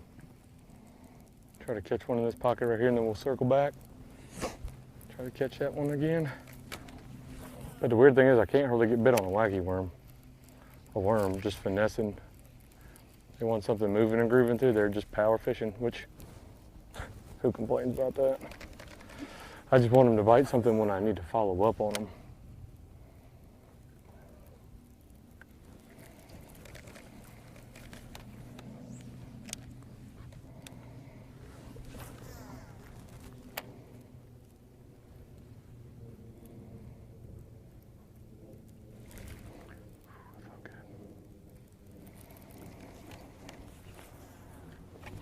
It is amazing that you don't see more anglers in this field slowing down around the trees, right? It is a moving bait bite this week, but there is a time, especially before these bass really get set up to spawn, where they do eat a moving bait better because they kind of suspend up a lot of times on these trees. They're not rooted down in there on the bed doing their thing. How I would explain it, they're just kind of roaming around. Right. So you've got to cover a lot of water, but once they get locked in, you have to slow down, pick it apart. Maybe a whacking worm, maybe another soft plastic. As Patrick's saying there, he's not exactly getting bit slowing down, and we've seen that with most of our anglers this week.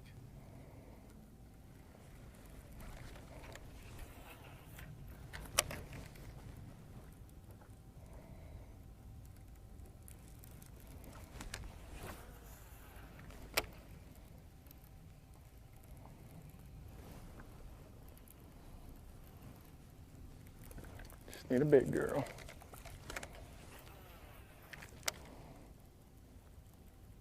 We got till midnight to do it. A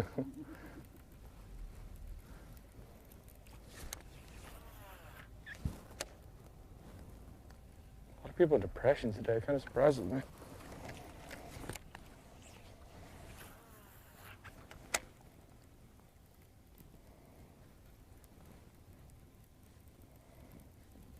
From Patrick Walters, let's jump over to the man that is unofficially in second place and having a fantastic event. We've just gotten in his boat for the first time, Caleb Kuphall.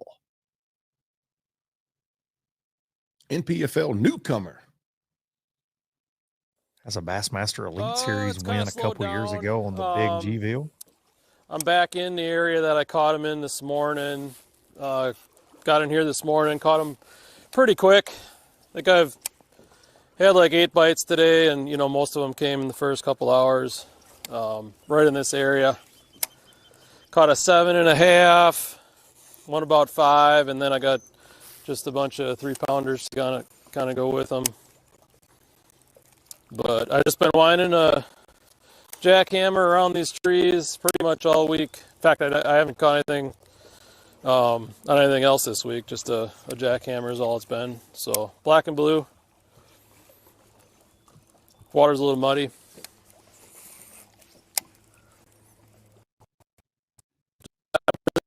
To these trees, and presentation is pretty big. Yesterday was really tough because we had a lot of wave action. It was hard to get under these, all the stuff hanging down. And it's been a fun week. Fun week. I love Santee Cooper. This place is.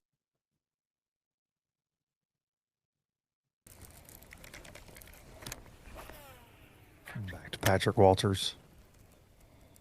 Lost signal there with Caleb. We apologize. He was giving us some good stuff there. Talk about that bladed jig bite that has been so predominant this week. If you are coming to Santee Cooper in the next couple weeks, I think you're probably going to need some polarized sunglasses. Get you some good sunglasses because there's probably going to be a few fish on the bed. But if you get some of this dirty water and want to fish some of these staging areas, go to tacklewarehouse.com. Get you some bladed jigs. Read my mind, Bobby. They got it all. Thunder I'm gonna try to crickets, catch you one right now. jackhammers, This is where they live. whisker biscuits, Husker do's, Husker don'ts. It feels so good. I feel like I'm about to get big. How much made swim baits from Japan?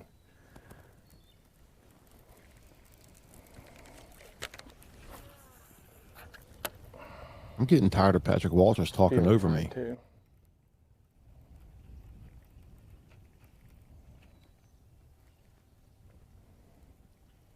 See, I'd like to take the coverage to the next level. Just us being their ears all day long. Some trash talking. Imagine. Be some busted windshields and flat tires. No doubt. They You would had to not hear like this mess that. all day. Hey, Patrick, why don't you go over there to those trees? Just mess with them all day long. Let me smell that mustache. Somebody's out there on them deep trees I wanted to go to, but that'd be all right.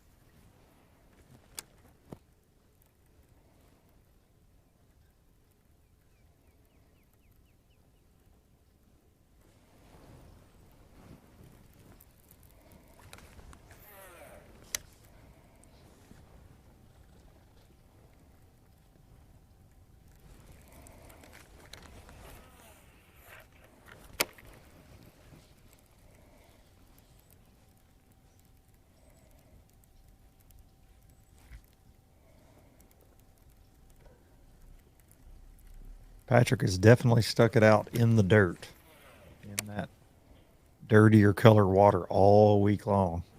Stuff looks amazing.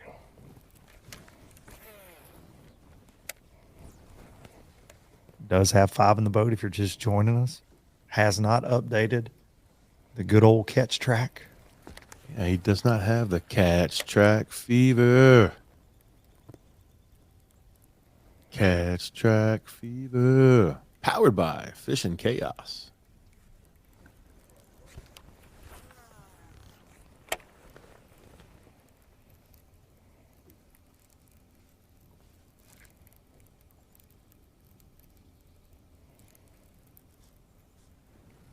It looks so juicy.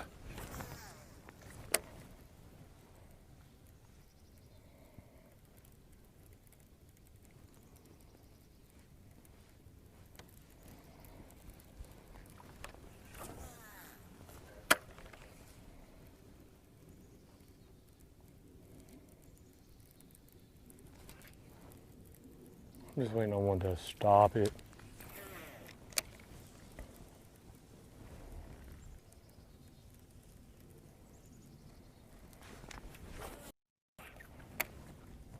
See if there's anything in this pocket real quick.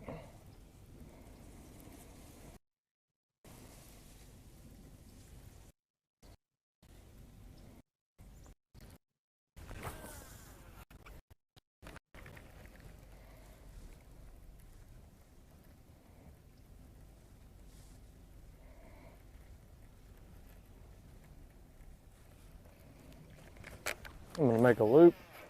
I'm gonna go back to where we lost that one, missed him. See if we can slide something in there and catch him.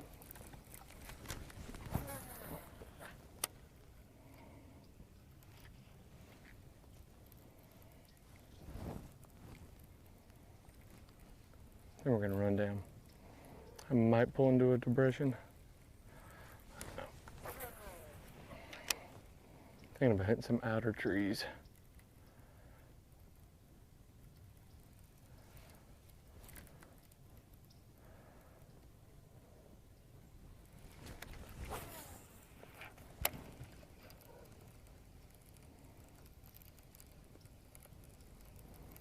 Man, this looks good. I feel like we should be catching them everywhere in this stuff.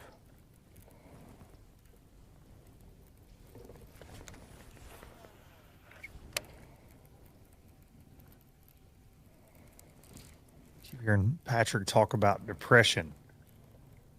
He's not talking about his mental state, not catching 8-pounders today. Santee, that's another big pattern that goes on here in their depressions. And a lot of times they're old ponds from where these areas flooded. And it's just a little bit deeper. There's a lot of flat water. Yeah, that was any kind of depth change can be important. The key to Buck Mallory's day one 31-pound bag. He found a isolated depression, had a little bit of grass in it. They were just stacked up. Good cast.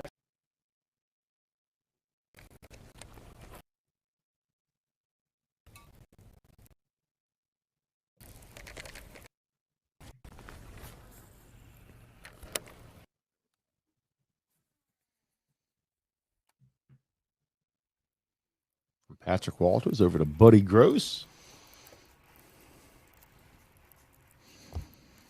Still on the same deal we were. I'm moving out a little bit, just trying to figure out what's going on. I cannot get bit on anywhere I've been getting bit. Not the story I want to tell you. I want to tell you about all the big ones we're catching, but it's just not happening, and I really don't know why. It's not from lack of effort.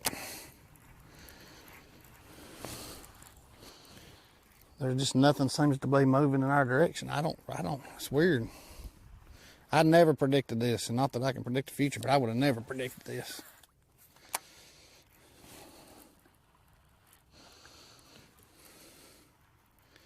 There's slow, and then there's this, so I'm not real sure what we got going on.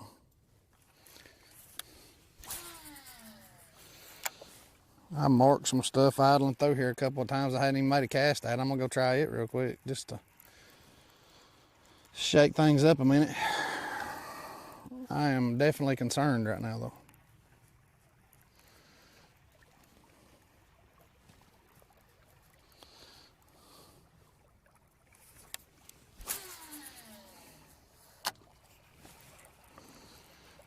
I'm not even seeing nothing. That's what's weird.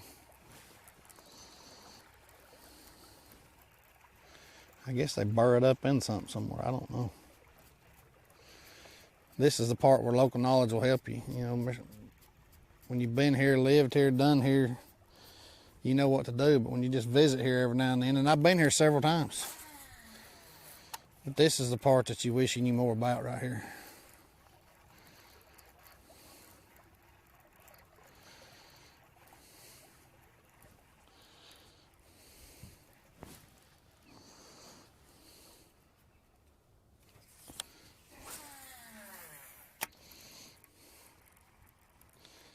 I mean, you ain't even getting me little bites. It's weird.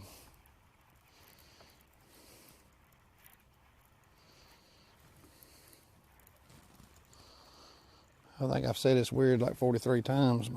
It's weird. We agree. Very strange day. Yesterday was very similar as far as just on live, not a ton of fish catches. And things happened in the afternoon for a lot of our anglers.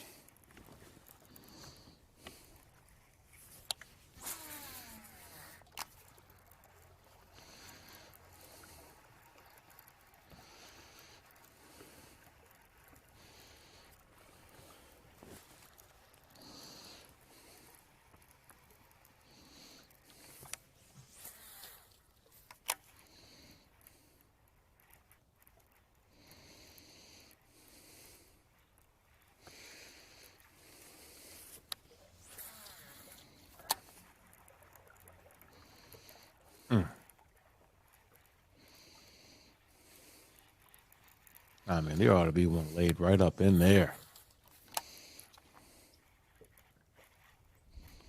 Buddy will put it where he wants it to, won't he?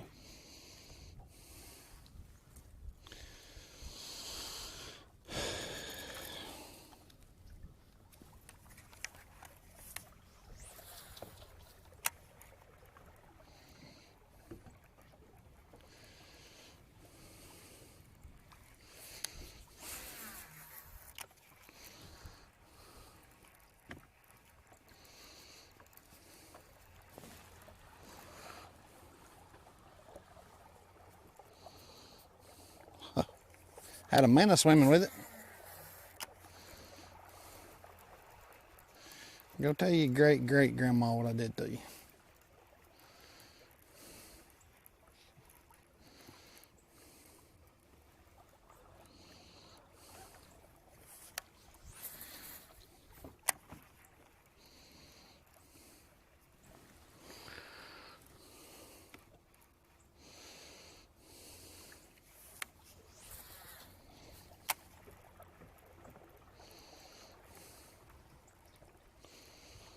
You can see in the background there, conditions definitely changing in a lot of these areas after a decent amount of wind this morning, calming down. That sun's popped out.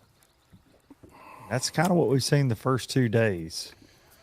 After the lunchtime hour, things start warming up, especially in some of the backwaters, more protected areas. Heat up fast, and then the bite seems to be heating up. The last flights have absolutely waylaid them this week, and we expect no different today, except for, makes us a little sad because when we end live here in about 40 minutes or so, you'll have to wait till that drive-through weigh-in starts with Big Al McCullough around 4 p.m. Eastern time. See some of those big afternoon bass.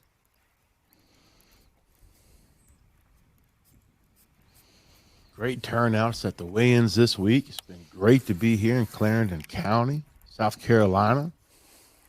John C. Land Landing. Phenomenal facility, set up perfect for these tournaments. Plenty of room for activities out there, Luke. Plenty of room for activities, and we've been taking full advantage of that. Strike King has brought the heat all week for all the anglers here at the NPFL.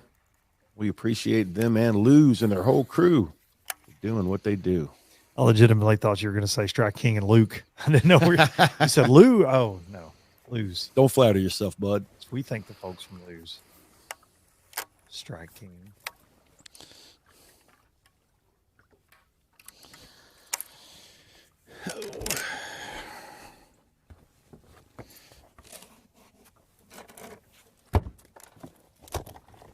Just want to know, are we going to get you on that big square bill today? Oh, yeah. I know the feeling, buddy. Sitting beside this guy all day long, my head gets hurting too. Back to Caleb Kuphall.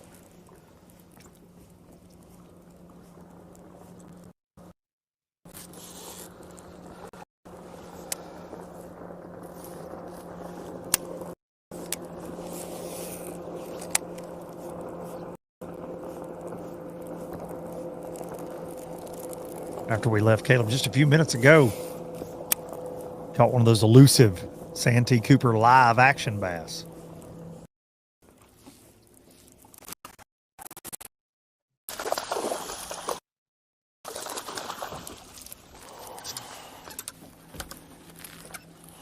Settle down, buddy.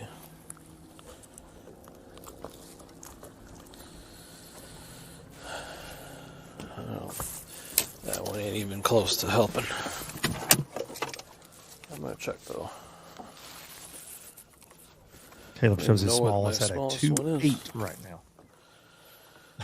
I can tell you, buddy. Yeah. Catch track. Smallest one's 3.1.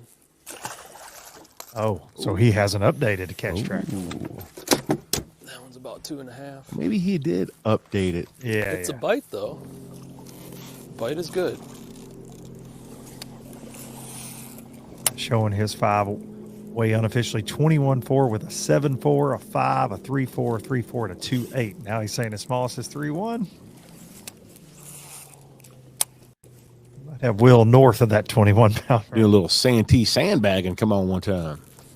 Surely not.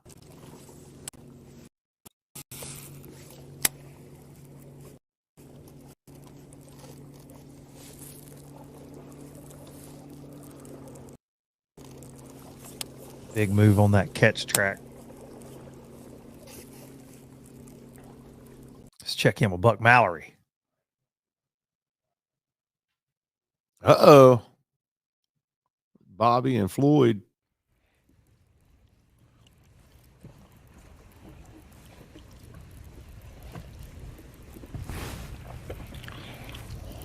Hope he doesn't owe those guys money. They seem like they were pretty serious about getting the buck.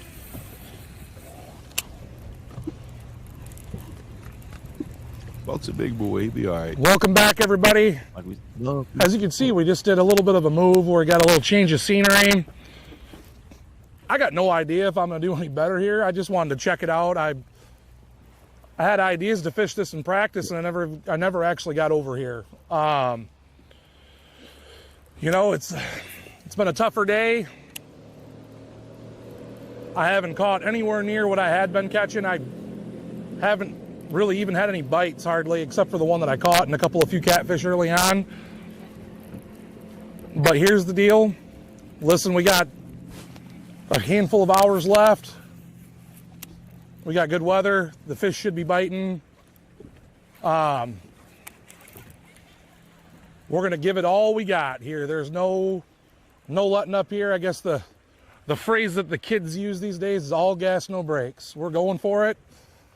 I know that all I can do is go up from here. Anything that I catch is going to go towards the cause.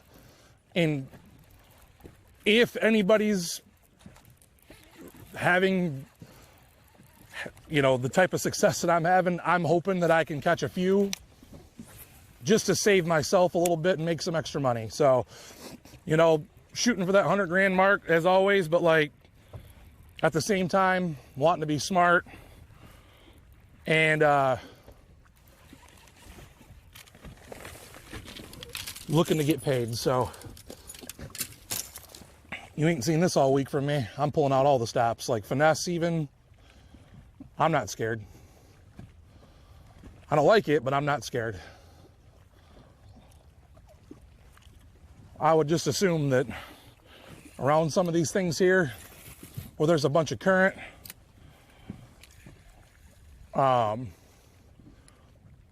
you'd be able to pick around and get a few bites. So I'm going to go lightweights, drop shot a little bit, current here, see if I can send it out there and pick up something that's in the blow by.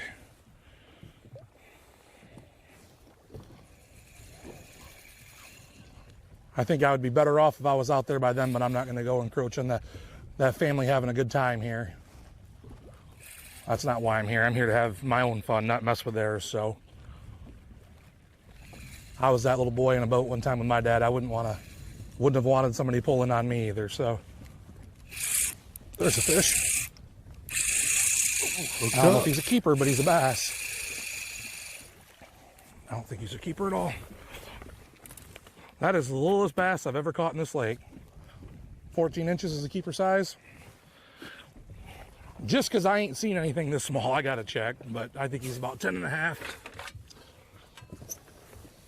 Rather be safe than sorry.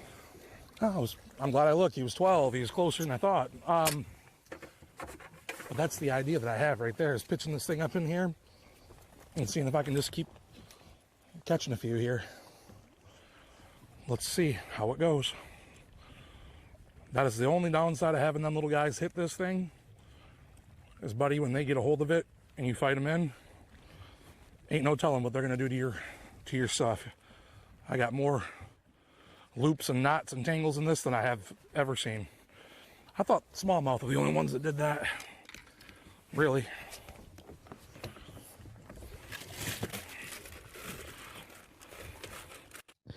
Check back in with Patrick Walters.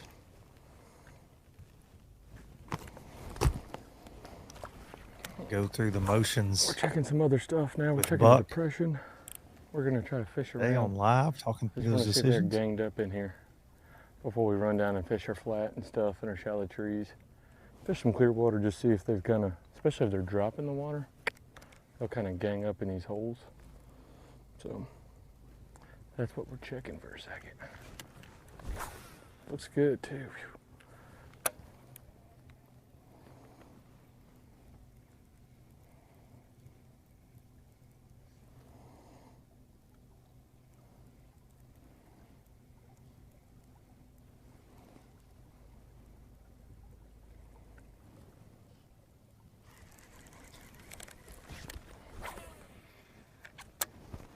You can hear Buck on that last segment with him there, trying to make adjustments, trying to figure things out.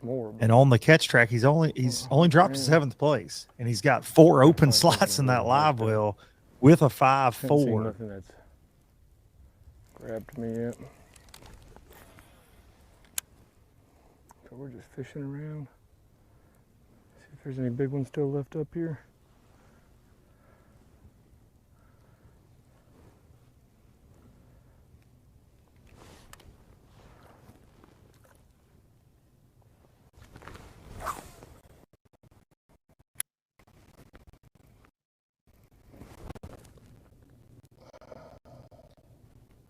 Five hours of fishing time left from right now for our top 10.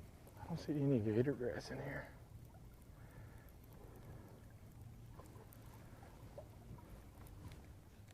A little bite right there. Oh.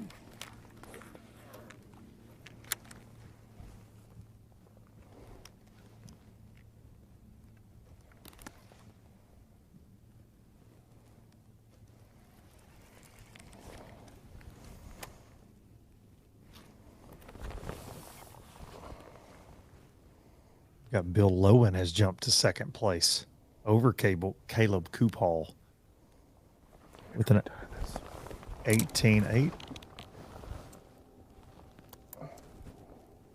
Thing is, if you can find them in here when they get in here and get right, you can get right in a hurry. But I mean, you can also waste a bunch of time.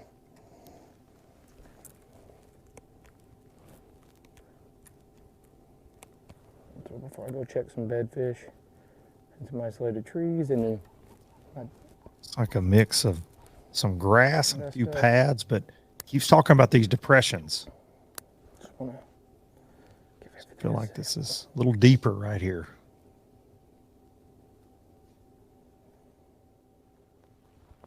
You mentioned with the water falling a little bit, which we've seen on the trees today, that they might pull out to some of the centers of these big sloughs and to that little bit deeper water.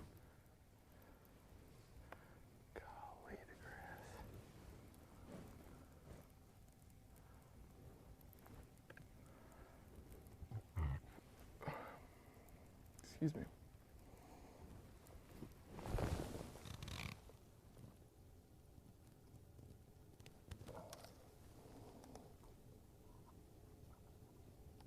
We've seen him check so many different types of areas over the last 2 days, but especially today. You can hear him talking to himself about the grass and how much grass he's seeing in this area.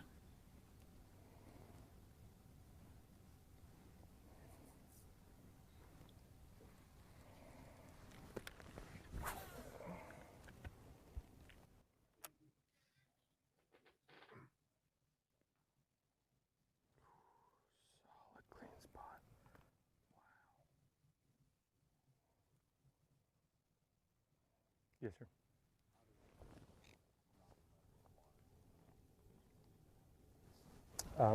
It kind of holds them up. A lot of times too, though, it can make these areas sometimes better if there's depressions in them. Like this one's got a depression in it. Nick's right about to get on the other side of it. It'll push them into the holes. So that's the thing. It's like you may hit 100 spots and you might not find anything, but you stumble across the right one and it's like 5 casts. I mean, you're getting right in a hurry. He's just fishing a sink of one patch. Another big clean spot right here. I see a patch of gator grass right there, though.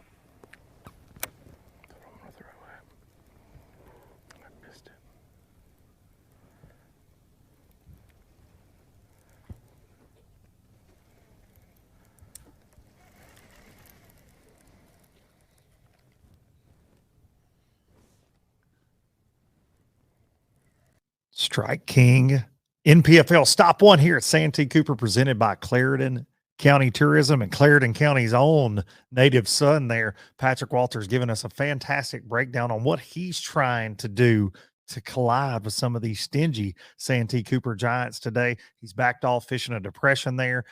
Thinks the water is falling. We've seen that on some of the trees. There's a little bit of a water line. He's hoping to collide. And he said, hey, if you do it out in one of these depressions, you could get right in a hurry. He's got 5 more hours to get right. A whole nother tournament. It's wild to know that he has to check in at 6:30. And we've talked about the big bags typically come later in the day. And once again, we're going to miss all the fireworks, Luke. You know what I mean? Tends to happen for us, though. It tends to happen. Sometimes we do, sometimes we don't. But today, things could probably heat up after 2 o'clock because they got off to a little colder start today. Last night wasn't as warm, had a northeast wind, kind of funky. Things are laying down a little bit, though, and the sun is out, so I do expect those bigs to start biting soon. How soon? Are we going to see it within the next half hour before we go off live, Luke? Fingers crossed. Fingers crossed. Fingers crossed. I need my crystal ball for that. All right, well, I'm going to sit here and pray that we see some stuff, and while I'm here doing that, you guys enjoy these fine sponsors of the National Professional Fishing League. Before there were hashtags, there were handshakes and shared stories. They gave us confidence to make our first cast, to chase our dreams. They taught us to fish, and in the process, taught us about life. They taught us that success isn't just about reaching the top. It's about lifting others up. The future isn't just about selling tackle. It's about 3 simple words. Let's go fishing. Here's to the original influencers. The Yamaha VMAX V6 SHO continues to deliver the level of performance that pro bass and multi-species anglers demand. Underneath a bold and aggressive new look, an upgraded charging system with 40% more charging power meets the amped-up demand for today's advanced electronics. The VMAX SHO, raw power, reliability, and exhilarating performance for every angler who loves the sport enough to invest in the best. Yamaha, reliability starts here. Since 1971, Basscat Boats has innovated, persistently thinking outside the box, never abandoning their roots or the commitment to quality through their process. Clearly visible in the new Puma STS, their design and development continues to evolve, improving performance, enhancing the angler's experience, and broadening the appeal of the sport they have dedicated their lives to. Basscat Boats. Feel the rush. We're off the clock to clock more fish, to fill our live wells and empty our coolers, because there's more to explore. The latest Humminbird fish finders work fast, see clearly, and know all the best spots. They fish even smarter paired with the Minn Kota and break down the water like never before. If you like your plans loose and lines tight, then it's time to explore. Only with Humminbird. All right, guys, no insurance talk on beach day. I'm down. Yes, please. Don't get me wrong, I love my RV, but insuring it is such a hassle. Same with my boat. The insurance bills are through the roof. Be cool. I wish I could group my insurance stuff. Like the house, the car, the RV. Like a cluster, an insurance cluster. Yeah, I doubt that exists. The bundle! It's a bundle and it saves you money! Hi, I'm Will from Progressive and I couldn't help it over here. Super fun beach day, everybody.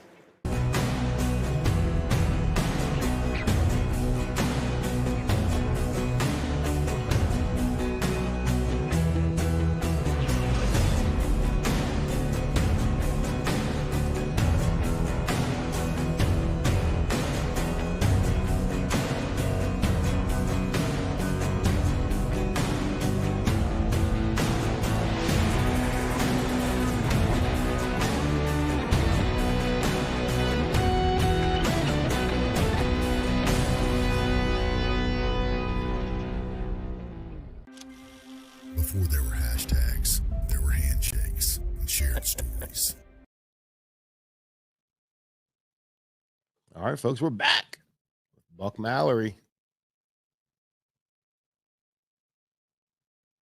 Winding down here at Strike King NPFL Stop 1 at Santee Cooper Lakes, hosted by Clarendon County Tourism.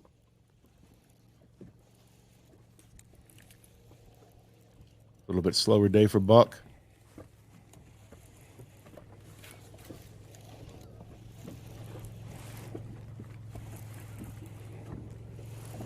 Moments ago, we saw him pick up the spinner rod for the first time.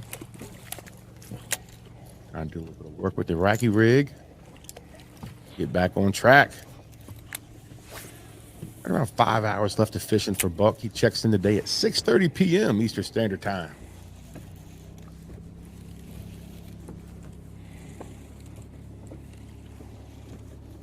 Make sure you guys catch that Catch Track Fever. The Catch Track. All the up-to-date, unofficial, official weights. Powered by Fishing Chaos. When we go off live, the action still continues. Make sure you guys are at the John C. Land Landing or tune in at TNPFL.com or YouTube for a live drive-through weigh-in with Big Al McCullough bringing the boom. As all these anglers bringing those big old Santee Cooper giants across the stage. Let's see if those scales can hold up one more day.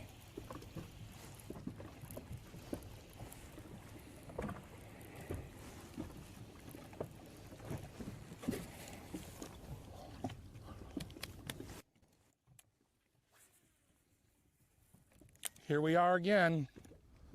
Trying something a little different. I got a tip from one of our guys here, Timmy Reams. He gave me a gift from God potentially here.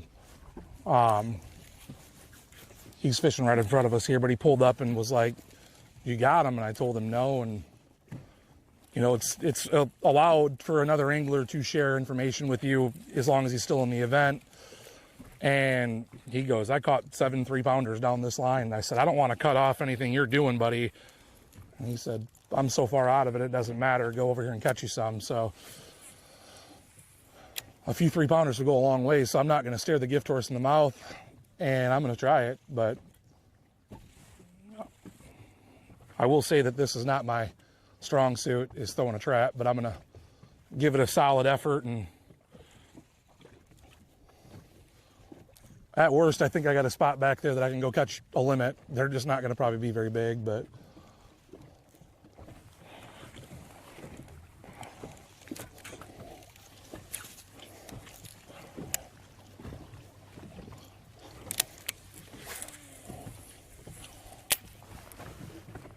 we're going to do it. We're doing the dang thing here. It's still early enough.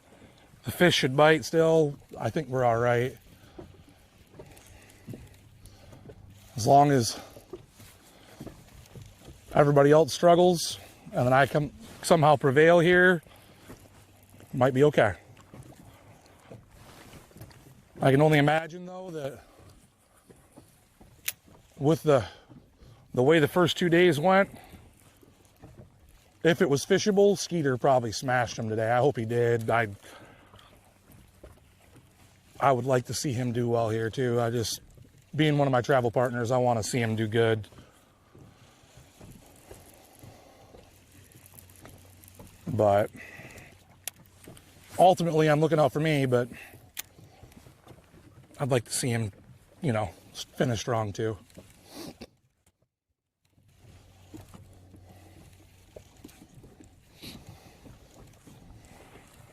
See, that's a prime example of Buck is not able to communicate with his cameraman. He's not able to communicate with another camera boat because he can't ask that information. He doesn't even know that his buddy's been disqualified for doing the same thing, for soliciting information, for doing that very thing. There's a reason that rule exists. We understand some people on the internet maybe don't understand the information rule. But listen, you can disagree, but the fact of the matter is here at the NPFL, in the rules. It's a rule. It's in the rules. We have to enforce it. That's right. Same with Bassmaster. Their last couple DQs, you might not know all the details, or you might think, oh, these rules are crazy. The reason we try to explain the rules, because we do see the confusion. Absolutely. With people. If you're not competing in the event, and every tournament trail has a little different set of rules. If you're not competing in these things for fishing for $100,000, you probably don't know the letter of the law. Also, a ton of empathy for the situation. It's very unfortunate for him. Yeah. Home body of water, cold straight killing it, and just makes a very costly mistake. Caleb Kuphall trying to cull a couple more times and move up that catch track leaderboard. Currently sitting in third place unofficially. Right now we got Hank Cherry and Bill Lowen ahead of him. We got Buddy Gross right now on live trying to find a bass. Like I've slowed down now, just dragging a bit. Carolina rig. I'm trying to figure out what's going on still. I'm as lost as I've ever been, like a ball in high weeds. I'm not real sure what to do. I know I'm around where they're living. I know everything is still the same. So I don't know what's going on, so I'm just trying to figure out how to get a bite at this point. I wish I had more action for y'all. It ain't because I don't want it, I promise.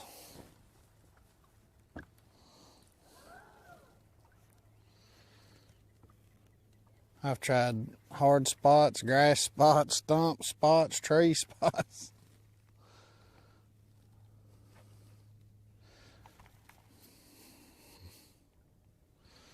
Only thing I ain't tried is Alabama rig, and I can't.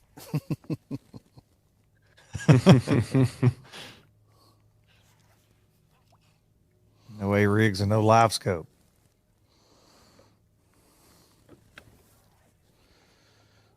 We ain't giving up. We still got plenty of time. It don't take long when they bite. I really thought we'd have hit a bite window by now, though.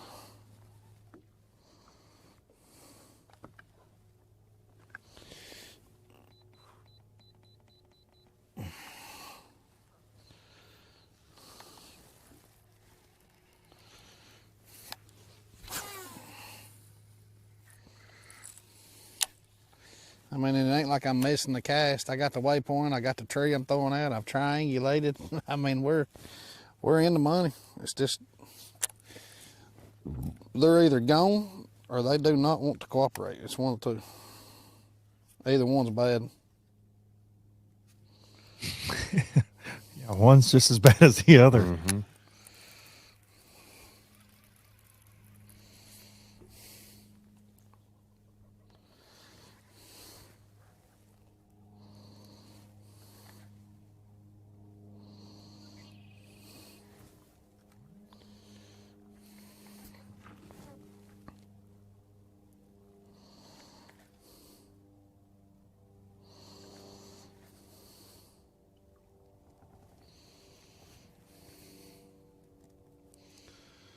As much as I put in front of their face, you'd think they'd bite it though. We're over here on the north bank, out of the wind.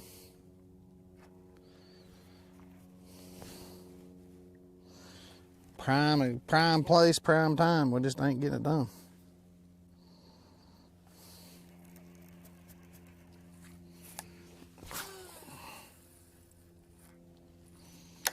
Even when the fishing's slow, I love hearing the thought process from all these top pros out here that figured it out the best. The first 2 days, that's what landed them on camera for show down Saturday. No company. One of those anglers, Patrick I guess Walters. I know why ain't nobody here today. 4-time NPFL champ. I think they're spawning already. They're on the shallow. Pretty sure that's my tackle. We're gonna Still keep there. moving here in a minute. I just seen one roll. I don't know how big she is yet. She looked decent, but she'll definitely cull. But that's probably the buck I'm seeing. That's what we're getting a couple indicators that they probably pulled up. So, We're gonna go check. like he's this located one on the stretch nest. After this, I gotta find out where she's sitting. Nice stick right there. This is dangerous. Top 10 doesn't have to check in until 6:30 p.m. Long day.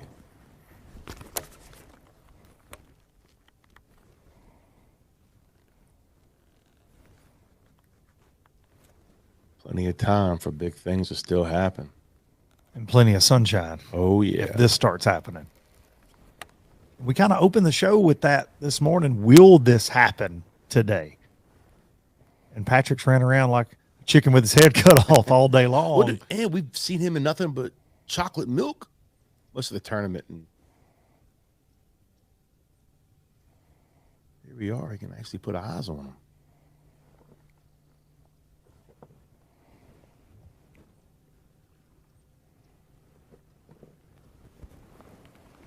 I'd like to see the bed or see them. I don't know if they're worth wasting time on.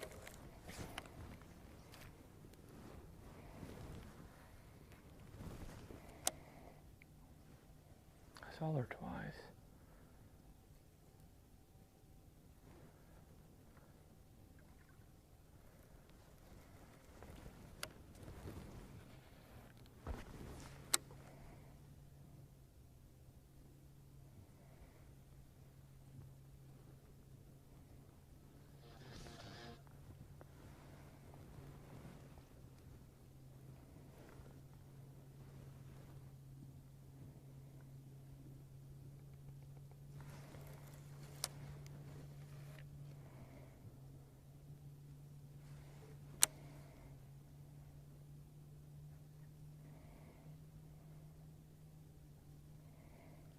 All right, there's the buck. Where's the female?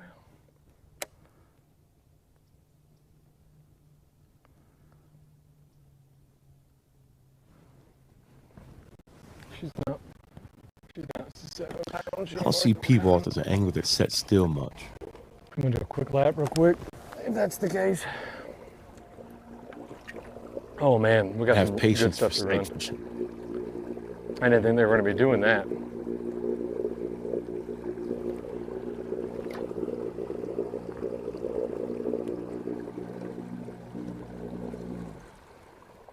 What a bed.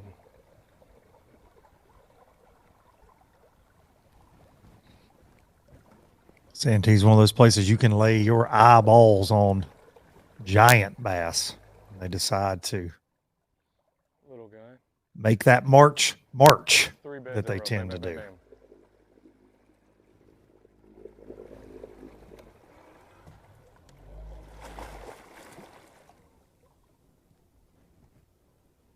Two 3-pounders. Not big. If that's the case, we're gonna go stop on a friggin' hammer somewhere. They're friggin' spawning. What the heck? That was a pair. That was probably 2 3-pounders. I mean, that would have, one Just of them like would have that. probably cold, but it's like we're not even gonna waste our time now unless we go stop on a giant. Damn, that All just of a kind sudden things started firing. Yeah. Dream Crusher engaged.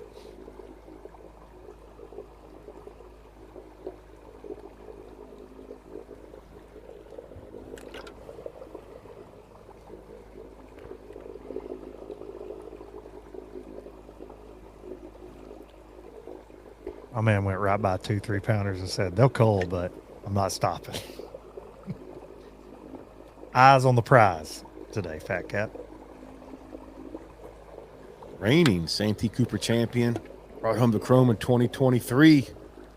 In contention to do it again here. Strike King NPFL Stop 1. Santee Cooper hosted by Clarendon County Tourism.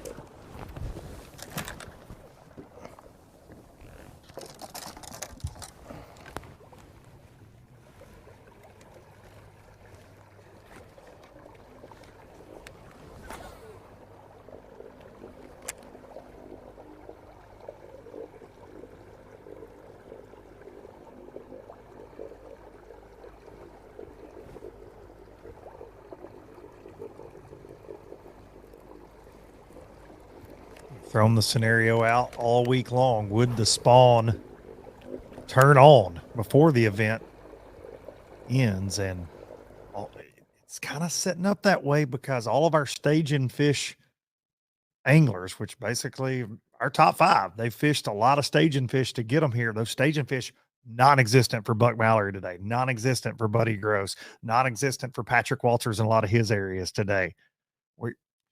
I mean, is it happening?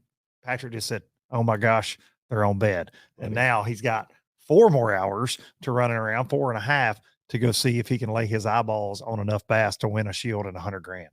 That's good news for nobody in the field. That is dangerous. Big facts. Or will we see somebody that's not even on our radar come in with a giant bag today? We have seen that each No day, doubt. man. The way the conditions have been different each day. Like we've talked about, it's been hard to be consistent each day, and we've seen that. That daggone catch track powered by Chaos Fishing has just been some new faces creeping to the top. It. And today has been that way for sure. We got Hank Cherry on top of that thing right now, Billy Lowe and Caleb Kuphall, Jason Christie, and a gaggle of others trying to run them down. Patrick Walters with a limit. He has not updated that catch track, so he's in the mix too. What you gonna do about that? You go put something on him? I'll talk to him. I'll strongly encourage that this afternoon. But probably I'll all have the you do. enforcer with me, Brad Fuller, I'm about to say. get that done. This 2025 season kickoff. See, I'm so excited about betting fish. Sound It's it my out. favorite thing to do. Sound it out. What a kickoff to this 2025 season. 5 more events to go, plus our championship from last year.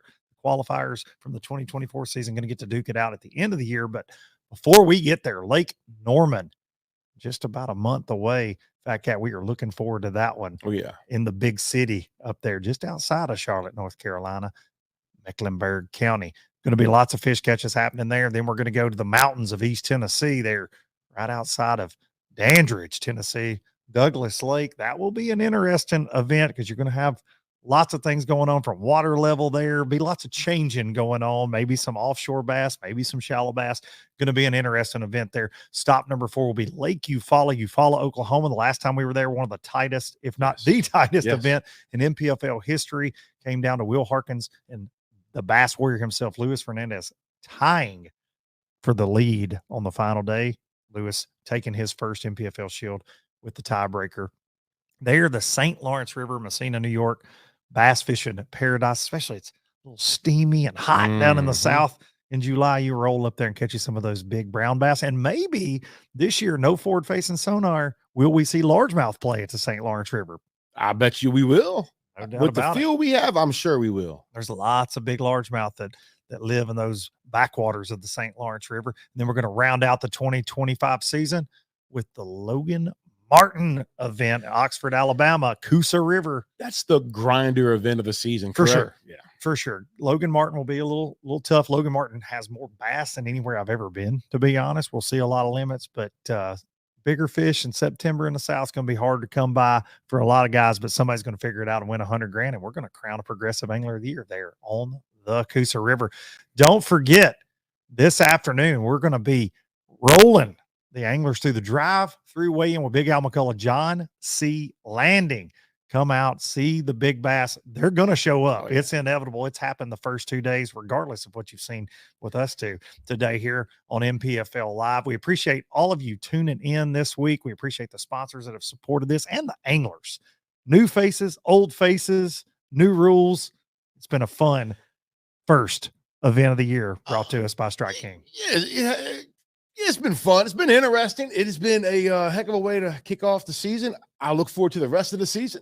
Hope all y'all looking forward to it too, because it's going to get big and bad this year. No doubt about it. We're going to kick things off 4 p.m. Eastern this afternoon for that drive-through weigh-in. The final flight, though, do not check in until 6:30. Lots of fishing time left. Lots of things to shake out here to decide who's going to take home $100,000 plus that NPFL shield. We'll see y'all at Lake Norman.